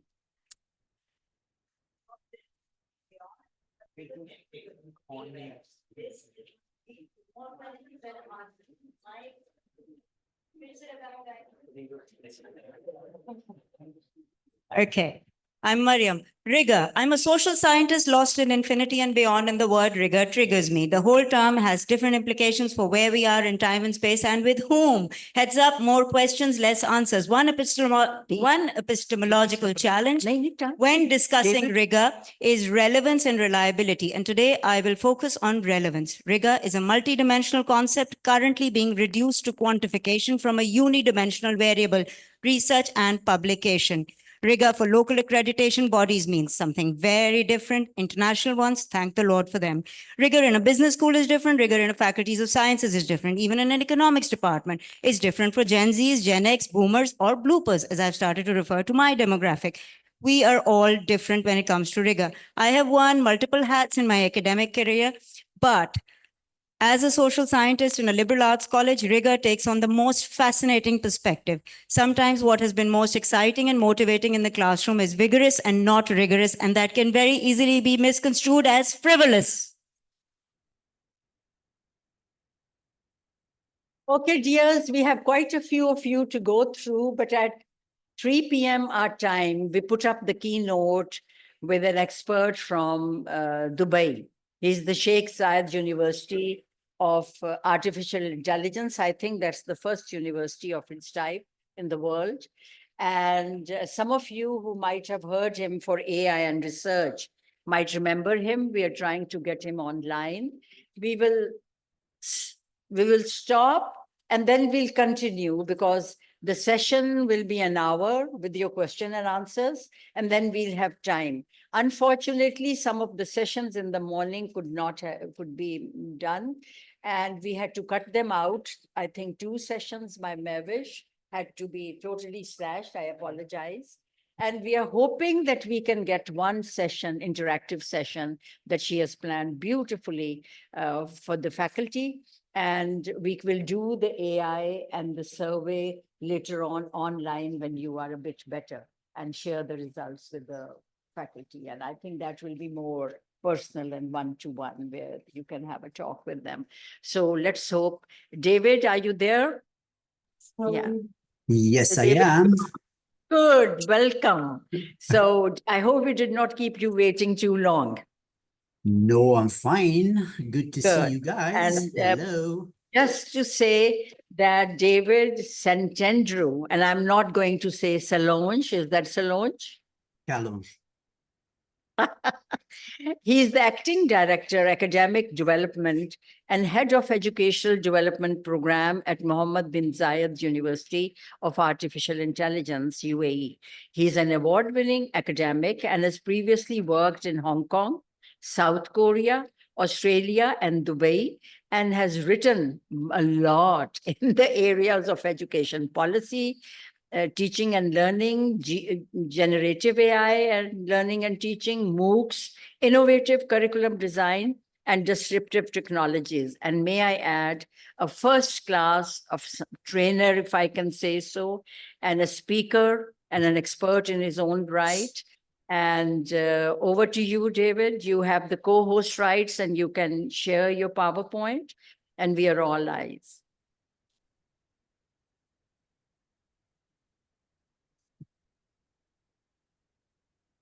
Can you see my slides? Yes. Yes?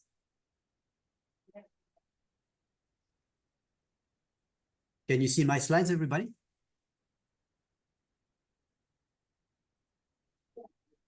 Yes, you are audible, visible, and Okay, great. Excellent. Thank you very much. So first of all, I would like to precise that I am not in Dubai. I'm in Abu Dhabi.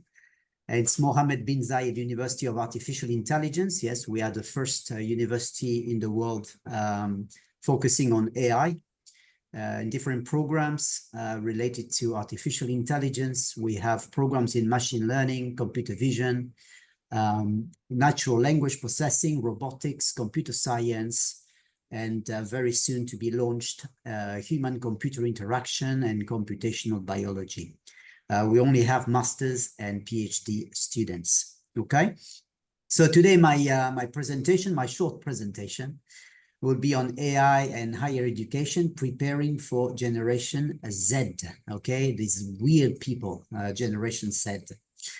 First of all, I would like to thank everybody for the invitation, and I would like to thank all of you for being there, listening to what I have to say. As I said, it's going to be short. It's going to be focusing on the Generation Z and particularly the workplace, to a little bit like a segue to what was what just said about the marketplace. So the Generation Z, just to remind everybody, is 1997-2012. And it seems like a weird generation, people focusing on their screens all the time. And we will see that this is interesting to know that they all are on their screens, but sometimes it poses a few challenges here. So I just have a little story here. Imagine a world where you could have a personal multilingual AI tutor, tailored to your unique learning preferences, a world where you have a teammate, an AI teammate that helps you to work faster, efficiently, more structured, and maybe more creatively. There's a lot of concern about being creative with AI, but I think we can be very creative. And of course, this is not science fiction. It is now, okay? Imagine just 8 months ago, a year ago, when people were just, experimenting with ChatGPT or trying it out. Now you have hundreds of tools created every day for different things. All these tools become more and more powerful, and they have more and more capabilities. And this was just, remember, just a few months ago. As a matter of fact, they even have ads now for jobs, and you don't even have to talk to humans. You can just talk to AI, which becomes a little bit scary in some context here. So some people fear this. Some people are always scared about artificial intelligence. We just heard from colleagues there about how they use AI in their biology courses or in their courses. And I think we just have to remember that it's technology, and technology is a tool, and technology can help us to enhance us, augment us, make us, what I just said, more efficient. There's a lot of research currently on cognitive offloading. In other words, instead of overloading, we have offloading with artificial intelligence to do tasks that we don't need to do, that are boring, that are mundane. So the former CEO of IBM says that AI will probably help augment our intelligence, which is, I think, a good point.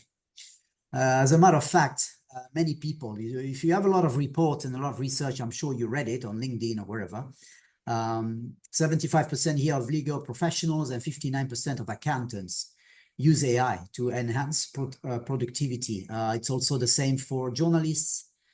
You have at least 70% of journalists using AI to write, which is quite surprising. But many people are using it. I know that we in this university, we use it on a daily basis. I was doing some different things just a few minutes ago. I was using AI to do some stuff. And every profession now needs to know those skills to be able to work more efficiently. Professor John Stein here says that Generation Z is actively contributing to the development of an AI-powered society, which is true. They are born in that generation where technology, digital and online learning, it's omnipresent. It's everywhere.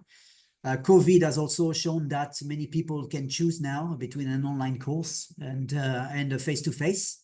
I'm sure some of you there, I can see you in the lecture theater, but maybe some of you are in the comfort of their office or somewhere else in a coffee shop. So this is the options that we have right now. But there's a little thing that is a little bit of a pet peeve for me. It's when I see an article like this one says, Generation Z is AI and native. As you can see, it's highlighted, speaks the language of AI, not as a second language, but as a native tongue. I would tend to disagree with this. We have, you remember that even though students, they can use their mobile phones very well or their tablets, they don't usually know how to use the LMS, whatever you use, Moodle, Blackboard, Canvas, whatever, to learn, or to use any tools to learn very, very well. They need to be taught. I'm sure you have encountered that. It's not a majority, so I don't like this digital fluency, this AI nativeness of something. We obviously know that we are also, some of us, been in that space for a long time, and we still have difficulties sometimes to understand some of the tools, or to design them, or to create them.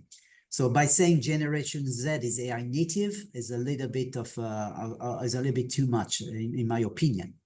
As a matter of fact, if you look at this survey 2024, which was published recently, 1 in 2 students do not feel AI ready. So this is just to confirm what I just said. If we expect the students to know everything about the tools, well, probably they don't. I go to many universities. I'm asked by quite a few universities in different places around the world to talk about AI, also in companies, and I realized that many people just know ChatGPT. So that's the only thing they use. So maybe they're very proficient with ChatGPT, but are not proficient with anything else. Okay, so I did recently workshops for universities in Hong Kong about how to use data analysis, or how to generate images or videos or whatever using AI. And you realize that many people, they have no clue how to do it. Even though there is a tool there, it's available, it's free. It's not easy. AI for research, if some of you attended that workshop, it's also something that many people are interested in, but it's if you don't know how to do it, you can spend hours and hours, and wasting your time. So I'm not going to read the numbers, but you can see them on the screen, I suppose. I feel prepared for a future workforce that uses AI. Not really. Okay, so you see the numbers. They are quite self-explanatory here. So there's a little issue with AI literacy that I think we need to deal with. It's one of the capabilities that we know. For example, teamwork it's a capability, as a skill or a transferable skill. AI literacy is also an issue here. And Al 2020 at Al 2021 gave a definition. You can read their article about that. And basically is to know how to live, learn, and work in a digital world through AI-driven technologies. So basically, what we need to think about is AI skills, which have to be embedded in our programs. It's not easy. For example, in the UAE, we have a lot of programs that need to embed entrepreneurial skills, and it's not easy, particularly in our programs. All right, if you have an ML engineer and you say to him that you need to be now an entrepreneur, they don't know. Scientists, they usually don't know how to sell their products. And businessmen, they don't really know about science. So the skills, we need to really think and rethink our programs and our courses. How can we integrate within the courses? And we heard excellent examples just before I started, how you use AI inside your courses or your programs. But we need to do a little bit more. We need to use more, I don't like the term, but real world examples and real world projects where they can integrate those skills, okay, at different levels. UTS, University in Australia, they talk about the ethical use of generative AI. This is something also we need to consider, and we need to share with students and with faculty. It is not only a question of ethical use for students, but also faculty or employees, okay? So it's a simple model here, as you can see: effective engagement, ethical engagement. First of all, the students understand generative AI and the uses of it for society, for careers and studies. They have to understand the legitimate use. Now they have to be equipped. And for that, they need to be, you have to have workshops, conducted by people on how to use those for different activities. It could be on how to generate a text, or how to do research with it, Undergraduate research could use AI, for example. And then they have to understand the strengths and limitations. And maybe in some of your assessment, not only as a teaching and learning activity, but in some of your assessment, you assess whether they can use it for a particular discipline. For example, marketing. You ask them to create a poster or a marketing campaign or a pitch, a business pitch, or something for science using a generative AI. So that's quite interesting, I think. And you're rethinking the programs when you redesign your courses or whatever, thinking, okay, how we sprinkle a little bit of AI here and there? How do we facilitate this in class or outside the class, and how we assess it? There's a lot of talk, and you probably heard about that, about thousands of people losing jobs to artificial intelligence. For example, the New York Times recently was, will AI kill meaningless jobs? I don't think there are any meaningless jobs, but will it kill it? As a matter of fact, if you look at the reports 2024, work trained by Microsoft and LinkedIn, leaders would not hire someone without AI skills. So this is exactly what I just said.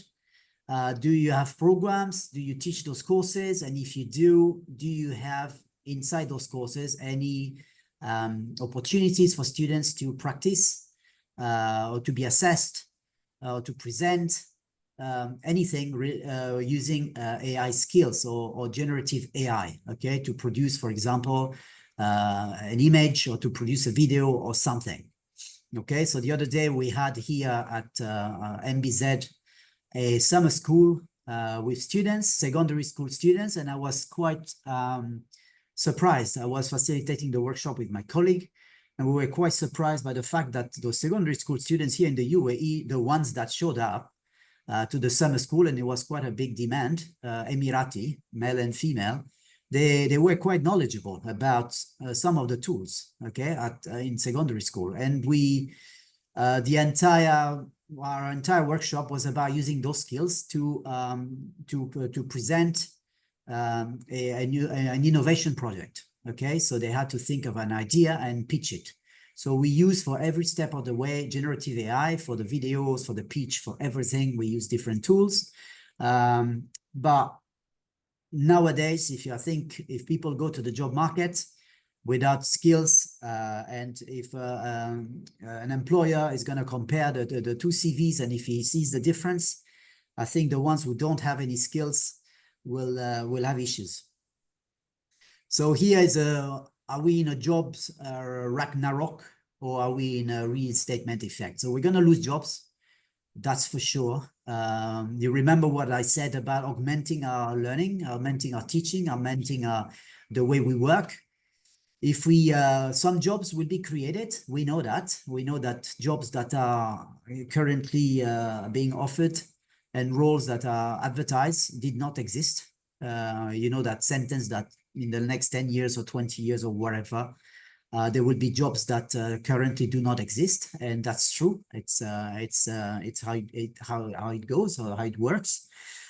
People say it's a tsunami hitting the labor market, AI, but if we upgrade ourselves, and as academics, as professional staff, we always do. We always learn stuff. We always do, you know, the scholarship of teaching and learning. We always go to events like the ones organized by Dr. Rutsana and team, and we always go to conferences, and we always learn online or read articles.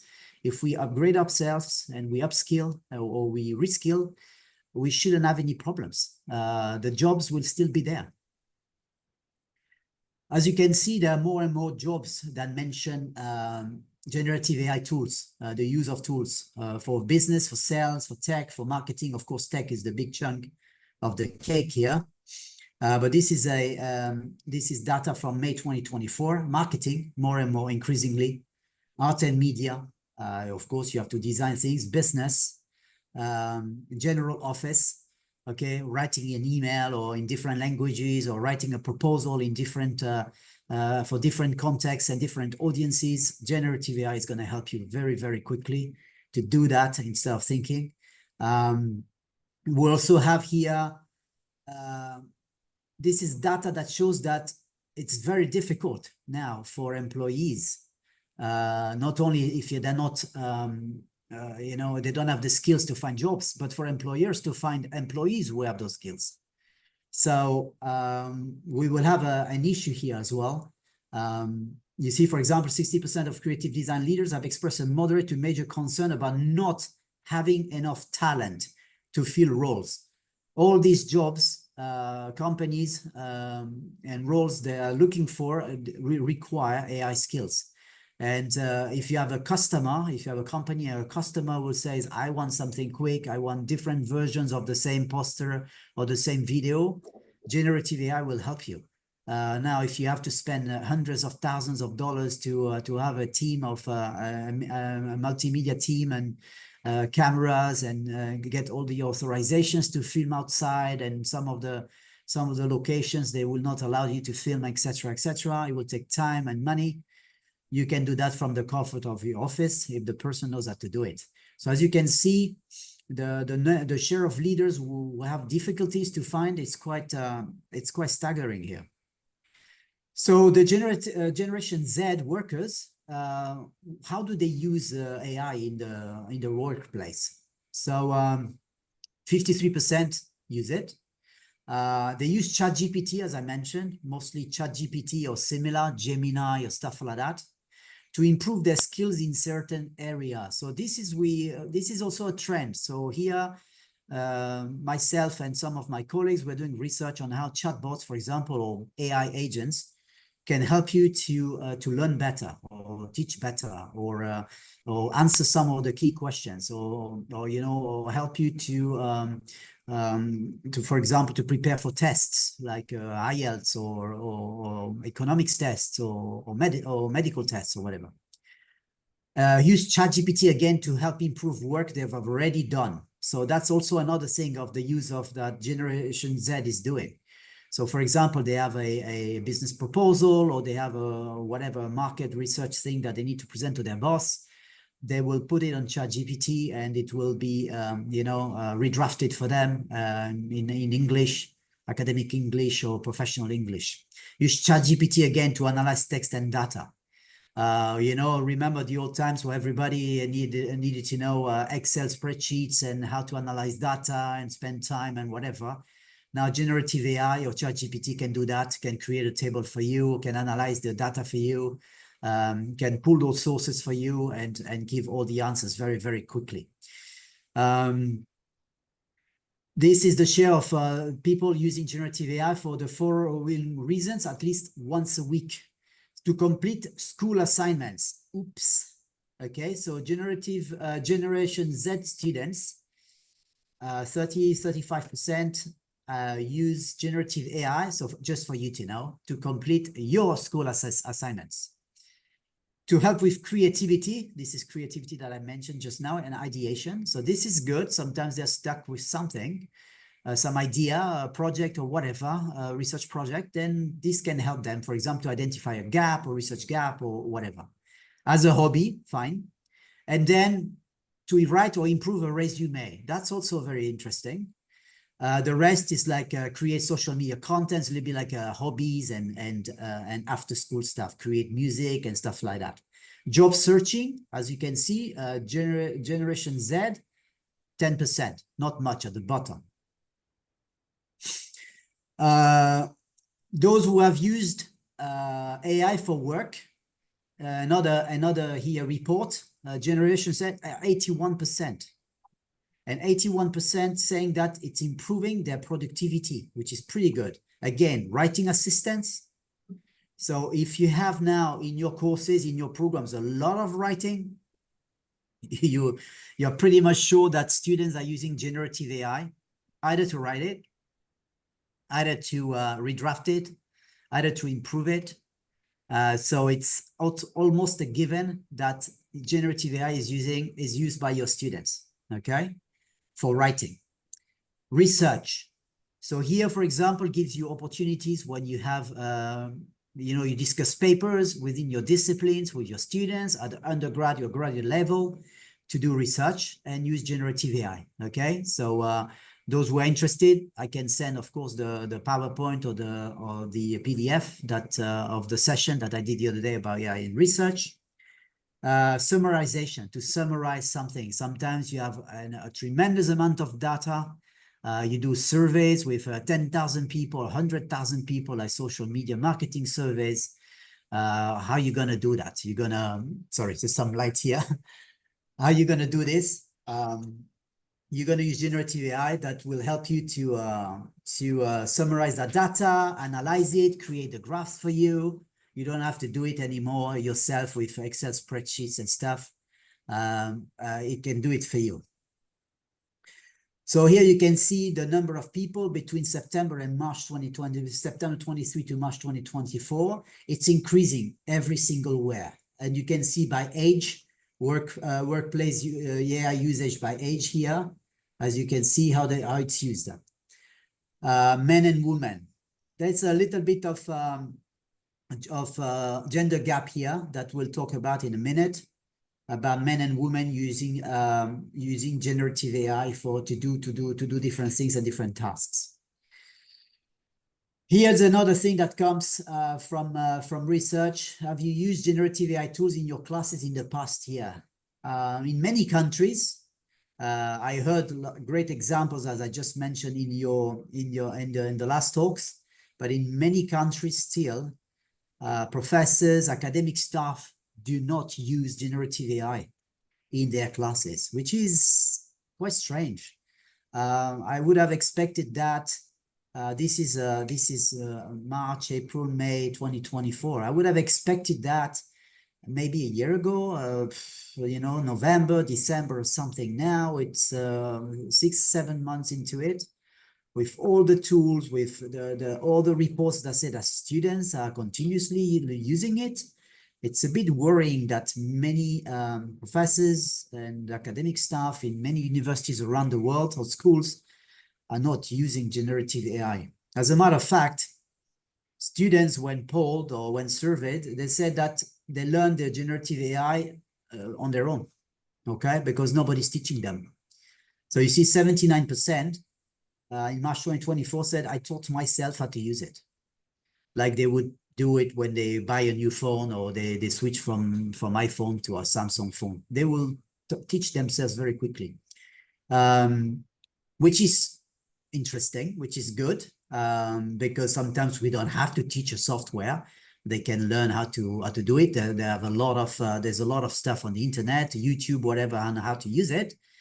But there's something that's probably missing if they are not taught how to use it. The ethical uses of it, maybe. Okay, you know, in some countries there are a lot of plagiarism cases, so you have to be careful with this. Sometimes they learn from their friends and peers. Online tutorials, as I mentioned, and you see 15% formal education, which here I suppose it means at school or at university. So I think we should increase that. As I mentioned before, I'm not going to repeat it, but maybe, you know, when you talk with your academic team within your programs, with your colleagues over coffee or whatever, and say, okay, in this course, how can we, you know, embed a few things related to how to use generative AI, for example. Okay, in my course in philosophy, in my course in biology, in my course in chemistry, how I do that. Okay, you can always find things. The other day I was asked by a university in Texas to prepare a presentation about how to use AI for chemistry at undergrad and graduate level for faculty and for students.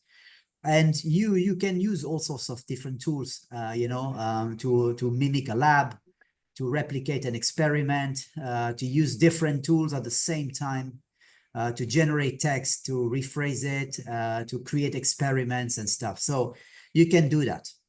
Has AI impacted your learning and development at work? Generation Z says yes, as you can see. Positively, I'm learning more at work when I use generative AI. So that's important, because if they don't have the skills, they might have difficulty to learn the job, to get jobs. They might have difficulties to fit in when they get a job. They might not learn as much in the job or in their role if they don't have those skills. So here it's important to remember that when they have the skills taught properly, and when they find a job, when they graduate, they will actually learn faster and they'll be more positive about their learning experience in their new jobs.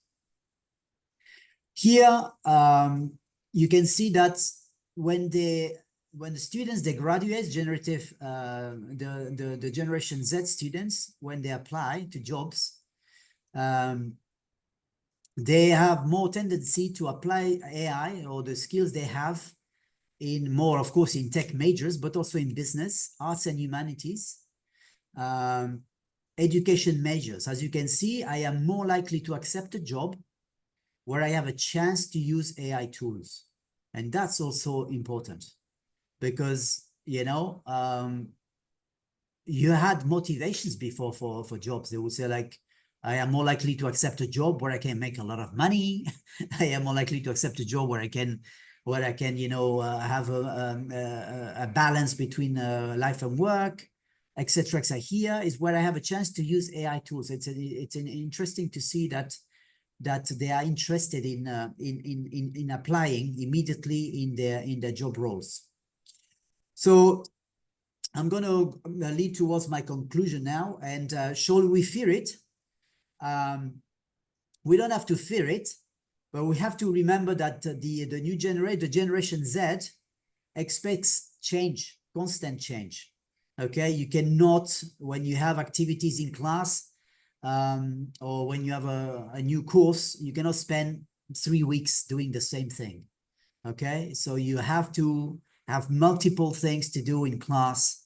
Okay, online activities, teamwork activities, presentations, use generative AI, all sorts of things. This is what generative AI, Generation Z is expecting according to this Stanford report. Number 2, Generation Z is pragmatic. They don't see us, faculty, professional staff or anything as the experts anymore. The experts could be generative AI, could be the chatbot, could be something that they read from the internet. And that's why we need to still think about how do we present things to students? How do we help them, you know, detect what fake news are? Okay, the fake videos you saw, I suppose, the viral videos created by the different systems, Flux, etc., that show TEDx conferences with completely created faces and videos that appear human, but they are not human. Okay. Number 3, Generation Z wants to make a difference in the world. So what sort of projects, social projects do you ask them to work on? Real world projects, real work experiments. Generation Z values collaboration and teamwork. Unfortunately, it seems like the use of generative AI and AI is not promoting a lot of teamwork. Before somebody like would go, like us, for example, stand and go to my colleague and I say, listen, I'm not quite sure how to do this. Can you help me? Now you just type it on ChatGPT, Gemini or Llama, whatever. How would I do this? And that's it. And the chatbot will answer. Okay, I am an entrepreneur. I need to write a business proposal. Can you help me? Can you give me the steps? Instead of me going to bang on the door of a business professor and I say, Professor, I am not sure that I have to do a business proposal. Can you tell me how to do those steps? So they value collaboration and teamwork. So we need to really think about how we do that in the classroom. Because if we just tell them to use generative AI on their own, so definitely they will not work together. Okay. And Generation Z looks for trust and authenticity. So again, fake news, again, explaining to them that what's the meaning of authenticity when we do research, and when we present things to them. So the key takeaways here, according to Talent LMS, is AI is more important to them than you as a manager or their boss. Okay, they think that AI has better answers, is more knowledgeable, is more intelligent, is quicker, is faster, than their boss, which is quite scary. Okay, they know that we know that the generation Z, they said that the AI has a positive impact on their skills, so they're going to use it. And if you don't teach that in your courses or in your programs, then they will learn that on their own. And we also know that they think that Generation Z, they don't interact much with their colleagues because of generative AI. So you will have to find opportunities for them to use it.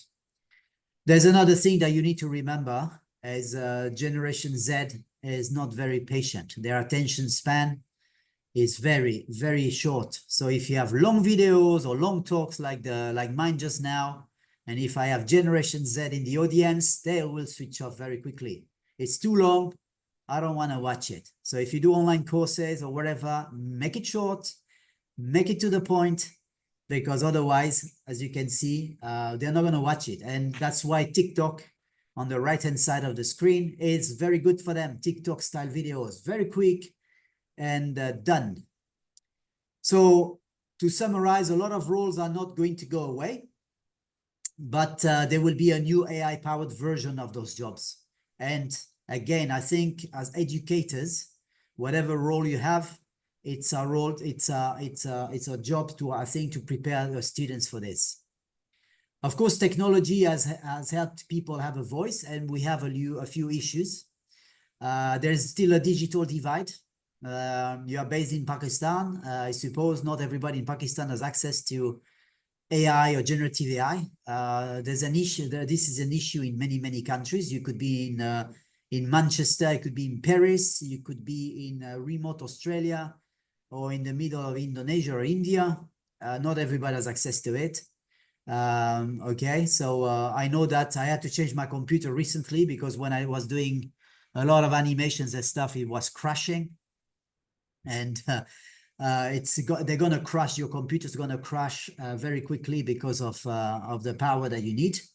There's also a gender gap, as I mentioned. And as you can see, the adoption of ChatGPT across occupations, but also across gender. That was a recent data by Statistics Denmark, 100,000 workers from 11 occupations. As you can see, again, there's a gender gap in terms of professions about how they use it. Don't ask me why. I'm not quite sure why, but we need also to try to address this. And it's a bigger event for Generation Z.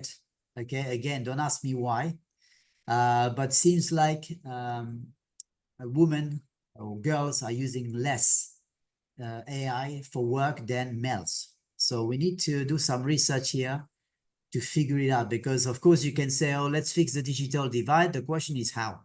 Let's fix the fact that there is a gender gap in AI for female and I, but how? And what are the reasons for this? So these, I think, is great avenues for research in different disciplines and different countries. So preparing higher education institutions for the future, I think we need to invest in training faculty and staff within your teams, within your different departments. Coach your colleagues, coach the students on how to use AI, how to integrate it, how to embed it. Students need to be equipped. So I just received a request by a university in Hong Kong yesterday about workshop for students, about how to use prompt engineering properly, how to ethically use AI and stuff like that. We need to think about how to use AI and generative AI to do teamwork exercises, teamwork projects. There should be clear policies. Some universities have very vague policies about how to use AI. Okay, so you need to be very precise. And of course, sometimes it's like an institutional policy. Does it reflect your discipline? Is it applicable to what you do in your courses, in your programs? So we might need multiple AI policies about AI bias, privacy, and accountability. And of course, as I said, address the digital divide, the gender gaps, according to the different contexts. And I'm not gonna explore this now because we don't have the time. And I know you're pretty tired after a long day of events and my long talk. So to finish my talk, will you be replaced as an educator? I don't think so. I don't know if you had a look at this book. It's called Wise Animals, How Technology Has Made Us What We Are. It was published a couple of months ago. And this is what it says. We co-evolve with technology as individuals, as we always did. Okay, when computers appeared, we evolved with it. When the internet appeared, we banned it immediately. We were scared of it. We said, oh, no, you students cannot use the internet, blah, blah, blah. Now they can use it. Then we say, oh, generative AI will replace us. The universities will disappear, blah, blah. No, we have evolved with technology. We'll continue to evolve. We fear it at the beginning, but then we use it. And then it's used daily, like in many places around the world. So universities, your university, workplaces, us educators will adapt to change as we always did. So we don't have to fear that. We just have to use it. We have to embrace it, ethically use it. We don't have to block students from using it because I don't think there's a point anymore in doing this. We just have to be positive about it and always think about upskilling and learning as we always recommend students to do as educators. We should walk the talk and do exactly the same as we say to them, and practice what we preach. And thank you very much for your time. I hope I was not too long. And if there are any questions in the audience, I'm not sure if I can hear them, but if there are, please send it to Dr. Roxana or contact me on LinkedIn. I'm on LinkedIn. You can see my email at the bottom of the slide, or you can find me on LinkedIn. And once again, thank you, the team at CLT for the invitation. And thank you very much, all of you, for being here with me today.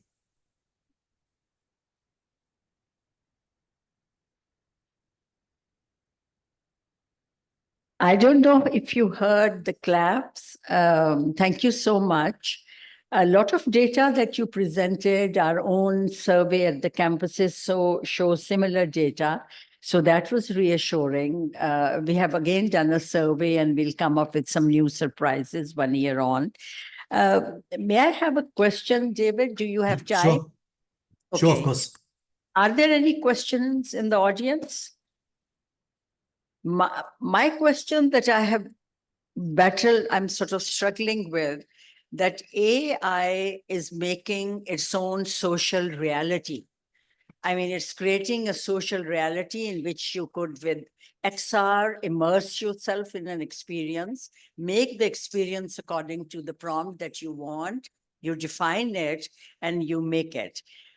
And yet, when we talk about the world moving forward, it talks about teamwork and collaboration, and those are the skills and empathy and the soft human skills of social interactions it is important. If we are to survive as a whole, we have to work with each other. So how do these two, counter forces, how do you see them coming together?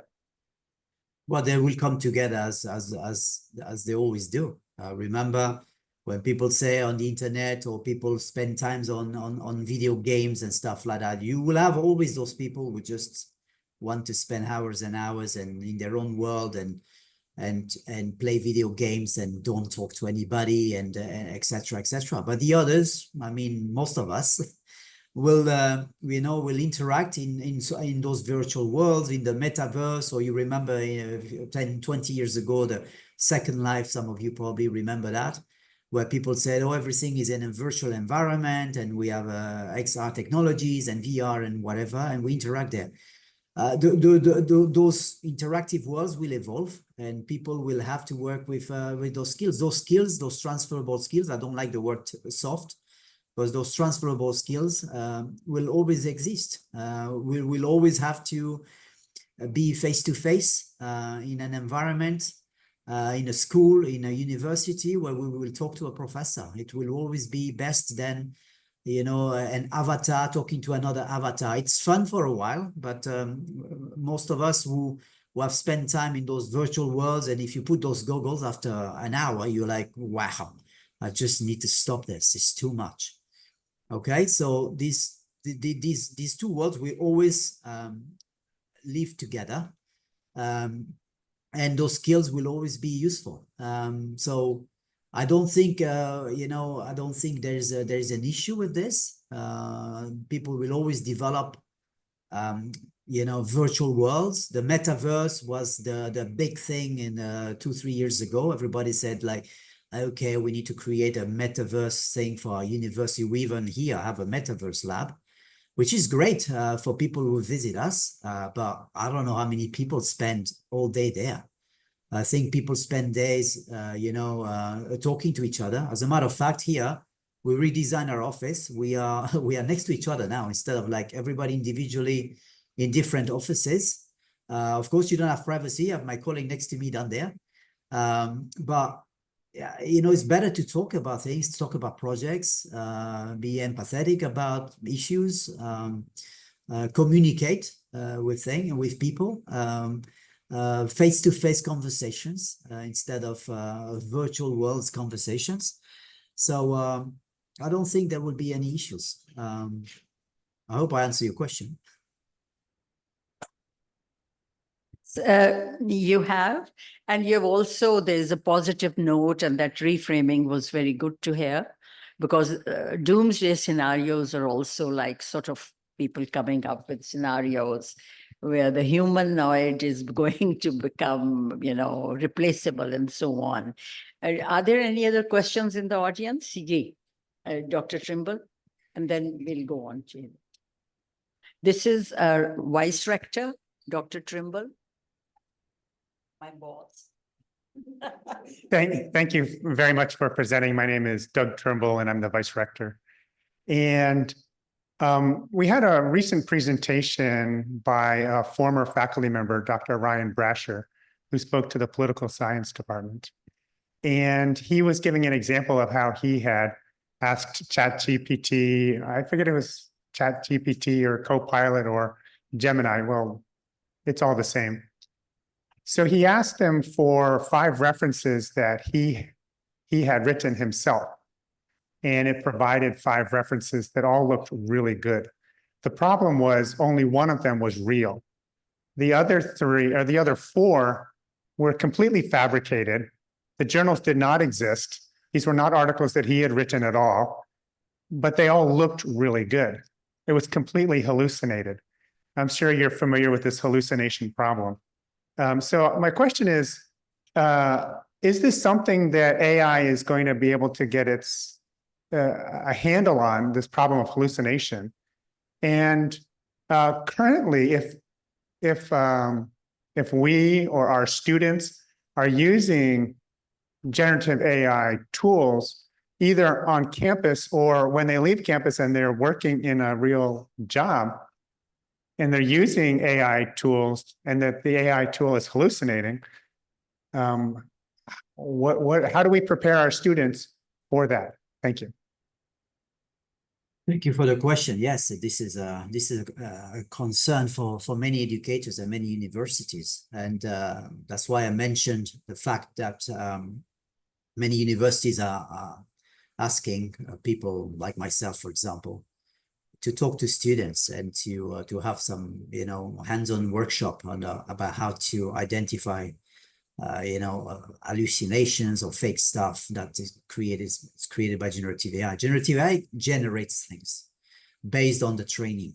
You know, as you know, if a particular chatbot, let's say Gemini, is not trained on something, because it costs a lot of money and it takes a lot of time to train them on something, then it will answer whatever. It will fabricate an answer for you to be happy with it. And this is the research we've been doing. So we've been doing research on economics. We've been doing research on statistics and calculus, different chatbots. We've been doing research on recently on entrepreneurship. And we ask the questions to different chatbots and we compare the answers. And we see that some of the chatbots answer very, very well. And we have the experts there, okay? So we have economists who have chat professors or professors of economics or professors of statistics that verify the answers. Some of them are great. Some of the chatbots, they just give you BS. So in other words, it's completely fake. The answer is completely fake. So we have to be very careful with this. First of all, do not use a lot of data and put it out there in some of those chatbots because you don't know where it goes. So we have to be careful, like private data, names, IDs or whatever. They will take it and then they will use it. You don't know where it goes. Second, we need to inform students or whoever was using those chatbots that the answers can be completely wrong. So if you're an expert, well, you identify it. So your colleague in political science realized that he never wrote those papers and the generative AI just invented it. And that's a big concern. But if you're not an expert, you're a student, and then you say, okay, I'm going to do an essay on something, and I'm going to cite these 5 references. Among the 5, only 1 is correct.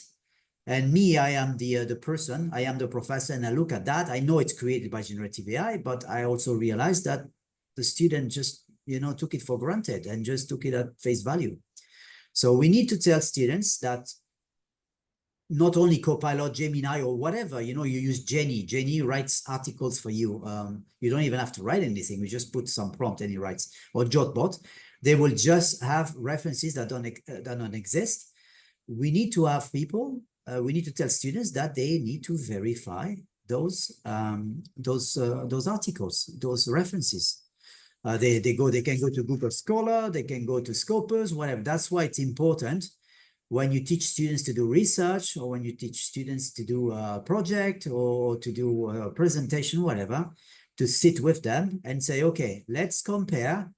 Let's use Gemini, Copilot, or whatever, and sit down and let's ask them something to create a little draft article or draft abstract of something, and add 5 references or 6 or 10, and then check if it's correct. Of course, you have other ones that you can use. You can use SciSpace, or you can use PaperPal or whatever, and most of those references, most of those papers exist. Okay, you will click on them and they will redirect you to Google Scholar or wherever. But those chatbots that are commercially available, they just answer if they've been trained to answer on that particular topic. So if I want to have, if it has been trained on, on the computational biology, it will answer. Okay, if you say, oh, I want to, can you explain what is a single cell RNA? I don't know what. It will answer. If not, it will just invent crap. And again, if you're not an expert, then you copy paste, you put that in a project, and your teacher is upset. So in short, it will take a lot of time for those chatbots to be trained properly. The more people use it, the more they will be able to answer accurately. And we test them, and we see that they answer better and better, but not in all disciplines. So you have to be very, very careful.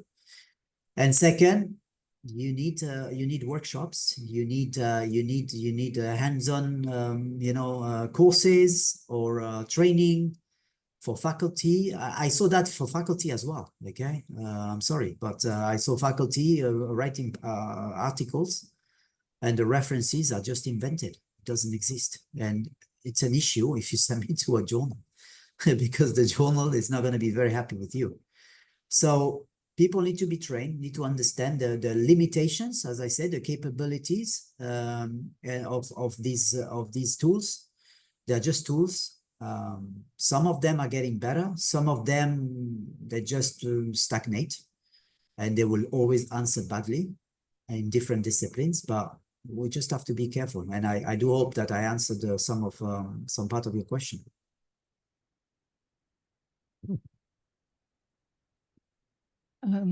Dr. David, thank you very much for enlightening us and summarizing the things which we were discussing this morning.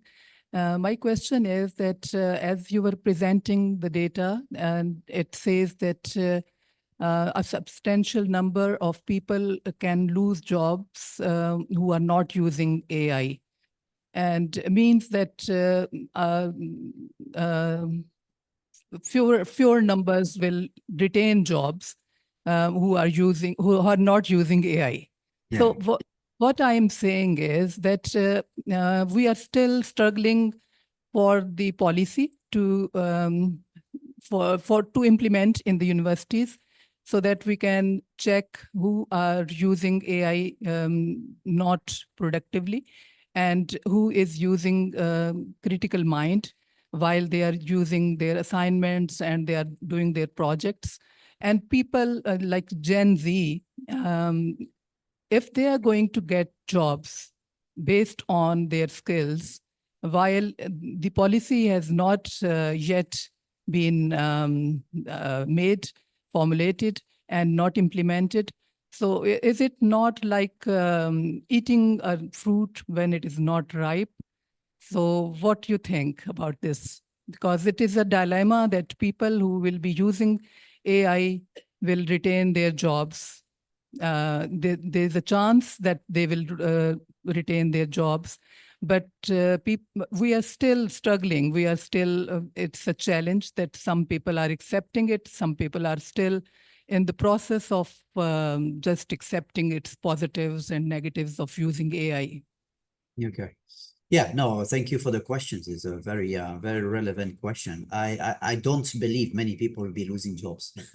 I just show it to you, but I don't believe in this.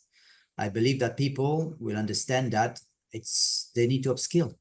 You know, like we always upskill. You know, when I arrived in Hong Kong in 1993, I was 23 years old. My brother is a computer scientist. We had computers at home. And then I arrived in the office and I said, that's an email. It was 1993. I said, what? An email? He said, yeah, that's a computer. It's an email. Open the email. I had no clue how to use it. Okay. So, and my brother was there all day with computers. So I had to learn how to use it. And then the internet came, and then we all learned about this stuff. Okay. And we learn it because we need it. We need to function in this society. All right. When you know, you go to a bank in Spain and then there's nobody at the counter to process whatever. There's no teller there behind the counter, and then they say you have to use the app. Many people, like your mother, your grandmother, they have no clue how to use an app, but guess what? They use it. I remember when my mother, for the first time, she used Zoom, and then she said, "Oh, I see you on the internet. I see you on the screen." She had no clue how to use it. After that, she knew how to use it. And my mom was born in 1923. So she saw the TVs, internet, cars, planes, whatever, everything being launched and created and stuff. So people adapt with it. It will take time for people to adapt to new technologies. And we know that, if you look at the history of technology. So don't wait for policies. Policy sometimes, like a government policy, sometimes it takes years. A minister changes, the policy changes. I'm not saying that your president at the university will change, but you might have somebody else that would say, I don't like this policy, or we have to update it, or whatever. Don't wait for that. You don't have a policy to teach in your classrooms, within the four walls of your classrooms, and within your programs. I suppose that you are free to teach, the content of your course. Sorry, the light again. And also the some of the content related. We have automatic light that switches on and switches off. Thank you. When we don't use it to save energy. So within the four wall of your course, you have the flexibility to teach skills, right? You can teach communication skills, presentation skills, AI skills. You can teach some of the AI skills. So don't wait for a policy. Now, as faculty members or colleagues saying that I'm not going to use it, sure, okay. You can go from one place to another using, the old style of driving and looking at the indicators in the streets. Or I can use Google Maps because it's easier, it's more convenient, maybe more accurate. All right. Am I going to trust Google Maps? Sometimes I do, sometimes I don't. Sometimes it takes me to a place and I go like, damn, where am I? This is completely wrong. This is not where I wanted to go. Okay. But it takes time. It was a time where people say, I don't need a mobile phone, or I don't need a pager. Remember the old times, the pager? I don't need a mobile phone. Until your brother, whatever, who's maybe 10 years older, 15 or 20 years older than you, say, oh, I need a mobile phone because my customers, they use mobile phones and I need to be reachable. And then, it takes time. Okay, we learn how to use it. We practice with it. But what I'm saying is, like, you're not going to lose your job as an educator, because we will always need people like you and I in front of students, sharing our expertise, sharing what we learned or during our masters or PhDs or whatever. And what we learned when we were a student in masters or PhD is maybe now obsolete. And what we do is read our research articles, we upgrade ourselves, we learn more, we go to conferences, as I mentioned, we read books, we read all these new trends in research in our disciplines. It's what we do. And I am a social scientist, or I am a biologist, or I am in a business school, and I realized that if I want to write a business proposal, or I want to do a business speech for my students, or if my students want to do one, generative AI could help them do that in 10 minutes. And the 10 minutes instead of doing it in 1 hour, and the 10 minutes, the 40 minutes they save, they can focus on helping write a research paper with you. Oh, I think it's a good deal. All right. But we need to teach them how to use it. So in short, don't be scared. As I said, if you upskill, like we always do, like we always learn how to use a new computer, a new app on your phone. You know how to use a new car. You purchase a new car, like a new Tesla. You never drove a Tesla before. You have screens everywhere, and then or a new Chinese car. You don't know what it is. You need to press the buttons. You have no idea what it is. You will learn how to use it. Some people will go for it very quickly. Some people will take more time. But there's no fear. And if your colleague, for example, says, I don't want to use it, I don't have any interest in it, good for you. But remember, your students are in front of you, and your students are using it. So there will be a little disconnect between you and them, because they're going to be using it. And the fact that you don't want to use it is your right. Sure, don't use it in class, don't use it in your daily life. It's your right. But the students might expect you to use it, because some of them are paying. Some of them, want to use it because they want you to be able to show them how to use it for their future careers. And we know that the careers now, and when I say future, the careers now, they request you to use AI. Okay, I'm talking to companies, I'm talking to different the other day I was doing a presentation there were different companies in front of me, and they all said we need to use it.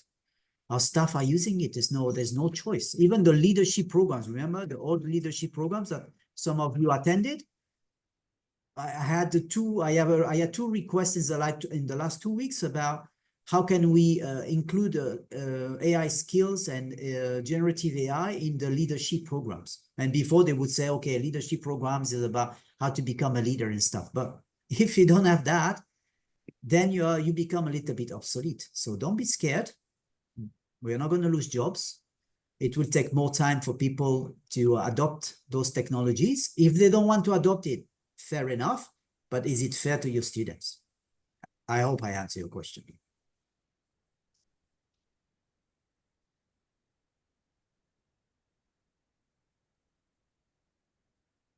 I don't think my faculty wants to see you go, but we'll have to call it to a close. Thank you so much for your time. And well, thank you very much. Excuse me, Dr. Ruxana. There are lots of people on Zoom, and there are other faculty also in another room. You see some empty. Hello. That's for a short review. Hello. Yeah, I am sorry, we will have to close it now. It's already late. So I apologize. Our faculty in room 038 could not get a voice for various reasons of time. And David, thank you so much. I don't know Thank how you. long Thank we you. keep on pestering you, but we have Anyways, you know where to find me. Any questions, send an email, find me on Absolutely. LinkedIn. I'll be glad to answer anything if I can. Yeah, I know you are very busy and you do lots of sessions elsewhere and, in your time as well. So thank you so much. Really. Thank you for the great. invitation, and I hope you have a great day and a great end Yeah. to the great day. Thank Thank you, everybody, and see you later. Yeah, thank you. Bye-bye. Now we have a question for all of you. I have a feeling do you want to proceed? We have a couple of things that we haven't touched. We want to, the faculty voices, 1 minute to nail it is still left. And if you are eager to go on, we'll continue. We would love to hear your voices. And then there is a session by Mavish that I think we wanted to have an session with you about the issues that you stated, that you were feeling, that you stated as prominent in your academic and admin roles. Now, the choice is, we want 1 minute to nail it. We'll take another half an hour because we have some speakers. If you, yes,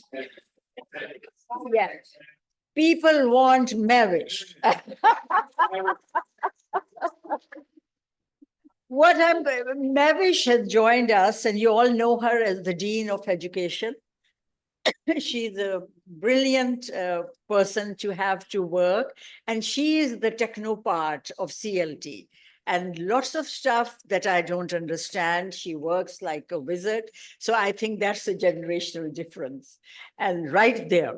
And so she has got us to go on social media and LinkedIn. She made me make my profile on LinkedIn, put my photo there, and there you go. And that's where we got connected with David. David L. So David connected us on LinkedIn, and I think Mavish was there first because I wasn't there.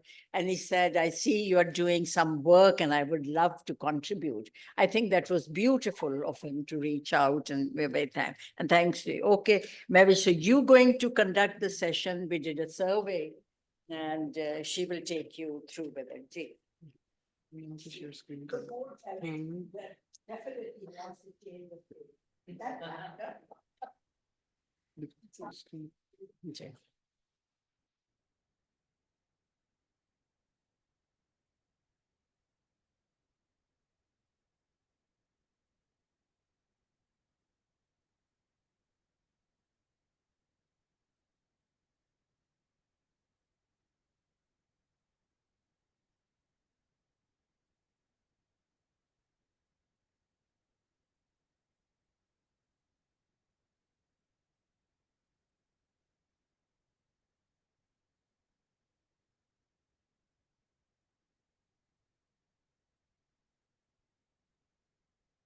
All right, thank you so much. It won't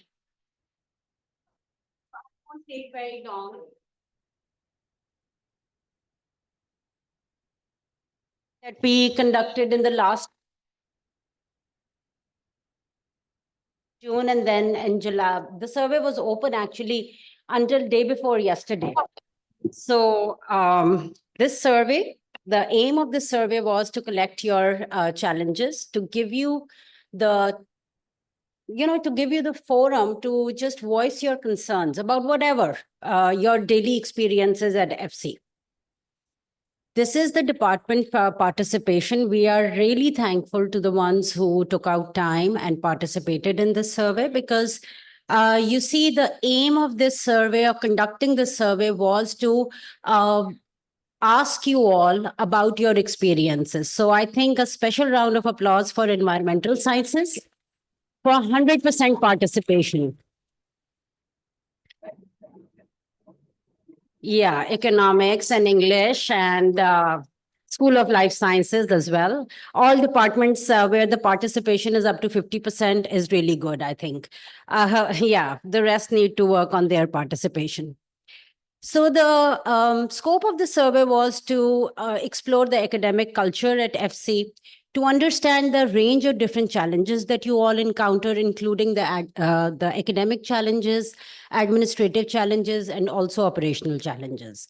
We wanted to see that what sort of support is available to you on campus, and how do all these experiences impact your commitment towards the university. So talking about the academic practices, the emerging trends that we explored, we came to know that there are inclusive teaching methods commonly used on campus. Most faculty adheres to the syllabus template that's available to them. And 75% say that they actively use Moodle as well.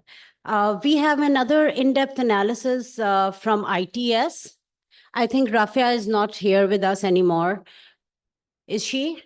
No. So this is an overall analysis done by Rafia. She's our business analyst, and a special thanks to her for joining hands with us to do this in-depth analysis of Moodle. So this can show you the figures. There is a slight contradiction in what faculty has reported and what the real data says. The underutilized practices. The topmost is experiential learning, which is, in my opinion, it's really important. And maybe this is what manifests in your academic challenges, which we are going to talk about in the next slide. Involvement of students in community engagement projects. Once again, it can be linked back to the experiential bit of learning, but that's also missing. Another thing that came out to be an area for improvement is use of AI guidelines. I don't call it a policy, but definitely this is a new tool, and students have to get some kind of guidelines to define the ethical use of AI, right? So these are all the things that were reflected in the survey that we conducted to determine the status of use of AI on campus. Unfortunately, I couldn't get a chance to present it, but these things are resonated with the findings of that survey as well. So about the academic challenges, the top challenge, which is most critical for us, is students' academic attitude. That manifests in low motivation, compromised work ethics, compromised work quality and integrity. Now, these are not small issues. And maybe these are the product of not using many experiential learning strategies, right? Other issues include a lack of global partnerships. This is confirmed by the students as well. In the students panel, they said that there should be more opportunities for them to collaborate with peers from other disciplines, other subjects, other universities, and definitely collaboration improves the motivation levels and also the levels of engagement. Lastly, faculty says that they struggle between keeping a balance between teaching and their research expectations. This will be again repeated as one of the key administrative challenge. Once again, the topmost administrative challenges students conduct on campus, which is manifested in the kind of social interactions that we see around, their behavior, dress code, and overall campus decorum. Faculty believes that the funding and resource allocation could be improved. There is a little bit of dissatisfaction or a mixed opinion about faculty evaluation process. I conclude it as an outcome of the struggle that faculty encounters with to keep a balance between their teaching workload and research expectations. Maybe that is where it is. That's where it is rooted. Another issue that's prominent is the power politics within departments. Talking about the operational concerns, these are mostly rooted in space and resource allocation. The Vice Rector's office is aware of this. A task force has been developed to, they're thinking about making a new building probably. So these things are already in consideration. The people who are responsible for this are talking about it. They are mindful of this. Another problem that came out really strongly is the dissatisfaction with financial procedures. These financial procedures are not limited to only your salaries, but we consider that these also include the budget allocations to different departments and the purchasing mechanisms which are in place at FC. So faculty thinks that these are very tedious procedures, could be made better. And I'm very happy that Mr. Furqan is here. He's aggressively taking notes. So I think that he's going to make these things better. Yeah. Now I've selected the top 4 challenges here on the screen. The challenges which are listed in the end: reliable internet on campus and financial procedures. These are service-oriented challenges rooted in to one department only. Executive team members of these departments are mindful of these issues, and they are going to address these issues in their own way. What we are here for is to make things better for students and to improve the students' learning outcomes. So I'm going to select only the top 2 challenges, that is students' conduct on campus and low motivation levels. So now I want you to please use your mobile phones, log on to menti.com, enter this code.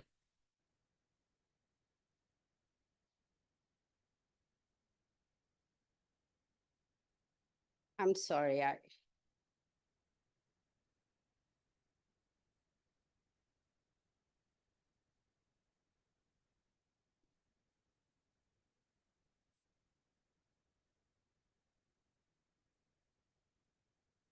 Sorry, I just want to log on myself as well. So 6480-5458. I'll just quickly explain it to you, what you have to do. Enter this code and you'll be taken to an interface where there are 9 variables listed. Not yet, because I have to log in first. So just give me a minute.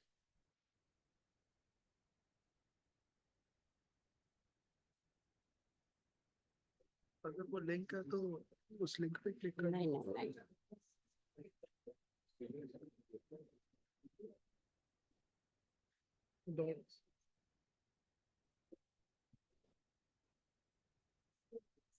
I have to log in first, only then the slide will be visible to you.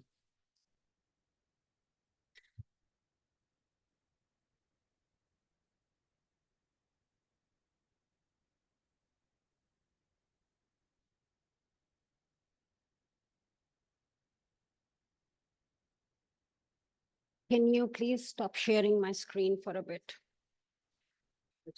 आप अपनी वहां से on कर लें।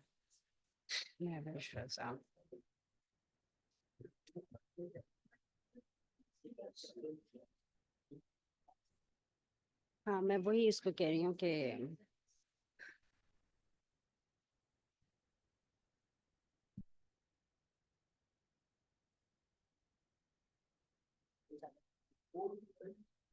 जी, just a second.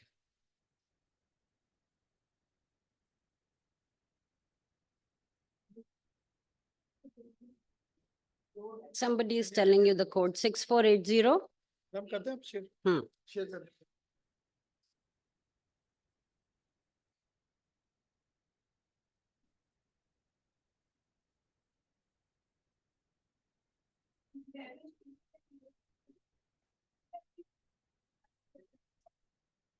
Really? But the internet is working. Please connect to the Wi-Fi faculty. That's working. Here's the code.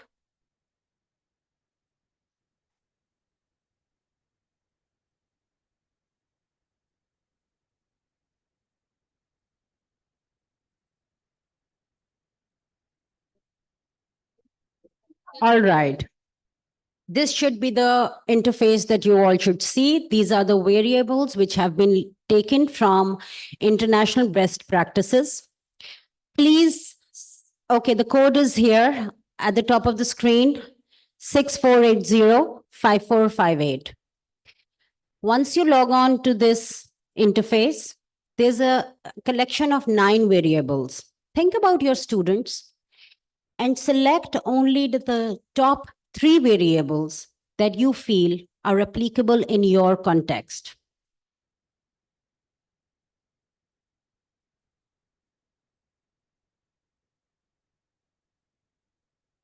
Great. So far, I have 10 responses. Excellent.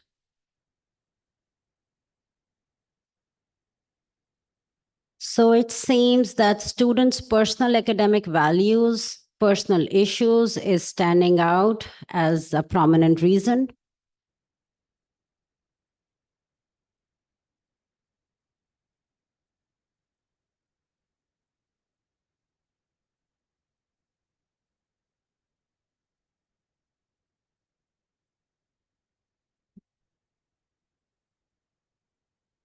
Great. So I'm going to change the slide now.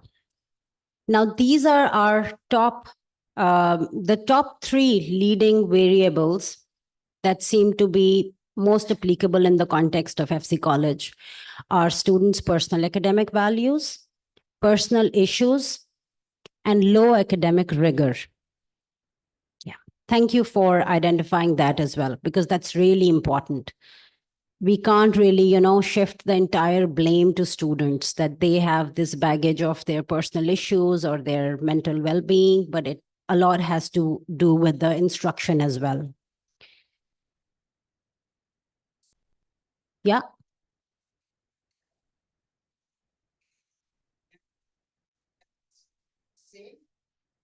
Could be.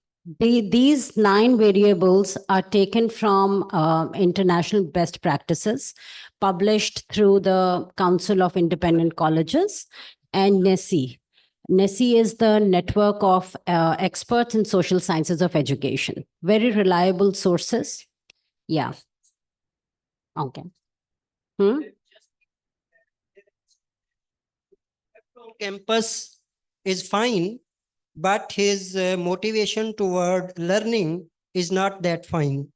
Is it possible? Yeah, it can be possible. Then how And can in we that case, reconcile?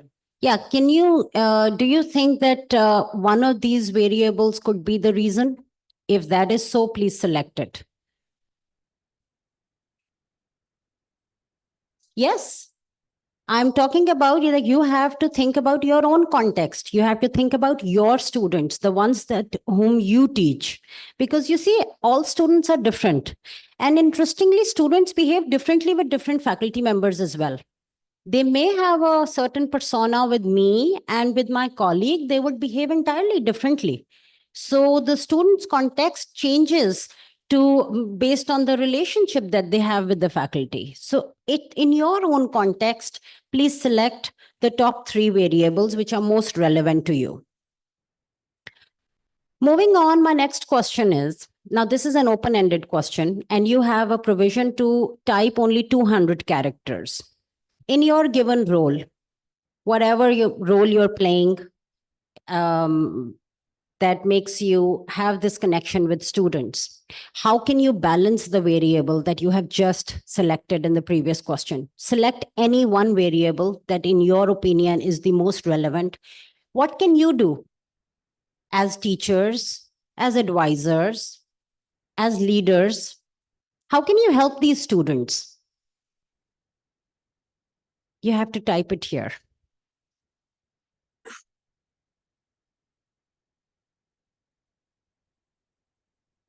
Great. Thank you. Your responses will be recorded, of course. This is anonymous. These will be shared with the Vice Rector's office, and next steps will be defined based on these responses. So please be as candid as possible.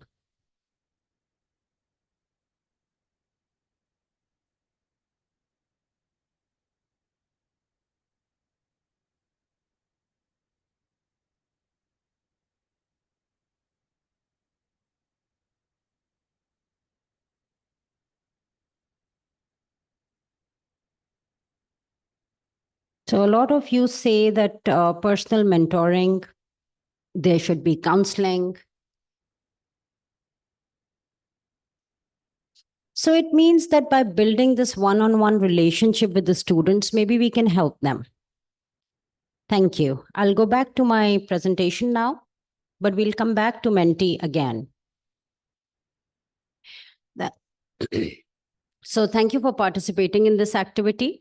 Now, talking about the support services, there's plenty of support available for faculty as well as students on campus. Now, let's see how faculty perceives that support. The top 6 departments that faculty has rated as outstanding support are here on the screen. They include CLT, security, HR, advising, Vice Rector's office, and library.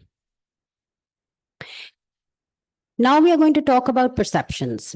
Faculty's perceptions of campus involvement show that they are, they're fine with the kind of training and support available for them to keep abreast with the new teaching trends. They feel good about the gender inclusivity on campus. There's a general sense of respect. And overall, there's a high satisfaction level with the overall campus culture. Some think that they need more professionalism across campus. Now, the term professionalism, it remains ambiguous, right? We can associate this term with too many actionable or too many actions in a way. So it's difficult for us to say that what does professionalism mean? And also, as Dr. Ruxana said earlier, that perceptions are not reality. This is your own lens through which you see things. Faculty struggles with work-life balance. They think that they should be provided with current technology for teaching and research, which means that we need paid subscriptions of different applications and tools that can assist us. And faculty thinks that their voice is not adequately heard and their opinion does not matter. Generally, faculty thinks that there are mentorship opportunities on campus, there are leadership opportunities on campus, and their service and contribution is acknowledged. Now, once again, I want you to go back to Mentimeter.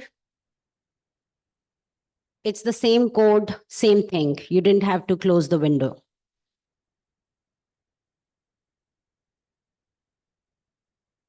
Now, keeping in mind your problems, your issues, what do you think, what should we do at FC as an institution? What should be our way forward? Should we review the program learning outcomes from the employability lens? Should we promote experiential learning? And experiential learning can manifest in more than one way in the way we teach. It includes the lab work, the demonstrations that we do, even the practicums, the internships that we ask the students to take up in the job market. All of that is a part of experiential learning. Should we promote students' self-regulation? I think as an institution, we should really work and be focused on how to promote students' self-regulation, and should we promote interdisciplinary learning? If not global partnerships, I think as a liberal arts university, we can take this start from home. We can start collaborations amongst our own team.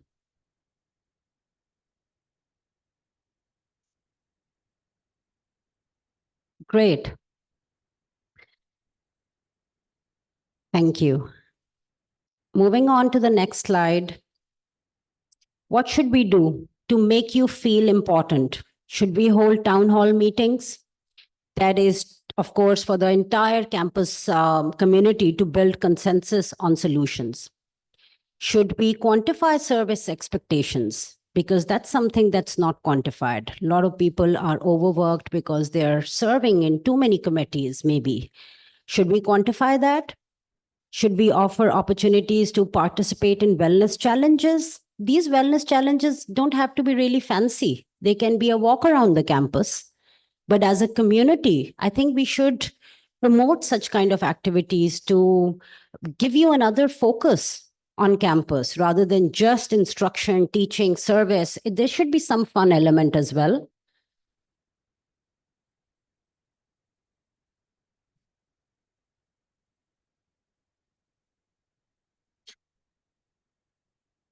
Great. So as you can see, the results grow bigger, and obviously we know that people want to quantify service expectations, and I hope that Vice Rector's office is going to consider this seriously and take this ahead, discuss this in executive meetings with the deans, and of course, they will come up with some kind of strategies for this.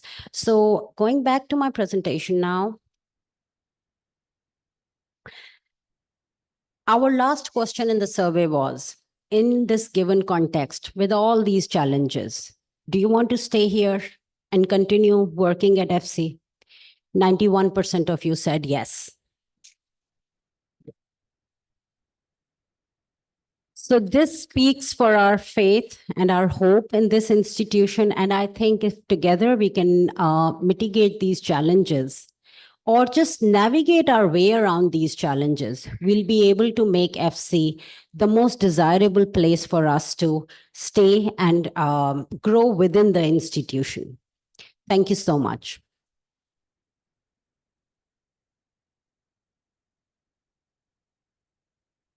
So this what she does, I can't do. Definitely.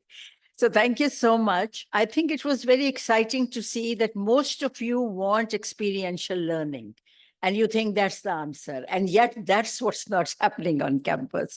I think if you see in your folder, we have given you the NSSC model that talks about what are high impact practices. And I would urge you to go over them and see how you can apply them in your teaching. We are going to sort of now close off, but before I do, I would like to thank some of the very, very important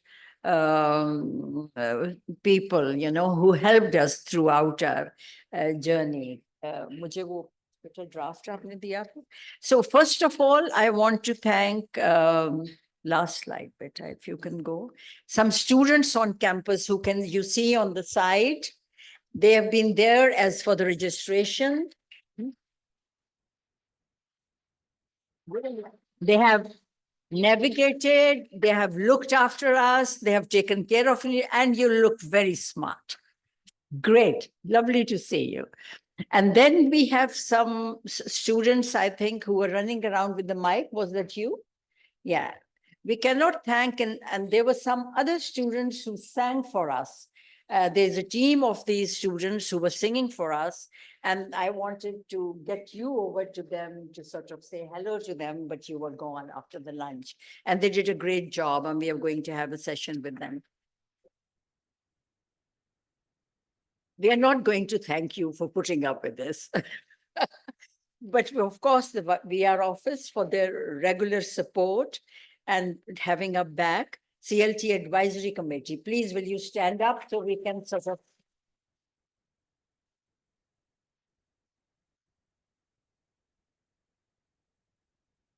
You helped us devise the agenda. You thought about it, what we are going to talk about. You gave us the themes, the topic to move on. And then you worked with us on the hiring of some new fantastic faculty that we have on CLT. And then you're now reporting, I think, and there were some key takeaways that you're going to thus present. And I'll call you, you're not going to do the key takeaway?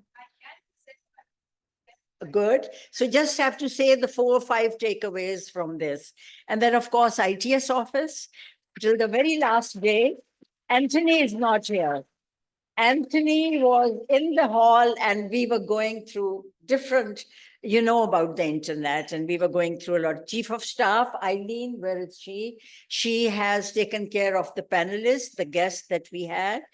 And of course, the purchase for being very magnanimous with some of the stuff that we wanted to do for a change. The communication, the buildings and works, and of course, can I have the new faculty, Mavish? Lovely to have you. And I really want a special shout out. Ifra, she is the education developer. She is an FC graduate and then a LUMS MPhil, right? And she still remembers LUMS. So I'm going to, but of course, yes, in some ways. And then we have a young research assistant who has joined us. And last but not the least, Gohar. I have to thank you for the flack you take from me and the, oh, no. If you can survive that stress, you can put up with anything in life. So I would like you, Agnes, very quickly to talk about some takeaways, and then I'll call the rector and the vice rector to thank you. I would really like to thank the vice rector office for supporting us throughout. It is for the first time that we truly have a CLT that seems to sort of come together, and it's no more like it's we, and it's such a beautiful collection of people, and all very, very active. And Rafia, I want you to be clapped. Please stand up. She's the Moodle person. We pester her no end, and she's always there. And we have done some changes with your feedback in the Moodle interface, and we'll do some more. You want to stand over there and speak? Over to you, G. Hello, everyone. Good evening. I'm Akhtar Aslam. I'm the chairperson for the CLT Faculty Advisory Committee. And throughout the day, our committee has been taking diligent notes, which we have recorded as a summary for today's events, and we'll be sharing them with CLT formally. For the moment, there are just a few things that I would like to highlight, which stood out to us throughout the day. The first is the discrepancy between what we say, as in the faculty and the students both, that, oh, we are prepared for the AI or we are using it, but the actual data in terms of both faculty and student preparedness doesn't support it. So that is something that is an important realization as we move on into a new academic year. The second thing that that we have picked up on is that we are still struggling with how we can use AI in our classrooms, and whether we integrate it in our subject-specific ways or in our general education ways. In both of these areas, there are many, many possibilities and opportunities, but we have, as a faculty community, not explored them sufficiently. The third takeaway, I feel, relates a lot to our to the future of our students. The keynote speech talked about Gen Z, but we are more than halfway through our Gen Z in our universities, and soon we'll be preparing for Gen Alpha also. So what are we going to do as a university and as faculty members to make sure that, these indicators for engagement, motivation, attention, they all don't dip down further? So that is a question that I would like to leave us all with as we step into the new academic year. On the agenda, you have a QR code. Please scan that and fill in your feedback form. In the meantime, I'll invite the rector, the vice rector, and then the rector. Yeah, we have emailed you the feedback form. Oh, we have emailed you the feedback form, please.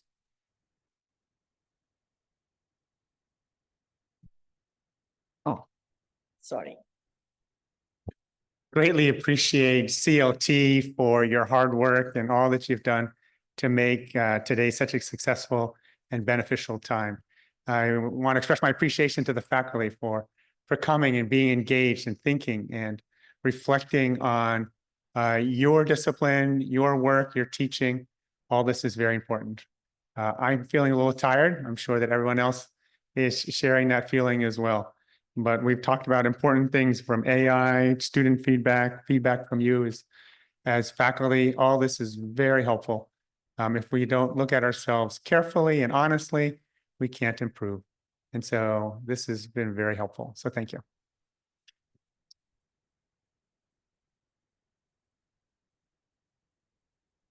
Yes, thank you very much. I'll have a couple of thoughts as well, just as we conclude. I did think that across my mind, and of course, Dr. Trimble mentioned it as well, is one thing about AI is it never gets tired. And of course, we've been here all day. It's been a wonderful day. And I kind of have taken a few notes. I just want to say a couple of things for me. Yes, toward the end of the day, one does get tired, but it's also been really exhilarating in so many ways. I took some notes for Dr. David. I mean, how brilliant was that to have him speak and the way he came here? I did write, brilliant for him because I thought it was most interesting in all kinds of ways. But I think what we just heard from Dr. Mavish was brilliant as well. And I think, everything to me has been excellent.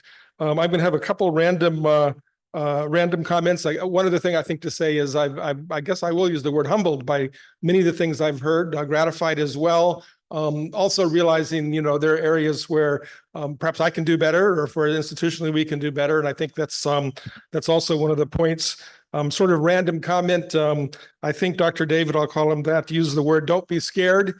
And again, I think all of us in this room, when we hear things, we have random thoughts based on our prior experience. So he says, don't be scared. And my mind immediately turned to the black cats around Lahore, no fear on their black, so that was part of it. I also, believe it or not, thought of John Paul II. I think when he became Pope, he said, be not afraid. But I will say that I think Dr. David's comments were encouraging because, everybody comes to the table with their talent. I've always thought I was a pretty good writer. And then I realized, number one, people that are going to be displaced by AI are the writing, depend on the writing. So I kind of feel my own little secret power has disappeared. Maybe the rector's update, I should transfer that to AI and let them do it. But I still have this sort of illusion that I can write better than AI can. So I'll probably continue to write. I think a couple things we talked about policy, and I think Dr. David talked about, we draw on our previous experience.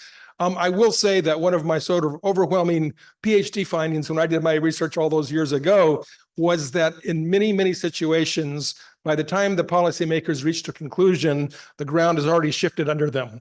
And I think when you think about how change works, I think perhaps now more than ever that's the case, that by the time the policymakers appear on the scene, it's already a mile back that, that their issue is. So I think that's part of it. The only other thing I'll mention in terms of technology, and of course this will date me, but all those years ago, I took my class, I guess it was in statistical methods, Dr. Stryker, my development professor, led a lot of work in Africa. He was waxing very eloquently about how in the future, you're going to do your survey research and you're going to have your survey instrument and immediately it's going to do your regression analysis and, help you out. And, he was, fixated on that, or this is my graduate school. He thought it was fantastic and great. I guess you'd call that an early form of AI that, you come in and it's done. And, my maybe stupid question, but I'm sort of, wrestling with this, I suppose, is my question is that, Dr. Stryker, so you're going to come into this African village with a household whose annual income is $300, and you're going to have your $300 contraption that's going to be asking the question. Isn't there some sort of disconnect between the two?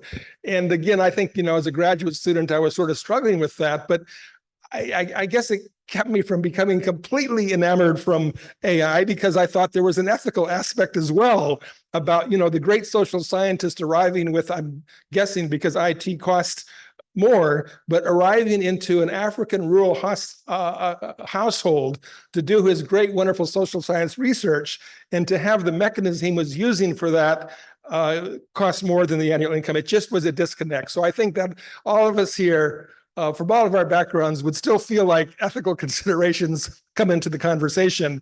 And that's what struck me as well. So I think as the day concludes, everybody had, I think everybody thought many parts of this were brilliant, but everybody had these sort of random thoughts that crossed their mind. And at the end of the day, I shared a few of my comments, and maybe some of yours were somewhat similar during the day as well. But again, what a fantastic thing. Maybe the last thing to say is I was at lunch with the guest speakers. It was wonderful to talk to them. Some of them I was surprised, not all of them are from academic environments, but they didn't think that necessarily every university in Pakistan has a faculty retreat. And they thought that was fantastic. And they also commented on the engagement. Looking at the numbers of faculty, they thought, wow, what a wealth of human, human strength, human knowledge just in that room. And I just will pass on that as they were departing, they were very impressed with their opportunity, but also the interaction with everybody here. So thank you. Thank you very much. So you've got your thanks from the rector. So thanks to you for bearing up with us, and goodbye. I hope you have filled out the feedback forms. We're always eager to improve. So please let us know. Thank you so much.